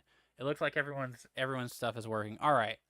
Cool. Yeah, I just wanted to make sure we got that before we started this set because I'm excited and I don't want to have any distractions whenever I watch this set. Bad Luck Brian is a player who I'm a big fan of. You know, I feel like whenever I watch a player go at it in general, or whenever I play with a player, I just become a fan of them. You know. Uh. Uh. All right. So Komodo versus Beware. Now, I actually thought that Beware was a bit of a, bit of a joke pick for Bad Luck Brian, but I mean, it could be real. Whenever I got hit with Bad Luck Brian's Beware, I genuinely thought that Bad Luck Brian was, I thought she was just like trolling me. But I mean, it looks like it works versus, everyone, honestly. I, I, the Beware mix, the Beware pressure, it's real against pretty much everyone. Now, I also have not seen too much about Komodo. I get the idea that Komodo is a bit of a difficult mon to get in on, maybe with anti-airs that are a little bit lacking, a little bit slower than some of the rest of the cast. I don't know if they have any upper body invincibility. But, this position right here where jump-ins really just aren't available, that can get really, really tough really fast. Especially if you're Beware and you really need to be able to get in, not being able to get into that range where you can jump in and get stuff going, that's pretty tough, right? But now it's 1-1. Both players are pretty even right now. Obviously, Biak has the advantage. Just because they got him in the corner, they're doing their mix. They have 3 hypermeter. They could do clanging scales a million times over. This pressure is just endless. You can't really walk up into that zone either, because oh my god, the conversions, the safety off of the normals, whenever you're in that field are just really tough. And even though Bad Luck Brian was able to get out of the corner, he just did not, or she just did not have the health to, she just did not have the health to, get that mix going, right? Sometimes you need quite a bit. And now we're back in the same situation we've seen from that first game. Komodo's got Bad Luck Brian in the corner.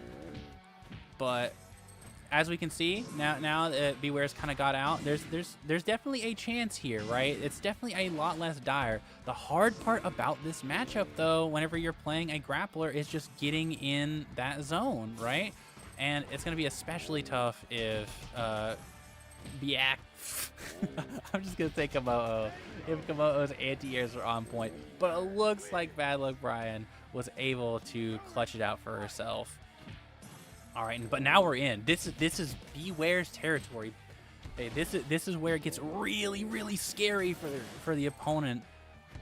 But just as quickly as it can be Beware's turn, it can just as easily be a corner throw on a bad meaty to make things difficult. But you have to respect the invincible reversal. Choose your Like that's something you don't really expect to see on a lot of grapplers. In most games, grapplers just don't have access to that invincible reversal unless it's like a level 3 command grab or something like that. They usually have to spend a ton of resources, and it's by no means a cheap resource. But as we can see, Beware's got the 2 hypermeters once again, so it's something that you just have to keep in mind as something that can be online. You know, Komo'o does have the correct positioning. However, being in the corner, that's always a dangerous place to be, especially against a grappler. Komo'o is doing a really good job of keeping Beware out though, so if you're able to just have a solid keep away game, it looks like it doesn't matter if you're in the corner or not. Oh my god, that grab from so far away. Oh my god, here it comes, the mix. Ooh, that's a good jump back. Okay. Oh, that's big damage. God, that does so much damage actually. I knew it was gonna be big damage. I was still surprised. All right, this is the dreaded zone though. It's really difficult to get out of this space, especially when you don't have a lot of health to work with. That armor's only gonna armor through so much. It'll armor through a projectile maybe, but once it gets to a certain damage, there's oh my god, what a reaction on the DP, but it didn't matter, and Biak does have a point on the board now.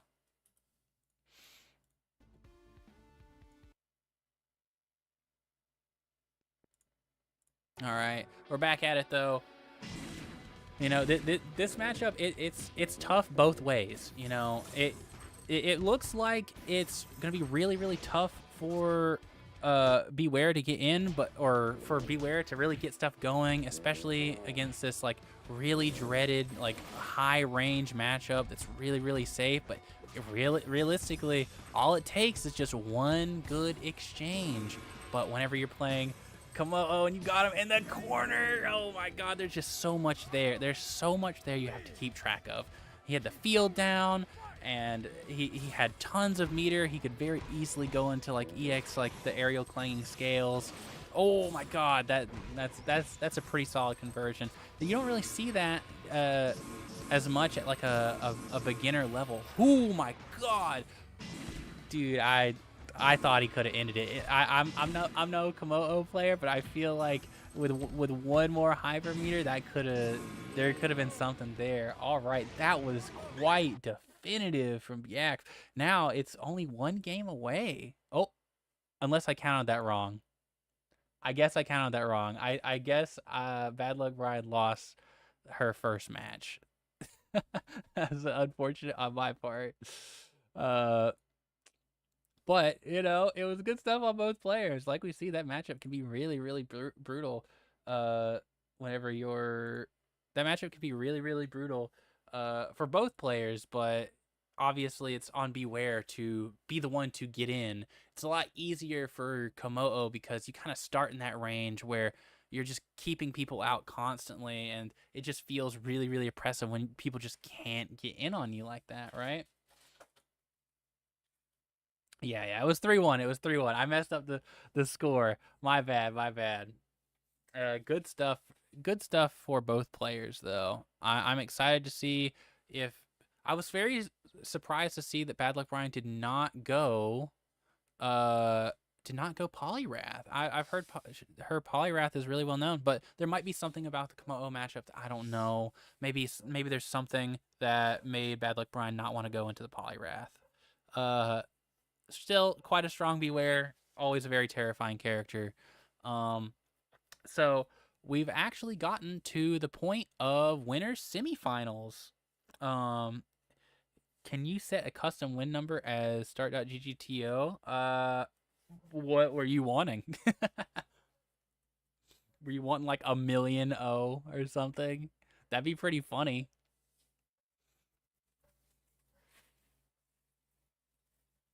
Oh yeah, hello kitty.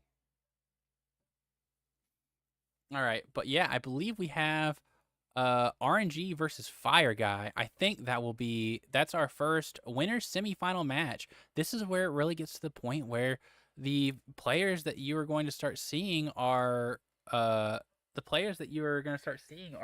really giving it their all. You know, they're players who, huh? No, like were you able to change it from what's going on, what it is now to going up to two? What do you mean? I'm still confused. I believe Beware Komodos is a worse matchup, but I've enjoyed playing Beware, so I stuck to it. Also, good matchup experience to play against a good Komodo. That's true. That's true. That's not a character I see a whole lot. It's definitely a character I've not like fought in the server or honestly at all. So it's very nice to see. Honestly, I'm after stream. I'm probably gonna be trying to get as many like salty friendlies in after this. But I really want to see this RNG versus Fire Guy because as we go deeper and deeper into the bracket, there's tons of high level matches that I am excited to watch. This is what I really wanted to showcase in.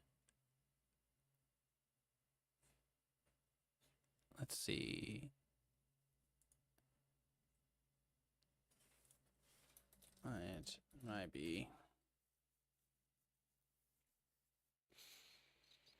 All right, let me do a little TO stuff and then we'll get started. If you look at the individual sets, it can only go up to 2. Really? I guess I might have messed that up.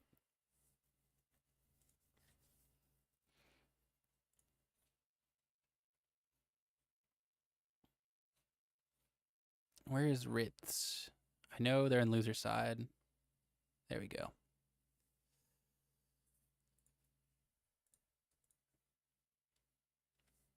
All right, there we go. They're DQ'd, and I really want to find this replay of RNG and Fire Guy. I think I might have messed something up in the bracket if it only goes up to 2.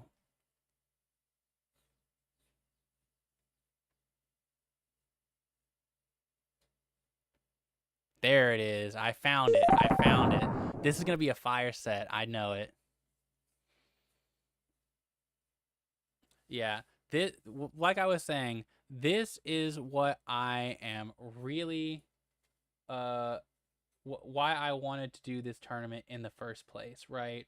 I really wanted to here. Let me update everything.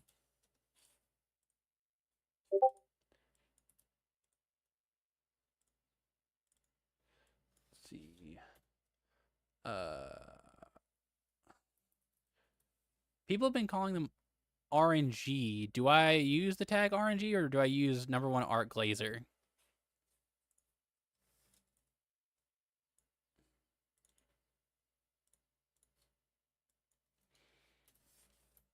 Fire Guy. There we go.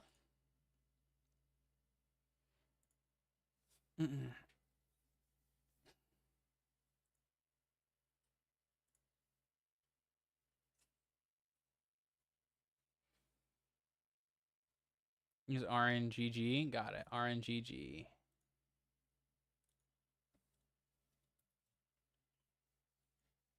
All right. But yeah, I know I've cut myself off like 5 times trying to say this, but this is really, it's these matches that I'm about to showcase that is what I really wanted to stream, what I really wanted to showcase from this game. The high level, the exciting stuff that can come out whenever you put in the time and you really learn Pokemon Close Combat. I hope I don't turn this on and it's just like them like sweeping each other 5 times in a row. That'd be kind of funny, but you know, we'll see how it goes. I'm expecting this to be the high quality, top tier competitive match that RNG's namesake would Choose your Pokemon. would insinuate. All right, let's get into it. We got RNGG on the Mega Lopunny and Fire Guy on the Slitherwing. You know, makes sense to be Fire Guy on Slitherwing. Mega Lopunny is also a character that I don't see a ton of. I know that the big thing that Mega Lopunny is looking for, oh my goodness gracious, dude. I was going to say a big thing Mega Lopunny is looking for is they're trying to get those different attacks that give her stars, as you can kind of see in that top right over there. Not only do having those stars make the moves that use those stars have extra properties, making combo better, a lot of other fun stuff, more damage, all the things that you could imagine. On top of that, if they get access to all of them, they get access to a super powerful super that uses however many stars that they have available, doing more and more damage for each star at their disposal. I haven't really seen a Mega Lopunny in action, so I'm curious to see if, oh my goodness gracious, I'm really curious to see if RNGG prefers to, well, I was gonna say if they prefer to just make good use out of the stars that they have, or opt for the, or if they prefer to opt for the super. But it looks like RNGG is getting a lot of value just out of the enhanced specials after getting them. As we can see, just pretty insane combo game in general from Mega Lopunny. I'm also curious to see what Slitherwing does. We have a lot of big damage whenever it comes to the jump-in eruptions. So I am curious to see like what all can be done in order to... Ooh, that's a good get off me tool. Slitherwing is like, both of these characters are characters that I'm not too familiar with, but as we can see, the Slitherwing does a bajillion damage. You really have to be careful. All right, so far it's been really, really competitive on both sides. It seems like these players definitely have a good idea of what they're doing. Of course, their conversions are next level, being able to gain a ton of resources while still getting a ton of damage off of these exchanges. Man, once these characters really get going, it seems like it's really difficult to get them off of you. I don't know if that is due to Slitherwing not really having a lot of meter to work with, so therefore probably missing access to an invincible reversal, or who knows, maybe Slitherwing doesn't have an invincible reversal at all. Ooh, but man, I really thought that it's crazy how fast these matches go. I know Mega Lopunny is one of those characters that whenever they get hit, they take a bajillion damage, but they have so many options both in neutral and in routing to give them a lot of value for every hit that they get. But it does take a lot more neutral exchanges and a lot more neutral wins, a lot more successful mix-ups to really get stuff going.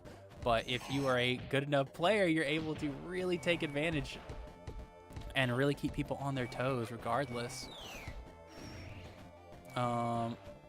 It is a really tough spot for Fire Guy as he desperately tries to make sure that he doesn't accidentally walk into a hitbox like that, especially when you're on pressure. It can get really, it can become really easy to overextend your pressure and just get hit by a stray jab or just some fast normal or a reversal, and that can be the game. But as we go on to game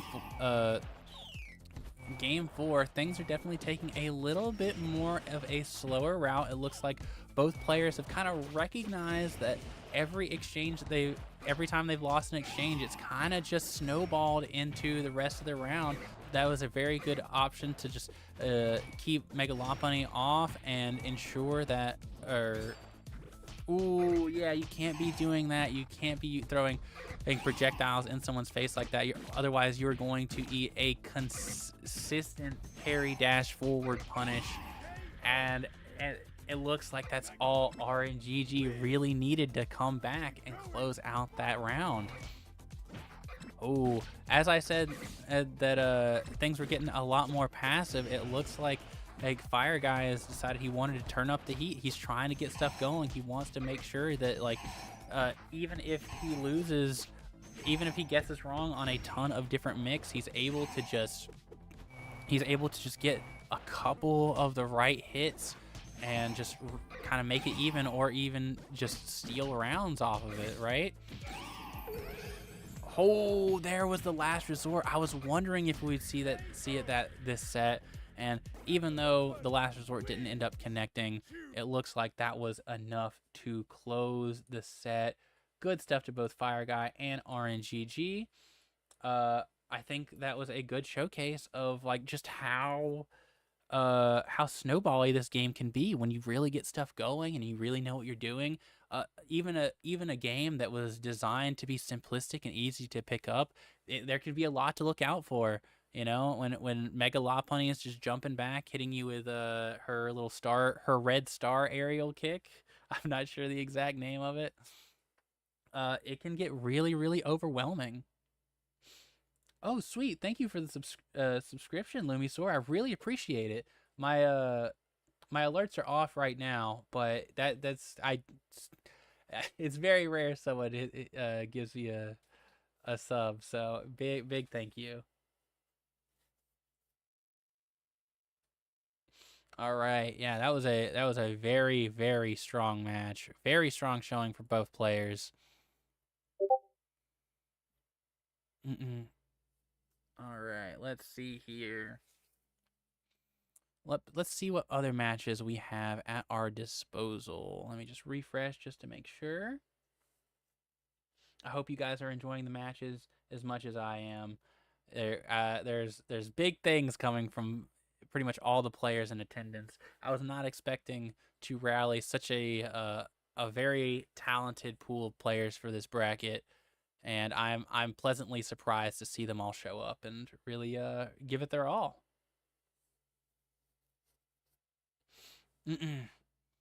Let's see. I'm trying to see which matches I have that are very, very far in to the bracket. Cause let's see.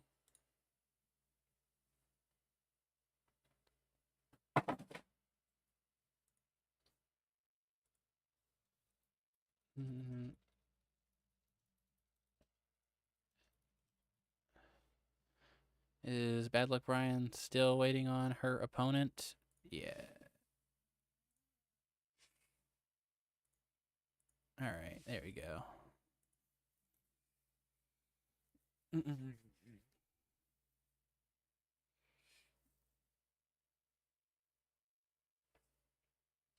Okay, let's see.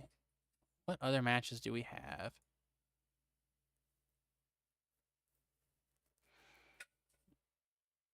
Oh, all right. Glail versus Patrick. A really good set. Okay, okay. That will be a very fun set to watch.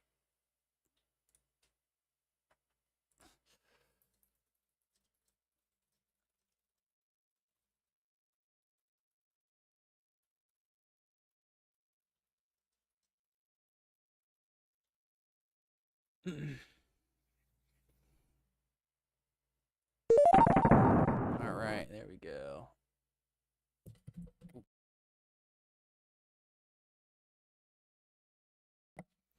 All right, yeah. So let's see. What is the match that we're looking at right now? I probably should honestly have a spot detailing where in the bracket we are. I probably should have implemented that in my stream layout. I won't lie. Thank you, Galil. I really appreciate it. I did see that match. We're gonna go ahead and watch that one.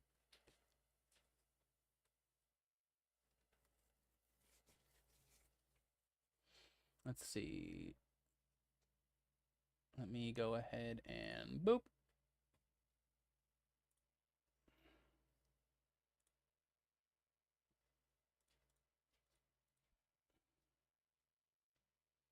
We on our player one side we have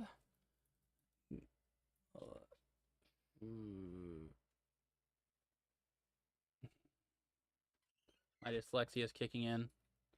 My Galale versus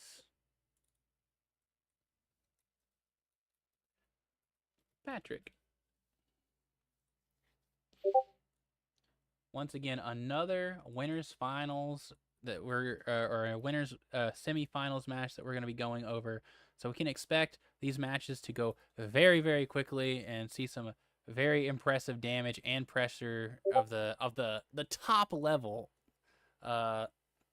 in this match. So I'm very excited to see what these guys got going. We have Patrick on the Chestnut and Glail on the Galarian Zapdos. So, oh wait, I should probably be changing these. Oh my god. Oh, I'm a fool. They've been Tyrogue the whole time. All right. I actually do have these. All right. Don't worry. At some point, I'm going to do another close combat bracket, and I won't flub that. Promise. All right. Oopsie daisy. But that should look a little bit better. All right. Here we go. All right. Let's get it, though. Excited to see what comes out. Yeah, it's been Tyrogue the whole time. Yeah, I do actually have the banners. Very unlucky.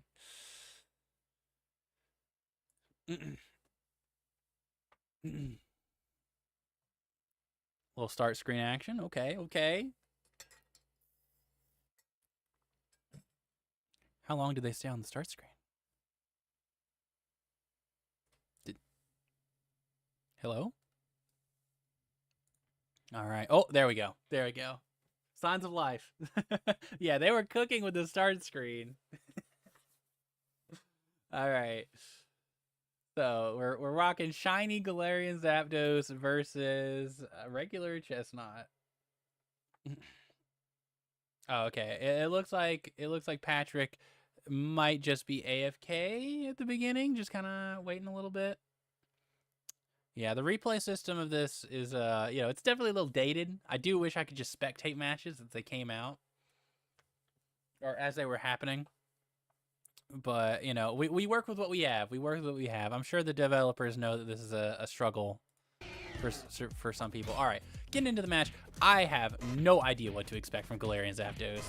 But I've seen the trailer. I know that there's some crazy juggle stuff. I tried playing the character myself. I have no idea how this character links off of or goes into combos or anything like that. But, once again, we're seeing a pretty solid, just really really solid keep away game from Patrick. But as I say that, Galarian Zapdos gets one opening and makes him really pay for it. Just completely deleting that health bar. Oh my god, what? Get back here, bro. Get the fuck back here. Where do you think you're running off to? Oh, dude, I love the spike on Chestnut. It's always such a fun pressure. I don't know how good it actually is, but just being able to completely cut off the ground in an area is just such a cool concept. Galarian Zapdos with the jump in, able to get out of the corner, but doesn't matter when Patrick is able to put on some pretty consistent damage.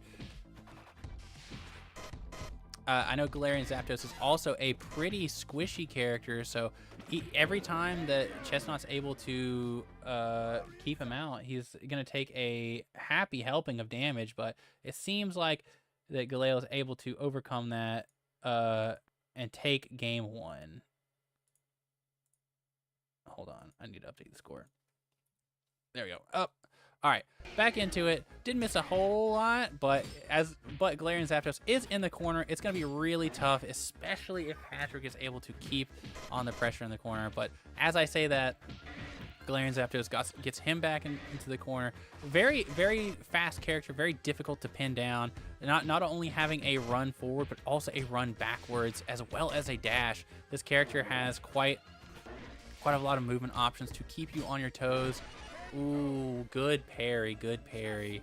Whenever you're put into those situations where you hit with a cross up and it's plus on block, you really have to make sure your parries are on point. That's a big part of the RPS. being able to, ooh, that was almost a crazy call out. Did it just a little, let it rip just a little too early. So, you know, Glail was able to react to it, but going to take a pretty good chunk of damage. Like, this is really the dangerous thing for Glail whenever it comes to this matchup.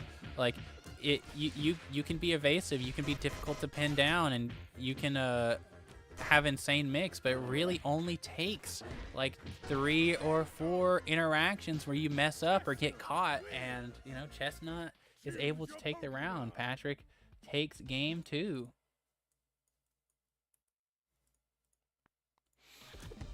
All right. All right, let's see here.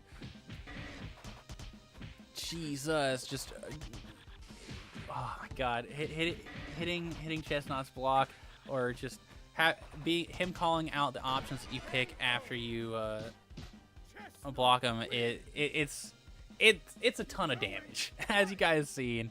It seems like Glail just wasn't able to get anything going that round, but I'm very curious to see how he makes the adaptation. Good burst, just to really get him out of that pressure sequence. Okay. God, Patrick's defense is just so strong this game.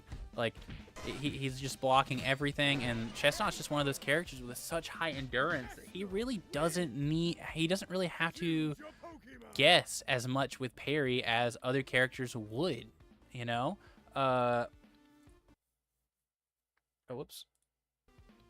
Yeah, he can afford to block a lot of specials. He can afford to just kind of play really, really defensively without having to worry too much about like the endurance meter or a guard break, especially when you're fighting someone like Galarian Zapdos, who, you know, sure, his attacks hurt, especially when he has meter, but that, like, compared to what you get off of just a pretty solid like punish on a hasty option or poor mix-up, it can be like you really have to put in a ton of work as Glail to make up for it. You have to be on top of your mixes. You have to take advantage of all the options at your disposal.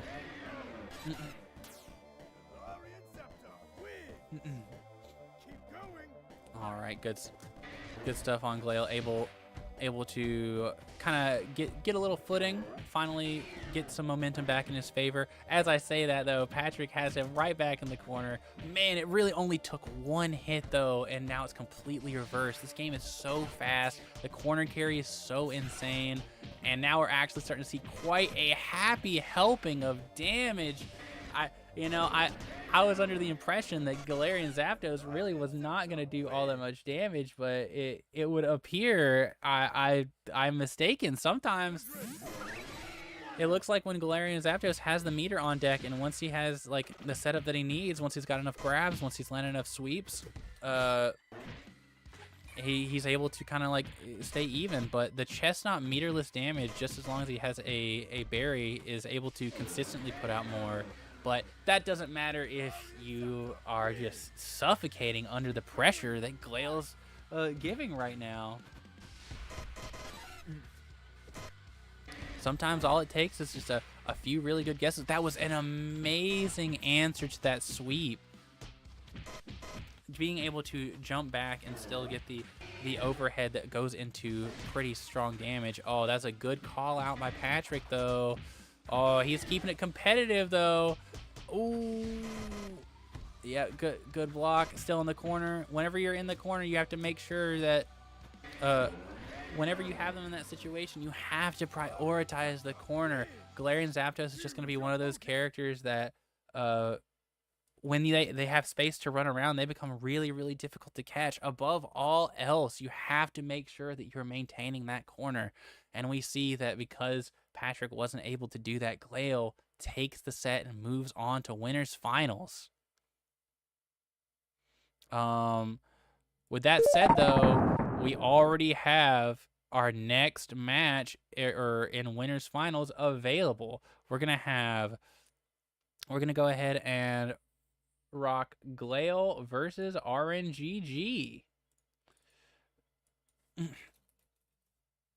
Now, RNGG and Glail both play those kind of sprite, really fast, difficult to pin down characters that they don't really do a ton of damage like ordinarily, but whenever they get going, it's really hard to stop that momentum, you know.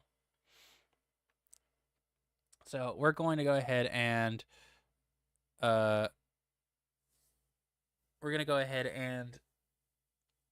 play our winner's final match.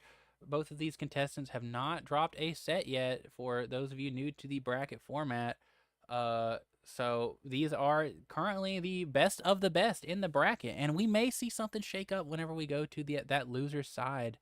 But I said it a million times already, but I'll say it again. I'm excited to watch some high level matches.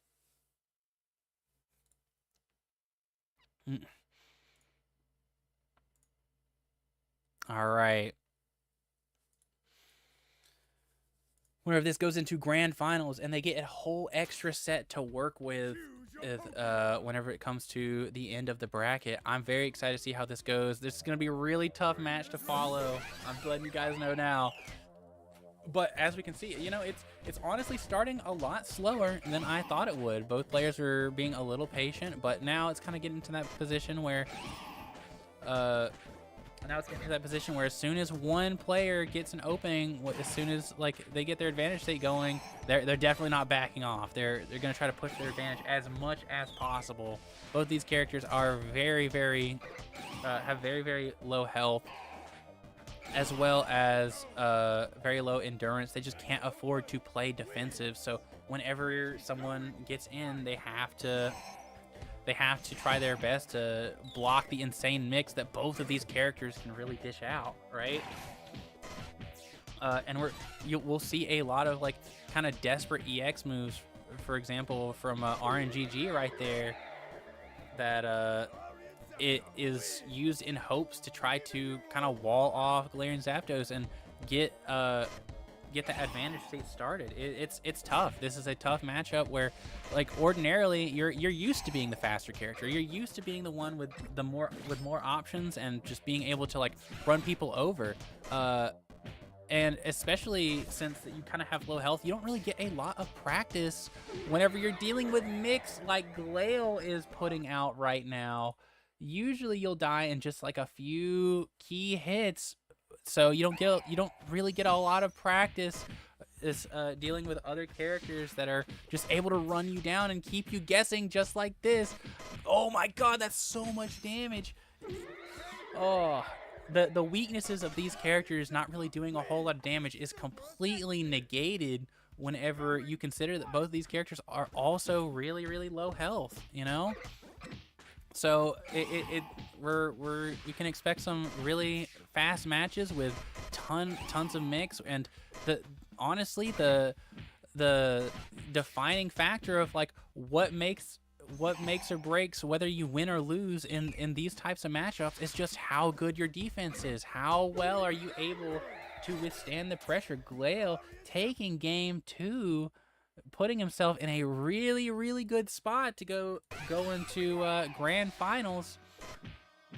It looks like RNGG is really going to have to work on that defense. Really going to have to focus on trying to not let Galarian Zapdos get stuff going. But you know, sometimes it looks like if you get stuff going and you're the person who lands that first hit, it doesn't matter how bad your defense is if you're just able to run over them yourself, you know? Like I said, that's a big reason why defense is so important in this matchup. Just knowing what the safest option to go for that like gets them off of you without opening yourself up to like these big hits that we're getting. Oh, you're right. I forgot the banner.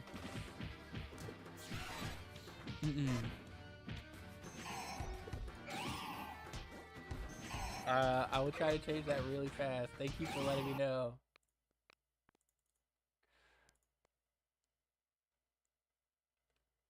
All right, there we go.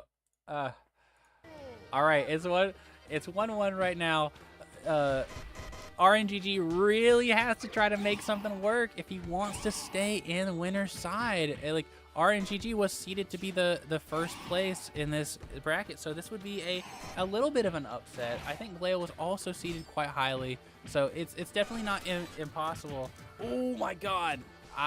I've seen that move do a billion damage. I guess because he only hit like a few hits of it. Oh my god!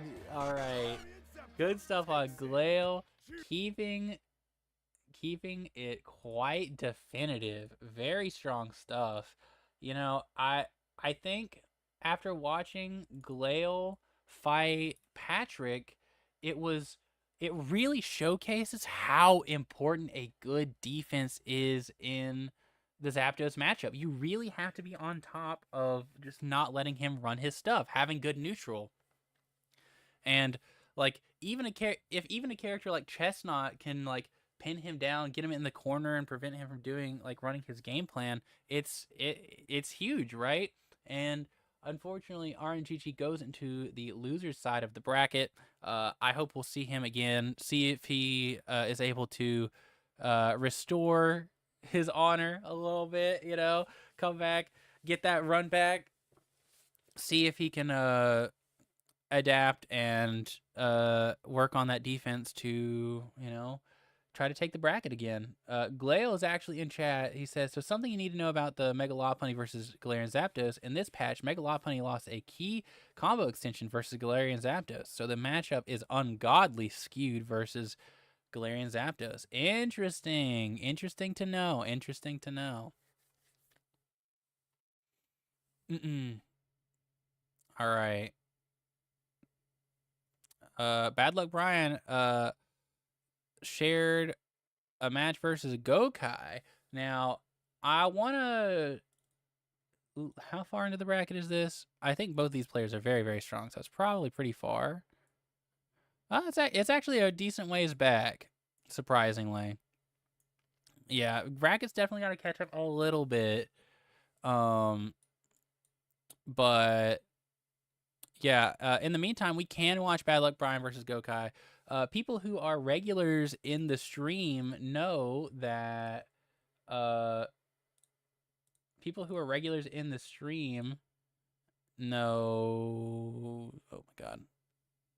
know that I have played with both Bad Luck Brian and Gokai. Those are the two people that I have played on stream the most from the server, aside from Chaz. But you know, Chaz isn't really from the server. He's a buddy. Whoops, not Brain. Not Bad Luck Brain.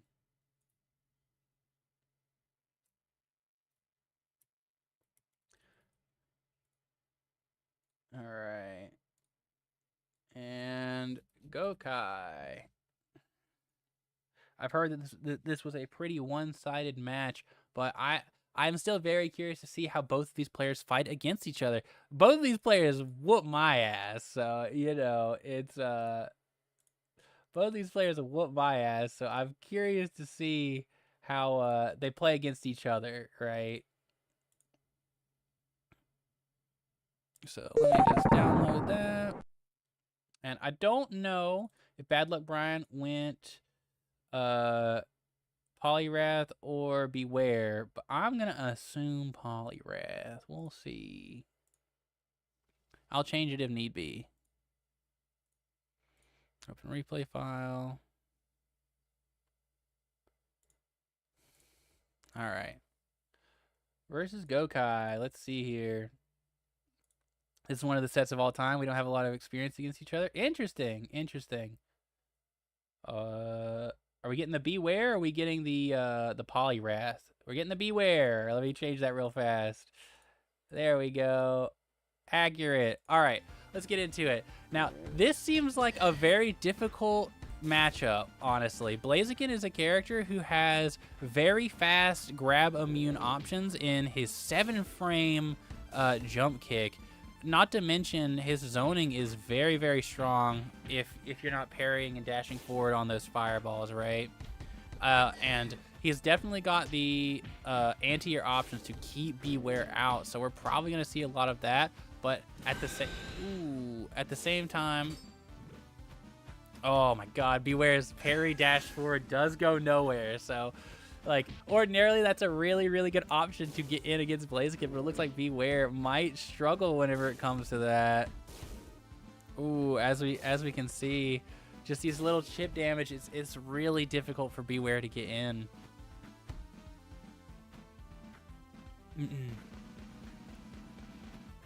Oh, timer. Yep, he. It's so sad. As soon as Bad Luck Brian got in, she the timer was just not in her favor. Sometimes you really have to make sure you're paying attention to that timer, especially in these more defensive matchups. Whenever you're playing Beware, you need to make sure that like people aren't just going to wait you out, because once they get the life lead, they do not want to interact with Beware at all anymore, right?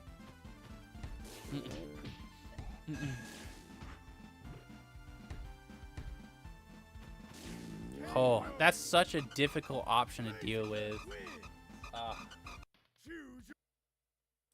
The jump back, especially as a grappler, that can be like really difficult unless you're in like specifically a meaty situation. Oh, that's a good option to deal with the fireball, and you do a bajillion damage for it. But you have to be really careful when you use it. It's very good at catching people who are asleep at the wheel or people who are throwing too many fireballs, as we've seen in how Beware was able to kind of take advantage of that to get in and get stuff started. Ooh, but once again, it's very range dependent. Up close, it's a lot of guessing, but when you're at a distance, sometimes all it takes is, even if they are asleep at the wheel and they're just holding back the block, they'll walk out of range and hit you with a hard punish, as we've seen. Yep, the jump in. Yep, those C cancels, pressure's really starting to get on. This is going to be pretty big damage back in the corner. Blaziken's corner carry is just so insane. Beware has the corner carry too, but Beware has to be able to get in order to do that, and all right, that's something. Unfortunately, it was not quite the hit that Bad Luck Brian needed to get stuff started. As Gokai takes game 2. Yeah, this was definitely gonna be a rough one. This is definitely gonna be a rough one. I'm curious to know if we'll see a switch, or if Bad Luck Brian is determined to stay with Beware. The Beware it is. I'll have to ask Bad Luck Brian later what their thought process was on the all Beware today. You know, I know Bad Luck Brian. She's known as one of the best, if not the best, or you know, one of the best polyraths. So I don't know if this is Beware practice for BBB coming up. I think it's also tonight. Just to get the pocket ready for whenever it is needed. After all, this tournament is still primarily just for bragging rights, you know. No money on the line just yet. So if there's a good time to get some practice in, I'd say it's probably now. All right, but this is kind of where Beware wants to be. Oh, there we go. If you mess up that meaty, you are going to pay for it. If you try to meaty throw, Beware has a amazing option for it. Amazing option for beating it. Being throw invincible during command grab is that's huge. You can really make someone pay, like really severely, for trying to overextend and get that meter on you. But Bad Luck Brian, she's got a round on the board now. So, you know, it's definitely shown that it is very possible. Bad Luck Brian, and oh, that was a very ambitious super. I don't know if that was a miss input or that was trying to call out like the jump kick or a fireball. I was probably trying to call it a fireball, but it was very ambitious, very risky, you know.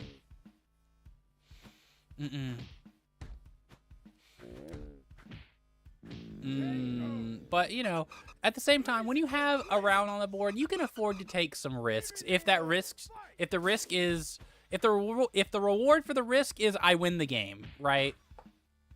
And the risk itself is we got to play another round, right? But it looks like Gokai is doing his best to make that risk taken hurt really hard as the pressure keeps on. There's a lot to deal with. The sea cancels coming in. Oh, that was a oof. Oh no, another really desperate DP. Oh no. Bad Luck Ryan gets eliminated. Oh. I respect it, but the reversals they definitely were ambitious. They were very, very ambitious. All right. Now, I believe we have another one. I believe Patrick and Crisco. Do you have your replay versus Crisco? Wait, maybe they DM'd it to me and I'm just a dummy.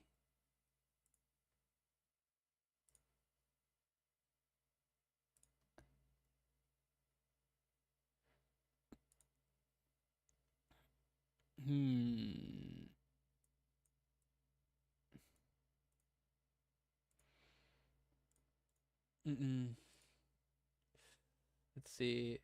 That was for sure a desperation play. Whenever someone's like hitting you with like a bajillion sea cancels on your block and like jump back plus on block like special aerial, like I get it. I understand. And the round before, I was trying to catch an EXDP, but Gokai is really patient, has always had really good reason disadvantage, so it does not work out. Yeah. I did notice that Gokai has a very, very solid very, very solid defense. He's a very patient player who is not afraid to go for like play the timer, All right, so we have another matchup ready. We have a losers quarterfinals of Patrick versus Crisco. Crisco has not been on the stream yet, but I have heard that Crisco is quite good. Quite a strong player indeed. So I'm not too sure who Crisco plays. But we will find out, and I will try my darndest to Patrick. Did I spell it right? No, Cristo, not Crisco. My bad.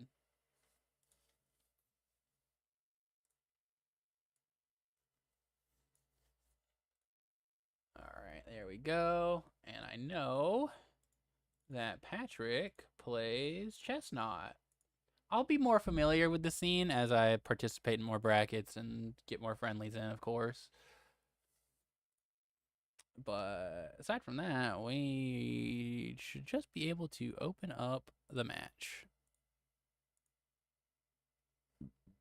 No, I imagine Crisco doesn't play Beware, but wouldn't it be so lucky and so easy for me if that was the case?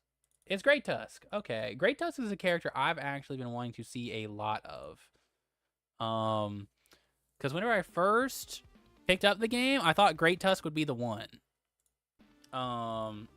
But it didn't really like meld with me. So I want to see what Great Tusk's game plan really looks like. See if I maybe forgot something. All right, starting off. Ooh, that's interesting. I honestly thought that would be. Oh, the straights. What? Oh my God, pushing back. Ooh, is that plus? Oh my God. Okay.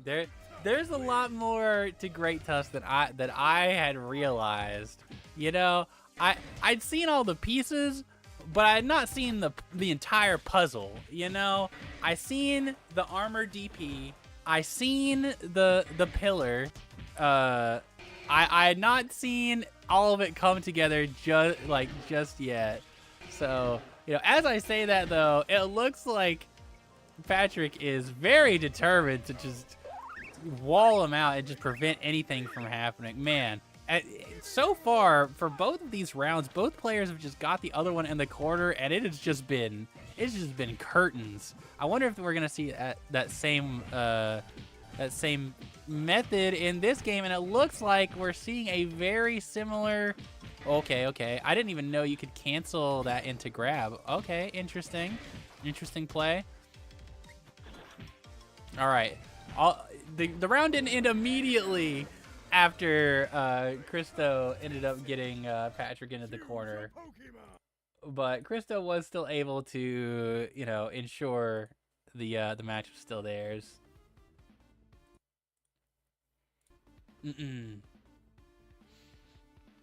Tusk is funny. You have 4-way mix-ups from your jumps, and just rolling lets you do free-ass cross-ups. Yeah, I was not. What? Okay, I personally didn't even know he could. Oh my god, he's doing so much damage. This guy's a mixed machine in the pillar. We just got a complete flashback to round one, like the very first round in the set. I'm getting deja vu out here. Oh my god, he's back in the corner. We already know what can happen in this situation. Patrick has to play really, really well in order to keep up in this matchup, it looks like, because Christo is just keeping him on the toes into the level 3. Oh my god. All right, I know you guys probably know I know you guys are probably like, oh, that's another Tuesday combo. I've never seen this shit before. This is crazy. This is blowing my mind. I did not know Great Tusk had the dog in him like this. But as I say that, Chestnut's trying his best to kind of get some form of ground. Patrick always plays best whenever he's able to keep neutral in a situation, but it looks like all it takes is one flop on Patrick's part for Christo to just run away with the game. All right. But it looks like Patrick finally has a little bit of momentum, but now he's in the corner. This is tough. We've seen what's happened whenever Christo has Patrick in the corner. Games are lost, but now it's been the complete reverse. Chestnut's dashes are just able to have so much corner carry that he was able, off of just very good defensive play, to, oh my god, that was a really good juggle conversion off the thorn. In order to put another thorn back down, you have to be really patient, especially when you're a character with as big as a hurt box as Great Tusk. You can't really afford to jump out of the corner without getting hit by the thorn on the ground, right? And you can't afford to walk out, obviously. But now we're back in the corner. Ooh, the invincible level 3 coming out to... No way. Oh my god, I thought it was over. Is there a way? Is there a way? There's not. There's not. Christo just ran away with that match. That was wild. That was great, even. Great Tusk, even. All right. But with that, we have another set coming up. Man, that was an exciting one. That was probably the fastest match we had, but it was very impressive to see, for me, for the first time, to see what Great Tusk has to offer.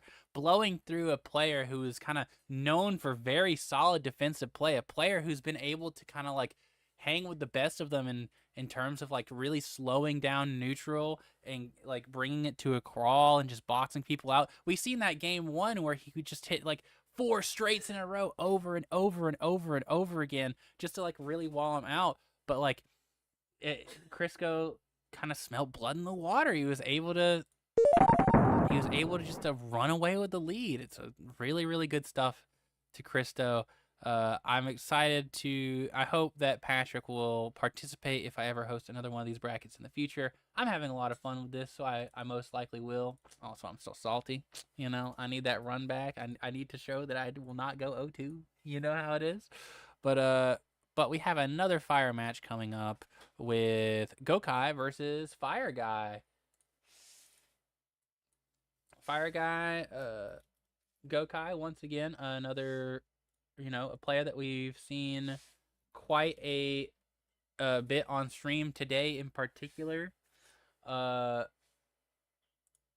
we kind of know what to expect. Gokai is a very patient player, very defensive, willing to play out that timer if needed. And Fire Guy, on the other hand, he's still someone I'm still trying to get a read on. I really want to figure out like how.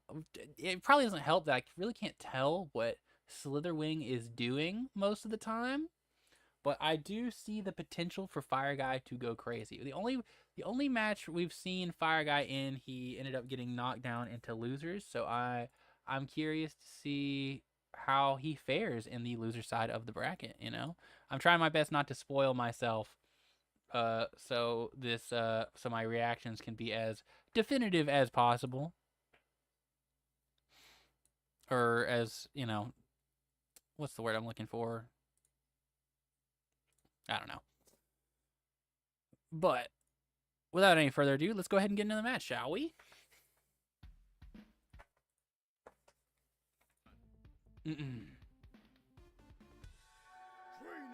Oh, we're seeing a Passimian on Fire Guy? Okay, hold on. I was not familiar with this game. Oh wait, I don't have a Passimian art. Who's a funny monkey? I mean, Chestnut's green, huh? Chestnut's green. He kind of, yeah. Sure. We'll rock with that. All right. Good thing we didn't miss too much. But to my knowledge, Passimian is a character who really who kind of excels in kind of getting around a lot of that generic, mid-range footsies scenarios that I feel like Blaziken is really solid in.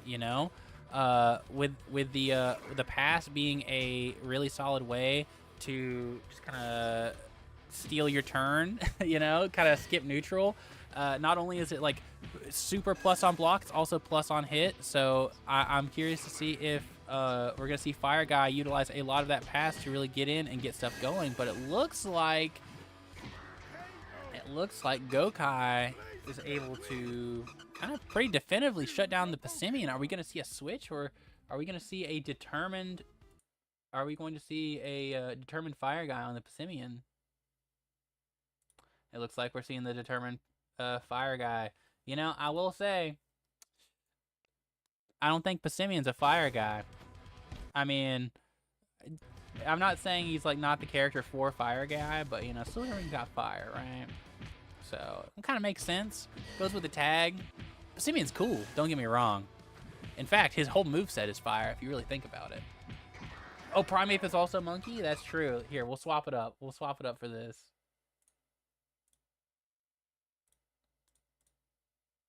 Here, we got two monkeys.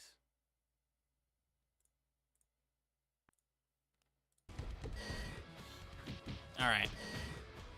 Back at it though. We're seeing the blender that Gokai can really dish out. It's really tough once Gokai gets you in the corner.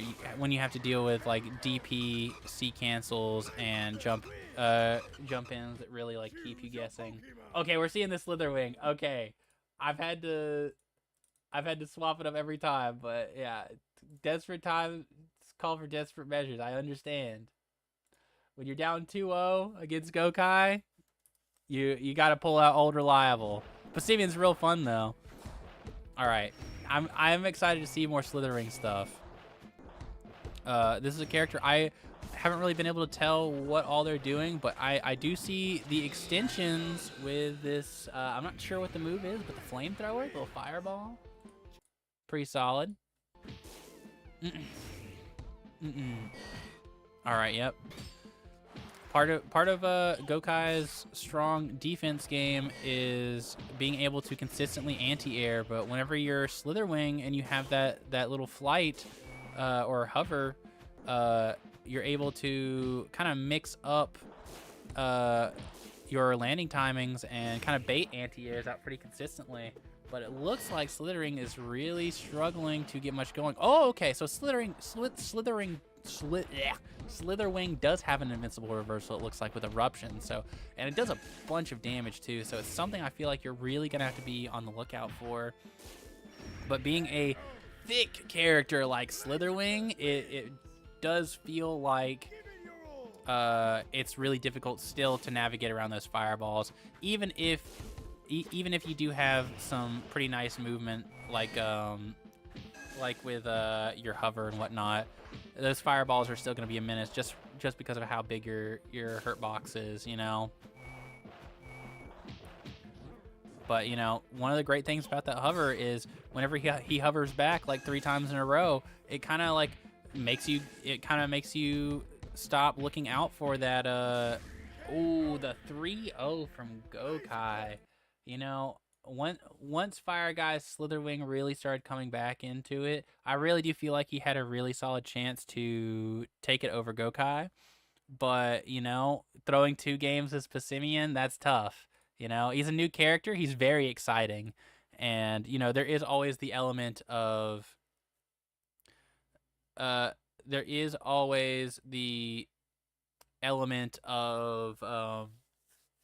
what's it called?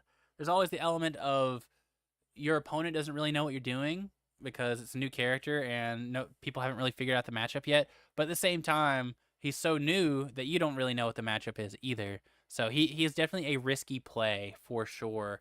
And if you're not super confident on the character and know how, you know, the ins and outs of them, it can be a really dangerous gamble, especially this late into the bracket.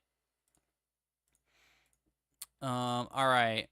So I believe we are waiting on our next match still. We kind of got caught up in bracket. We have matches that we could go over still, but I don't really want to go back in the bracket. But I would like to ask chat, how are you guys feeling? How are you guys feeling about the bracket? I hope you guys are enjoying yourselves. I hope you have enjoyed participating. And I hope you guys have enjoyed my commentary. I'm not really a commentator, but I try my best, you know. Honestly, glad to have more eyes on the games. Me as well. Eruption is very high damaging and very slow. Also, Slither has a longer jump startup and a giant hurt box and an 8-frame jab. I see. Yeah, there's a lot of factors that make it so that Slitherwing is just really, like, it's very difficult for Slitherwing on defense. Obviously, I think they have the Eruption, which at least whenever I've seen it, it looked invincible. So there's that. But with it being really, really slow,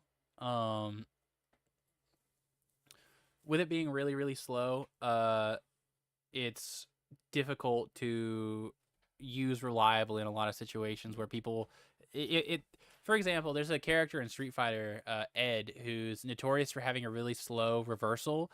People can completely like whiff their jabs on your wake up and still have time to block if you do that. And I imagine Slitherwing probably has something similar, so his defense is like quite lackluster. I do want to see what Slitherwing really looks like whenever he gets going, though. I feel like that's something I really didn't get to see from Fire Guy, since both of the matches I was able to watch from him were ones that ended up sending him into losers and taking him out of losers. All right. Yeah, looks like the next match that we're gonna have on stream is Crisco and Gokai. Crisco, very, very strong showing with the Great Tusk. I was very surprised to see just how much damage that character could end up doing. And just how strong his mix was. I honestly did not think his mix was that strong. I thought he was like kind of a good neutral character who had high damage whenever he did hit you, but he didn't have like a lot of good ways to open you up. Crisco proved me wrong a million times over. A million times over. Yeah, Goat Kai is he's putting up one hell of a fight.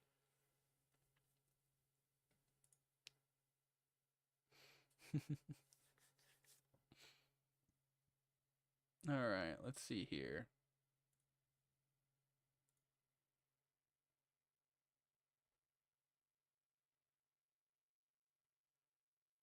All right, it looks like they started at 7:57. Oh, okay, it's over. I'm waiting on the replay now. I'm excited. I'm excited because like the storyline behind these players that I've already kind of gathered from just this like set alone is from this set alone is that Crisco is someone who, even against really defensive players, like Patrick is another really, really solid defensive player that we've seen, and he was just able to completely tear through him. And as soon as there was an opening, Cristo was able to just absolutely demolish any like defense he possibly had and keep him guessing for game over and over and over again, especially when he has like invincible command grab to really make you second guess, should I press here, is it really my turn? Letting him get 3 meter is like really, really dangerous, it looks like, and I'm excited to see if he's able to bully his way the same way on Gokai, right? Because Gokai has gotten quite far in this bracket. Gokai has gotten quite far in this bracket. So I want to see if Gokai's defense is able to keep Cristo in check and really like kind of showcase the flaws that Great Tusk has, or if hold on.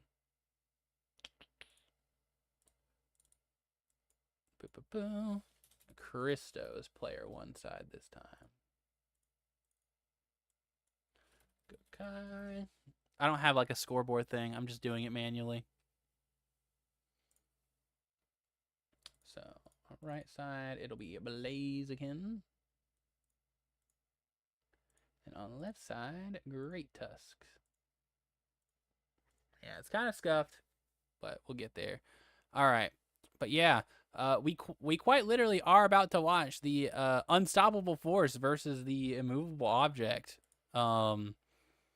So I couldn't be happier. I feel like we're about to see two of the best aspects of this game that I've seen so far. So we're gonna see like probably the best rushdown I've seen all bracket, and just the sheer amount of damage output and mix-ups. And then on the other hand, Gokai has been the most solid defensive player that I've seen. Like, Fire Guy his defense was pretty solid, and obviously Patrick, he's another player that I've sung the praises of over and over again as being a very solid player on defense, but Gokai really is that next level. So I really do want to see the immovable object versus the unstoppable force.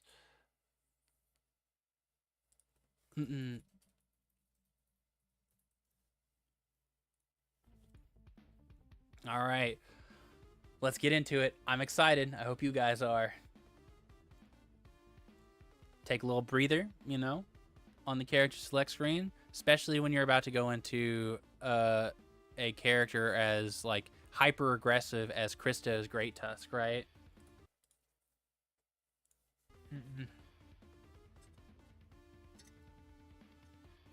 Sometimes you need a second to collect yourself.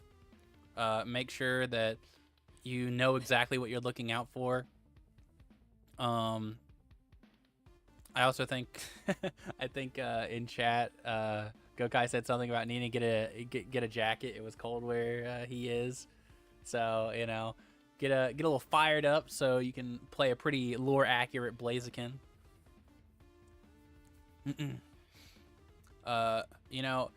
For as much as I have kind of sung the praises of Gokai's Blaziken being a very, very strong defensive and like very strong footsies oriented player, we've also seen that like whenever he gets going, you got your back to the wall and Gokai's pressure kind of starts getting a little too much, his like mix-ups and aggression can also be just as threatening.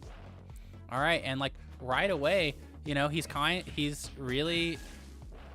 like trying to shut down everything Great Tusk has at his disposal.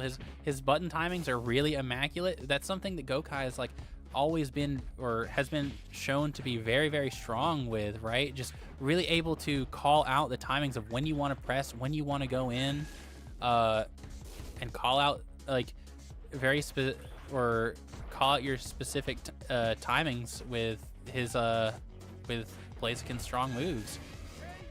And as we can see, you know, Christo had a tough time getting in and like getting stuff to work. So we're really seeing that unstoppable force, or we're really seeing the immovable object, but the unstoppable force comes through, takes half your health for trying to press. You know, you may know when someone wants to press, when someone wants to walk forward as Blaziken, that in the way that Gokai does, but like sometimes your option for answering that press is you know, it's not exactly what you're looking for, as we kind of seen with the Great Tusk level 3. You know, Gokai knew that a button was coming, but the level 3 blew through, and now we're pretty even going into, you know, game 1. You know, the last game we watched Christo, it was basically a blowout. You know. And now we're seeing it be a lot more competitive as Gokai's pressure takes game 1.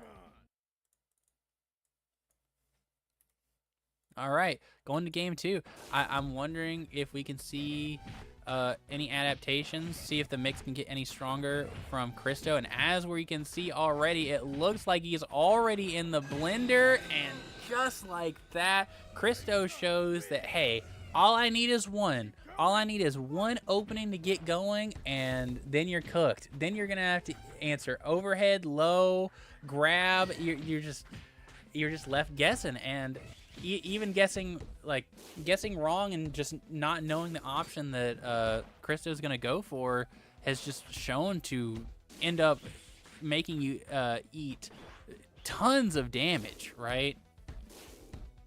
But now we're back in the area where Gokai really kind of wants to be. He's got you in the corner. Now his pressure and his turn is really starting to come through. Ooh, that's dangerous. Okay, yeah. Gokai, once again, pretty solidly. Oh, he missed the Oki grab. Ooh, and he's going to die for it too. That's so tough. All right, it looks like Christo has a match on the board. 1-1. It's pretty even, you know. This is kind of what I was expecting from both of these players. Oh my god, the full screen run up into grab, getting that bar early on. That's going to be really, really important. As soon as Great Tusk gets three bars, the mental stack of like what you have to look out for gets a lot more dangerous. Whoops. All right, I tabbed out to open chat again just to make sure I wasn't missing anything, and Christo just ran away with the match. These Great Tusk mix-ups are just insanity. Oh, and he's okay. He used the meter for C cancel, and yeah, man, I didn't think he was gonna be able to close that out. That was insane damage from Christo. He is really rolling, and there's no pun intended with that, you know. He once he gets that momentum, it's really tough for you to do anything. Even a player as solid on defense as Gokai is having a really hard time answering a lot of the stuff that Great Tusk has to offer. And now he's back in the corner. You know, Gokai isn't necessarily in the corner now. They're kind of back at mid-screen, but, you know, there's still a little bit of pressure. One exchange gets you back in the corner. You're eating these mix, but now we're in a pretty favorable position for Blaziken. All it takes is really one reversal to kind of get things going in the opposite direction, build that meter, and gets the meter for round 2 with the throw punish. Okay. Once again, we're getting into a pretty scary position where Great Tusk has 2 hyper meter. As soon as he gets that third, that it becomes very, very difficult. And there it is. Now, Great Tusk is down half his health, but if you really think about it, it's pretty similar when you have to worry about level 3 in the whiff. Oh, that's so unfortunate. It's a really bad position for Christo now. Although Great Tusk does so much damage that all it really takes is a couple good exchanges, but it looks like Gokai was able to even up the score, getting out of the corners. Oh, wait. Oh, whoa. I spoke too soon. I spoke too soon. All right. No meter going into this round, but whenever you're in the corner against Great Tusk, you could really use that invincible DP that Blaziken has. Okay. Meter on the board. Good anti-air from Gokai. Ooh, solid punish. Ooh, that's some of that. That was that amazing timing that Gokai, that I've been talking about, that Gokai has. And whenever he starts doing these like aerial specials in the corner, the pressure really starts to set in. And now it's up to game 5. This is just as close as I was hoping it would be. This really is a battle of 2 different play styles, unlike anything we've seen in this bracket so far.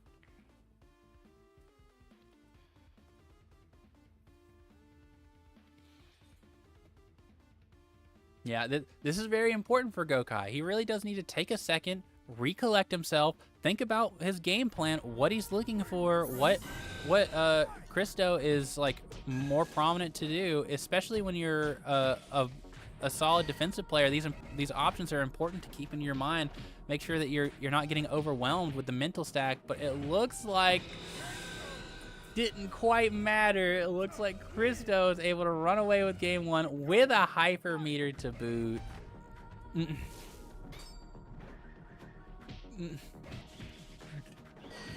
All right, solid. All right, solid damage coming out from Christo. This is a pretty tough position to be in whenever you're in the corner. But oh, that was a great jump to get out of that situation. But now we're in a position where all of a sudden it's not mattering as much.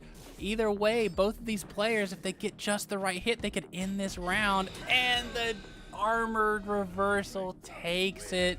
Man, that was an excellent set from both Gokai and Christo. Both of those players played immaculately.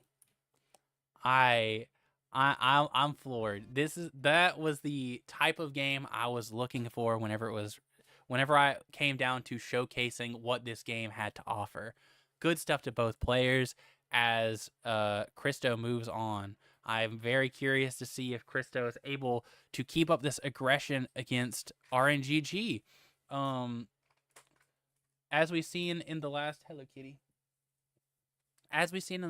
match where Glail fought RNGG, a big issue that RNGG was having is his defense against hyper aggressive offense was just a little bit lacking, and that ended up getting him sent down into loser side. So I wonder if he has the matchup knowledge against Great Tusk to really help him. I wonder if he has the matchup knowledge against Great Tusk that will allow him to kind of get through despite his defense being a little lacking today. Your commentary is so good, bro. Oh, thank you. I appreciate it. I don't really commentate. This is like a first time I've been on like official commentary. So, you know, I'm trying my best. Hey, Gokai. Tusk was designed to be played like you are being held at gunpoint, I swear. If you got a cool background, I can make a top 8 graphic. Yeah, sure. What do you have in mind? I mean, I have the background that I use like now. This is the background that I use for videos. My green screen's kind of freaking out because my lighting's not great, but it's just like blue dots. I can go on top 8er. Oh yeah, okay. Here, I'll send you just a solid background that I use. Gokai, have you messaged me anytime recently? I don't think so. Yeah, I'll just send you the background that I use that's like vaguely associated with my YouTube brand. Mm-mm.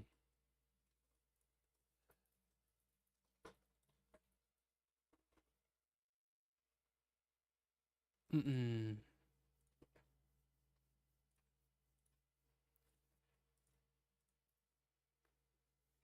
Mm-mm.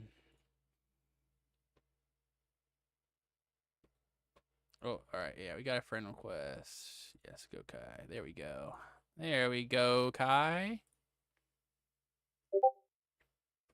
All right. Yeah, let me send you the background that I use that's like vaguely associated with my YouTube brand. It's a very simple background. You can just make it on Top 8 if you like. And I have it in different colors as well if you prefer other ones. It's nothing crazy. Just a blue background with a little bit of texture on it.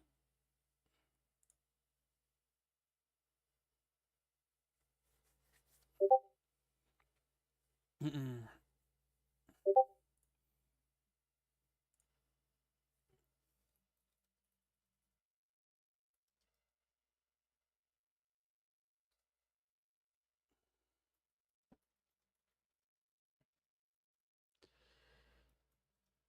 All right. Now we're gonna do Christo versus RNGG. Once again, the lore for this bracket so far is that RNGG was seeded to kind of win the whole thing, and or seeded as number 1, and it was a slight upset to see him get knocked down into loser side so early. And the big reason that I was pinning on during that match and while I was watching that match was the big reason why that I think that he really lost that match was kind of struggling on defense, you know? GG. But Christo, he's definitely going to be a player that he's not going to let you get away with bad defense. He's like, even players that I've seen that I think have the best defense. Gokai genuinely, I believe, has the best defense that I've seen out of like anyone who's played this game. Just being able to consistently call out like walking habits, consistently call out buttons. Christo was able to just run over that. I mean, it was a very close set. It really could have went either way. And all it really took was just another good string and one like in Gokai's direction to like really turn the tides of how that match could have went. But the statement still stands that if Gokai's defense can get just absolutely decimated by Crisco and just have rounds just get ran over completely by Great Tusk, I'm really curious to see how RNGG handles it. I want to see if there's a little bit of matchup knowledge. Maybe I heard that apparently it was like really skewed. The match he lost was really skewed in Zapdos's favor. So I wonder if the matchup is. I wonder if the nerf to Mega Lopunny is less impactful because Great Tusk is so big. I'm very curious to see how this ends up going, or maybe she lost the combo on Great Tusk as well. I'm honest to God, I'm not too sure. I'm not a big Mega Lopunny player. All right, let's get this show on the road though, shall we?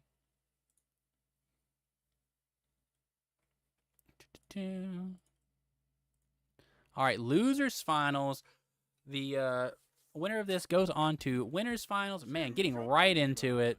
Yeah, when you come off hot from a game like that, Christo is ready to keep that momentum going, right? And as we can see, he's able to really keep that momentum going in a favorable direction, using that DP in order to make sure that he's able to keep you in that corner, keep you oppressed. And man, like I said, this is what we expect from Christo. Christo's aggression is just so difficult to deal with. especially as Mega Lopunny, a character who's going to end up really, really hating getting hit by Great Tusk more than almost any other character. What? Oh my god! I thought that was a command grab. I'm pretty sure it's a command grab. Maybe it was just ever so slightly out of range. That was very surprising to me. But I mean, as we can see, it still doesn't quite matter. He's able to pretty much get all that meter back just from a few quick neutral exchanges. Mega Lopunny, though, on the other hand, is one of those characters that is able to put on a lot of mix, but it doesn't matter when you're getting hit for so much damage. That's game 1 going to Christo. All right. And we're already right back into it. Great Tusk has got Mega Lopunny in the corner, but and using the DP just for stage control. A very important thing whenever you're playing some of these characters with these DPs is that, like, above all else, you know that your win condition is keeping them in the corner. Especially if you have a relatively bad defense, you want to make sure that above all else, like, you're keeping them in the corner. You can get hit, you can get jabbed out. You just want to make sure you keep that stage control, because if you don't, it starts to get really, really difficult to, like, get that momentum back. But as we could see, that last round was almost completely lost as soon as Christo kind of got put out of his flow state, right?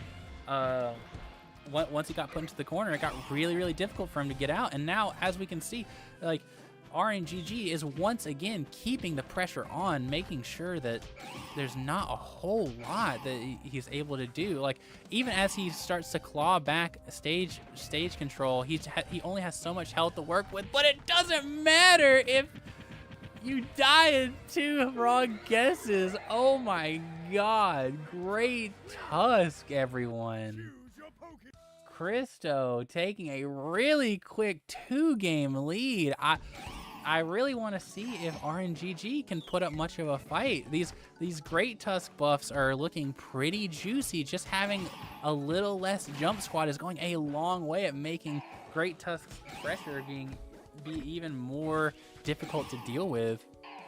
But as we can see, it really is a battle of momentum whenever you're fighting in Great Tusk. Whenever he gets you in the corner, it's really difficult to get anything going. But if you're able to keep him in the corner, it's really difficult for him to do too much about it. Being such a fat character, you're susceptible to all sorts of mix-ups. The craziest, nastiest mix-ups known to man. You're pretty much every hit you get hit by, you're going to be hit with full damage. But, like, man, whenever you're playing as Great Tusk, though, whenever you get a hit, it can feel like about the equivalent of full damage, with even just very minimal conversions off of, like, jab and stuff like that, even without a ton of meter.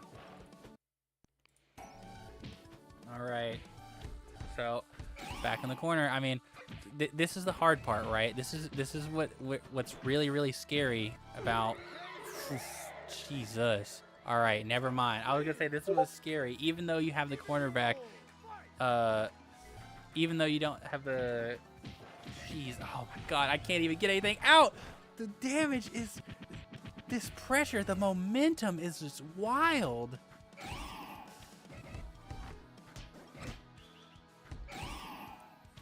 Yeah, but what I was saying before is whenever you get out of the corner, even if you are able to kind of claw your way back, when you don't have a lot of health to work with, sometimes it doesn't matter. Ooh, but now we've gotten to a point where both players are about at the same health. I'm sure one good hit from either player will do it. RNGG able to clutch up that game. We have points on the board. RNGG will not go down without a fight. As we've kind of seen, all the matches where RNGG is able to really, like, keep things in his favor are the ones where things, slow down a little bit. Like, even if, like, the stage positioning is just neutral, that's way better than just being put in the corner by Great Tusk. Above all else, you just don't want to be in that corner against Great Tusk. But, as I say that, this match has been pretty neutral so far, and Great Tusk is just consistent damage output. Seems like he's able to still still put up quite a fight, but Megalopony takes that first round as we go straight into round 2. Oh my god, it's already happening. This is what's scary, especially with the C cancel. Tons of damage coming out. Oh my god, you ate like 90 off of, and he only had to C cancel once. That's so much damage. Holy moly. Ugh. Alright. But now we're seeing signs of life as RNGG is really putting in work in this corner. Okay. Yep, we're still in neutral. Great Tusk is at quite a life deficit, so you know, Christo has to do quite a bit to come back. But I mean, I guess he's just not able to. It looks like we're going into 2-2. It is the game, set, and match. I'm just loving it at this point. But anyways, as we get into it, Great Tusk is already able to like frame 1, get Megalopony in the corner, and it's wait, what happened there? I'm not familiar with that, honestly. Ooh, wait a minute. We're seeing quite a bit of a momentum shift. Great Tusk does have a lot of meter on deck, though, so even one good hit honestly could kill Megalopony here. All right, not quite, though. Not quite. We're saving that meter for next round. Megalopony only has 3 stars on deck right now, so they're still going to be missing out on a bit of combo opportunities. I mean, I say that, but these extensions, they look quite crazy. All right. This is the big damage that we were talking about, though. The C cancel into... Ooh. With only 1 bar, you do so much damage. I mean, Megalopony being such a, like, a frail character certainly doesn't help, but, like, it's just insane how much damage this character can put out with only 1 meter. There's just very select hits that you just cannot afford to get hit by. You know, you get hit by, yep, that's the exact hit you can't afford to get hit by. A little bit of a drop from Christo's, hopefully that doesn't end up costing him the match, because this is round point, or this is the deciding round of the set, and there it is. The pressure was just so much to handle. Christo blows through another opponent, but these matches are close, everyone. You know, as soon as people are able to kind of slow down Christo, there's, you know, the armor's cracking a little bit. It's certainly not impossible. It's certainly not impossible for Christo to really to kind of have his you know, his offense abused, you know, for someone to play a little bit more defensive. But with that takes us into grand finals. I hope everyone's excited as I am. Christo has definitely become a personal favorite of mine to watch. I imagine he's a personal least favorite for all these players to end up fighting against, though. Whenever this guy gets in on you, he is making you pay for it. You cannot afford to get put into the corner against Christo. But I'm curious to see more from Glail, because Glail was a player who really seemed like he struggled against defensive players or characters, or just players who are really, really good at, like, preventing him from getting his stuff going. But Christo is not that player. Christo is the hyper offense, in your face, run you down, don't give a shit type of player that Glail could probably expose quite a bit. You know, if Glail's able to get his mix-ups going before Christo is, and being as difficult to catch as Galarian Zapdos is, it could provide some difficulties for Christo, but we will just have to see as we get into grand finals. Oh yeah, I need to clarify. Thanks for hosting, bro. Yeah, no problem. I really enjoyed it. I want to do this more. Let's see. Christo, whoops. Coming in from loser's side, will need to win 2 sets in a row in order to take the tournament. But as we've seen, he's kind of coming in hot off of these last 2 matches, just absolutely running through the competition whenever allowed to. So let's go ahead and play us some grand finals, everyone. If I can find it.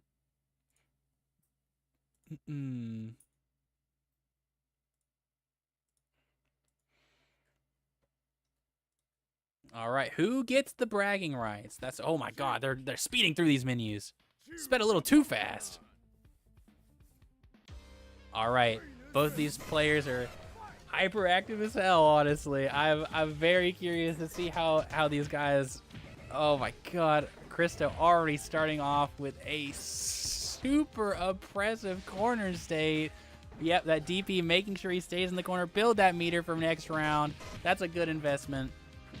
But was it a good enough investment? It looks like Glail is actually making him pay for that, for not just killing him straight up, but just not enough to prevent Christo from taking that first round. But signs of life are starting to happen. We've seen the momentum shift in that match alone as Glail really starts to put on the pressure, keeps him in the corner, punishes the unsafe special. Ooh, Galarian Zapdos proving to be as difficult to catch as you'd probably imagine. But Great Tusk building that meter. Oh, the combo drop. Ooh, that could have been game. Oh, that is game. Okay. It didn't matter. But Galarian Zapdos being so tiny and like so difficult to pin down, I imagine combo drops like that happen pretty regularly in this matchup, honestly. But Crisco takes game 1, looking pretty good, looking pretty solid. But you know, Glail definitely has not proven to go down without a fight already. There's been so many matches that Christo has just kind of like blown through with like no chance for anyone to even like say anything. But Glail has proven that he's able to like contest it at least a little bit. Good burst. That's something that people definitely need to be doing more, especially against Great Tusk. Ooh, missed the super. Okay, but we got the meter back, and you're in the corner. This is tough. Oh, there's so many overheads back to back to back. Oh, the endurance meter's running a little low. You need to be careful. Galarian Zapdos could just make you pay for it. Oh, the wake up jab messed up the meaty. Unfortunate.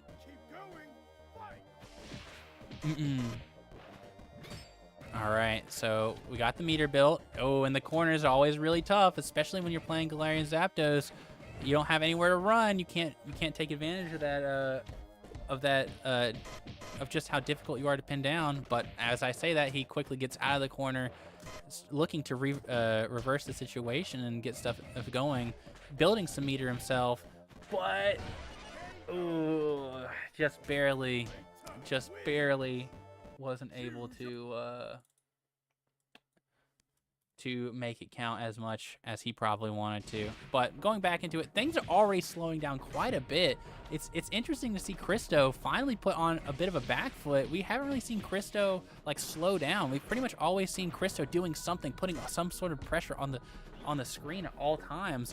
But against Glail, it looks like he's trying to take a little bit of a back foot. He might end up paying for that though.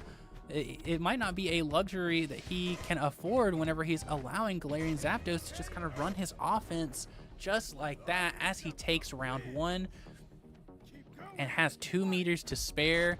It looks like this grand finals is starting to heat up quite a bit. Yep, that's the very difficult to catch Galarian Zapdos that we all know and love. Ooh, doesn't get the anti-air super. and he's gonna take so much damage. Okay, didn't he got out of it a little faster than I thought he probably would. Oh, his back's against the wall. This is the first time I've seen Christo just kind of back himself into a wall against Galarian Zapdos. He's just not putting on the pressure that I feel like we were feeling in the rest of the games that we've seen Christo play. I'm not too sure what changed. I'm not sure what's causing this more defensive play from Christo, and Glail is really trying to make him, pay for it. Finally, we kind of have signs of life back from Christo, but can he make it work? Can he close out the round? Not quite. As soon as things started to slow down even a little bit, it looks like Glail was able to just kind of take advantage of that weakness that Christo is kind of exposing himself under. And now we're back in the corner. Okay. Ooh, I can parry back too. All right, this is gonna hurt. He's got a decent amount of meter to work with for the rejuggle. Yep, a decent amount. I mean 1 meter, but you guys know what I mean. Oh, what an interesting way to anti-air Glail, evening up the score. Man, we've had so many game 5s go on. This is the mark of a great competitive game, when every game can be close, when players are able to put on such a good showing and not really steamroll nearly as much. Now, don't get me wrong, I love watching Christo steamroll, but at this point it's kind of looking like Glail is starting to steamroll him back. He's kind of getting a taste of his own medicine whenever Glail is just kind of running this hyper oppressive offense, and it doesn't really seem like Christo can get much going. Oh, what a good answer. I had not thought about that. As soon as you see him rolling, like that's a really good way to just shut down any option he does. Great Tusk loses the ability to block directly out of his roll, so being able to answer with that super and having it last so long will allow it to cover so much. But it looks like Glail is our bragging rights champion. Congratulations, Glail. I was a huge fan of watching everyone play. I honestly was starting to think that Christo was not able to be stopped. It was quite impressive seeing just how effectively Christo was able to run through everyone. But Glail was able to kind of like make him respect him a little bit, kind of put a little respect on the name, make him play a little bit more defensively. And that's just not something we were able to see from any of the other players. It kind of is interesting to see that even Gokai, who is a player that I would say is the best player on defense that I've seen, was not able to stop Crisco. But the hyper offense and the fear that Glail was able to put out was enough to make Christo just have to respect it. I'm not too sure what the matchup is like. I'm sure that there was plenty of options that were able to keep Great Tusk kind of grounded and make sure he wasn't pressing too much and play a little bit more defensively. But it was very interesting to see. You can kind of tell that these players have probably already fought each other before. I'm trying to see if they played it all in bracket. No, they didn't play in bracket, but I imagine they played before. Thank you everyone so much for tuning in. I'm very, very glad to I was very, very glad to be able to host this, and it was an honor being able to commentate for this game. I know I still don't know too much about it, but I definitely want to do another one of these. It probably won't be it might be under the Bragging Rights brand, but I'm not too sure. Bragging Rights, I wanted to just be for the games that I talked about during the Should You Learn series, right? But I would like to at least enter more tournaments, So I hope you guys will be excited to see me in that. I probably won't be hosting another Pokemon Close Combat bracket unless it's, really highly requested. But I know that they already have a lot of tournaments, so it might be a little too much if I host more. But I am really passionate about the game. It was tons of fun. Obviously, I hate that I performed so poorly. My goal was to not go 0-2, and unfortunately, I still went 0-2, even losing to Demon Tyrogue. So I kind of trolled that one. Galarian Zapdos wins the matchup. I just forgot how to play it round 1 and 2. With how defensive Christo was playing, I can see it. Because like I said, I did not see him play defensive against anyone else except you. So it looks like there was at least some form of awareness on both players' part of who's running the matchup, who's like the one calling the shots. But yeah, thank you everyone for showing up. I may be streaming tomorrow. Who knows? If I stream tomorrow, it will be content, and maybe I'll try to find more people for Pokemon Close Combat friendlies. But my voice is very tired, as you can imagine, commentating so many sets back to back, and being on stream for 6 hours is a little rough on my throat. But at the very, even though I won't be streaming, I'm probably gonna try to get some friendlies in with. I'm probably gonna try to get some friendlies in here in a little bit with other people in the Pokemon Close Combat Discord, whoever is really available. I definitely need more practice, it would appear. I was not expecting to go 0-2. I'm very sad about that. Galarian Zapdos is very, very good at stuffing rollout. I imagined he had like dash to stuff out rollout very well. But yeah, I'm heading out for now, guys. Thank you everyone so much for showing up. Thank you so much everyone for participating. I hope you guys enjoyed it, and like even half as much as I did. But yeah, for now, everyone take care and have a nice night. I'll see you guys tomorrow probably.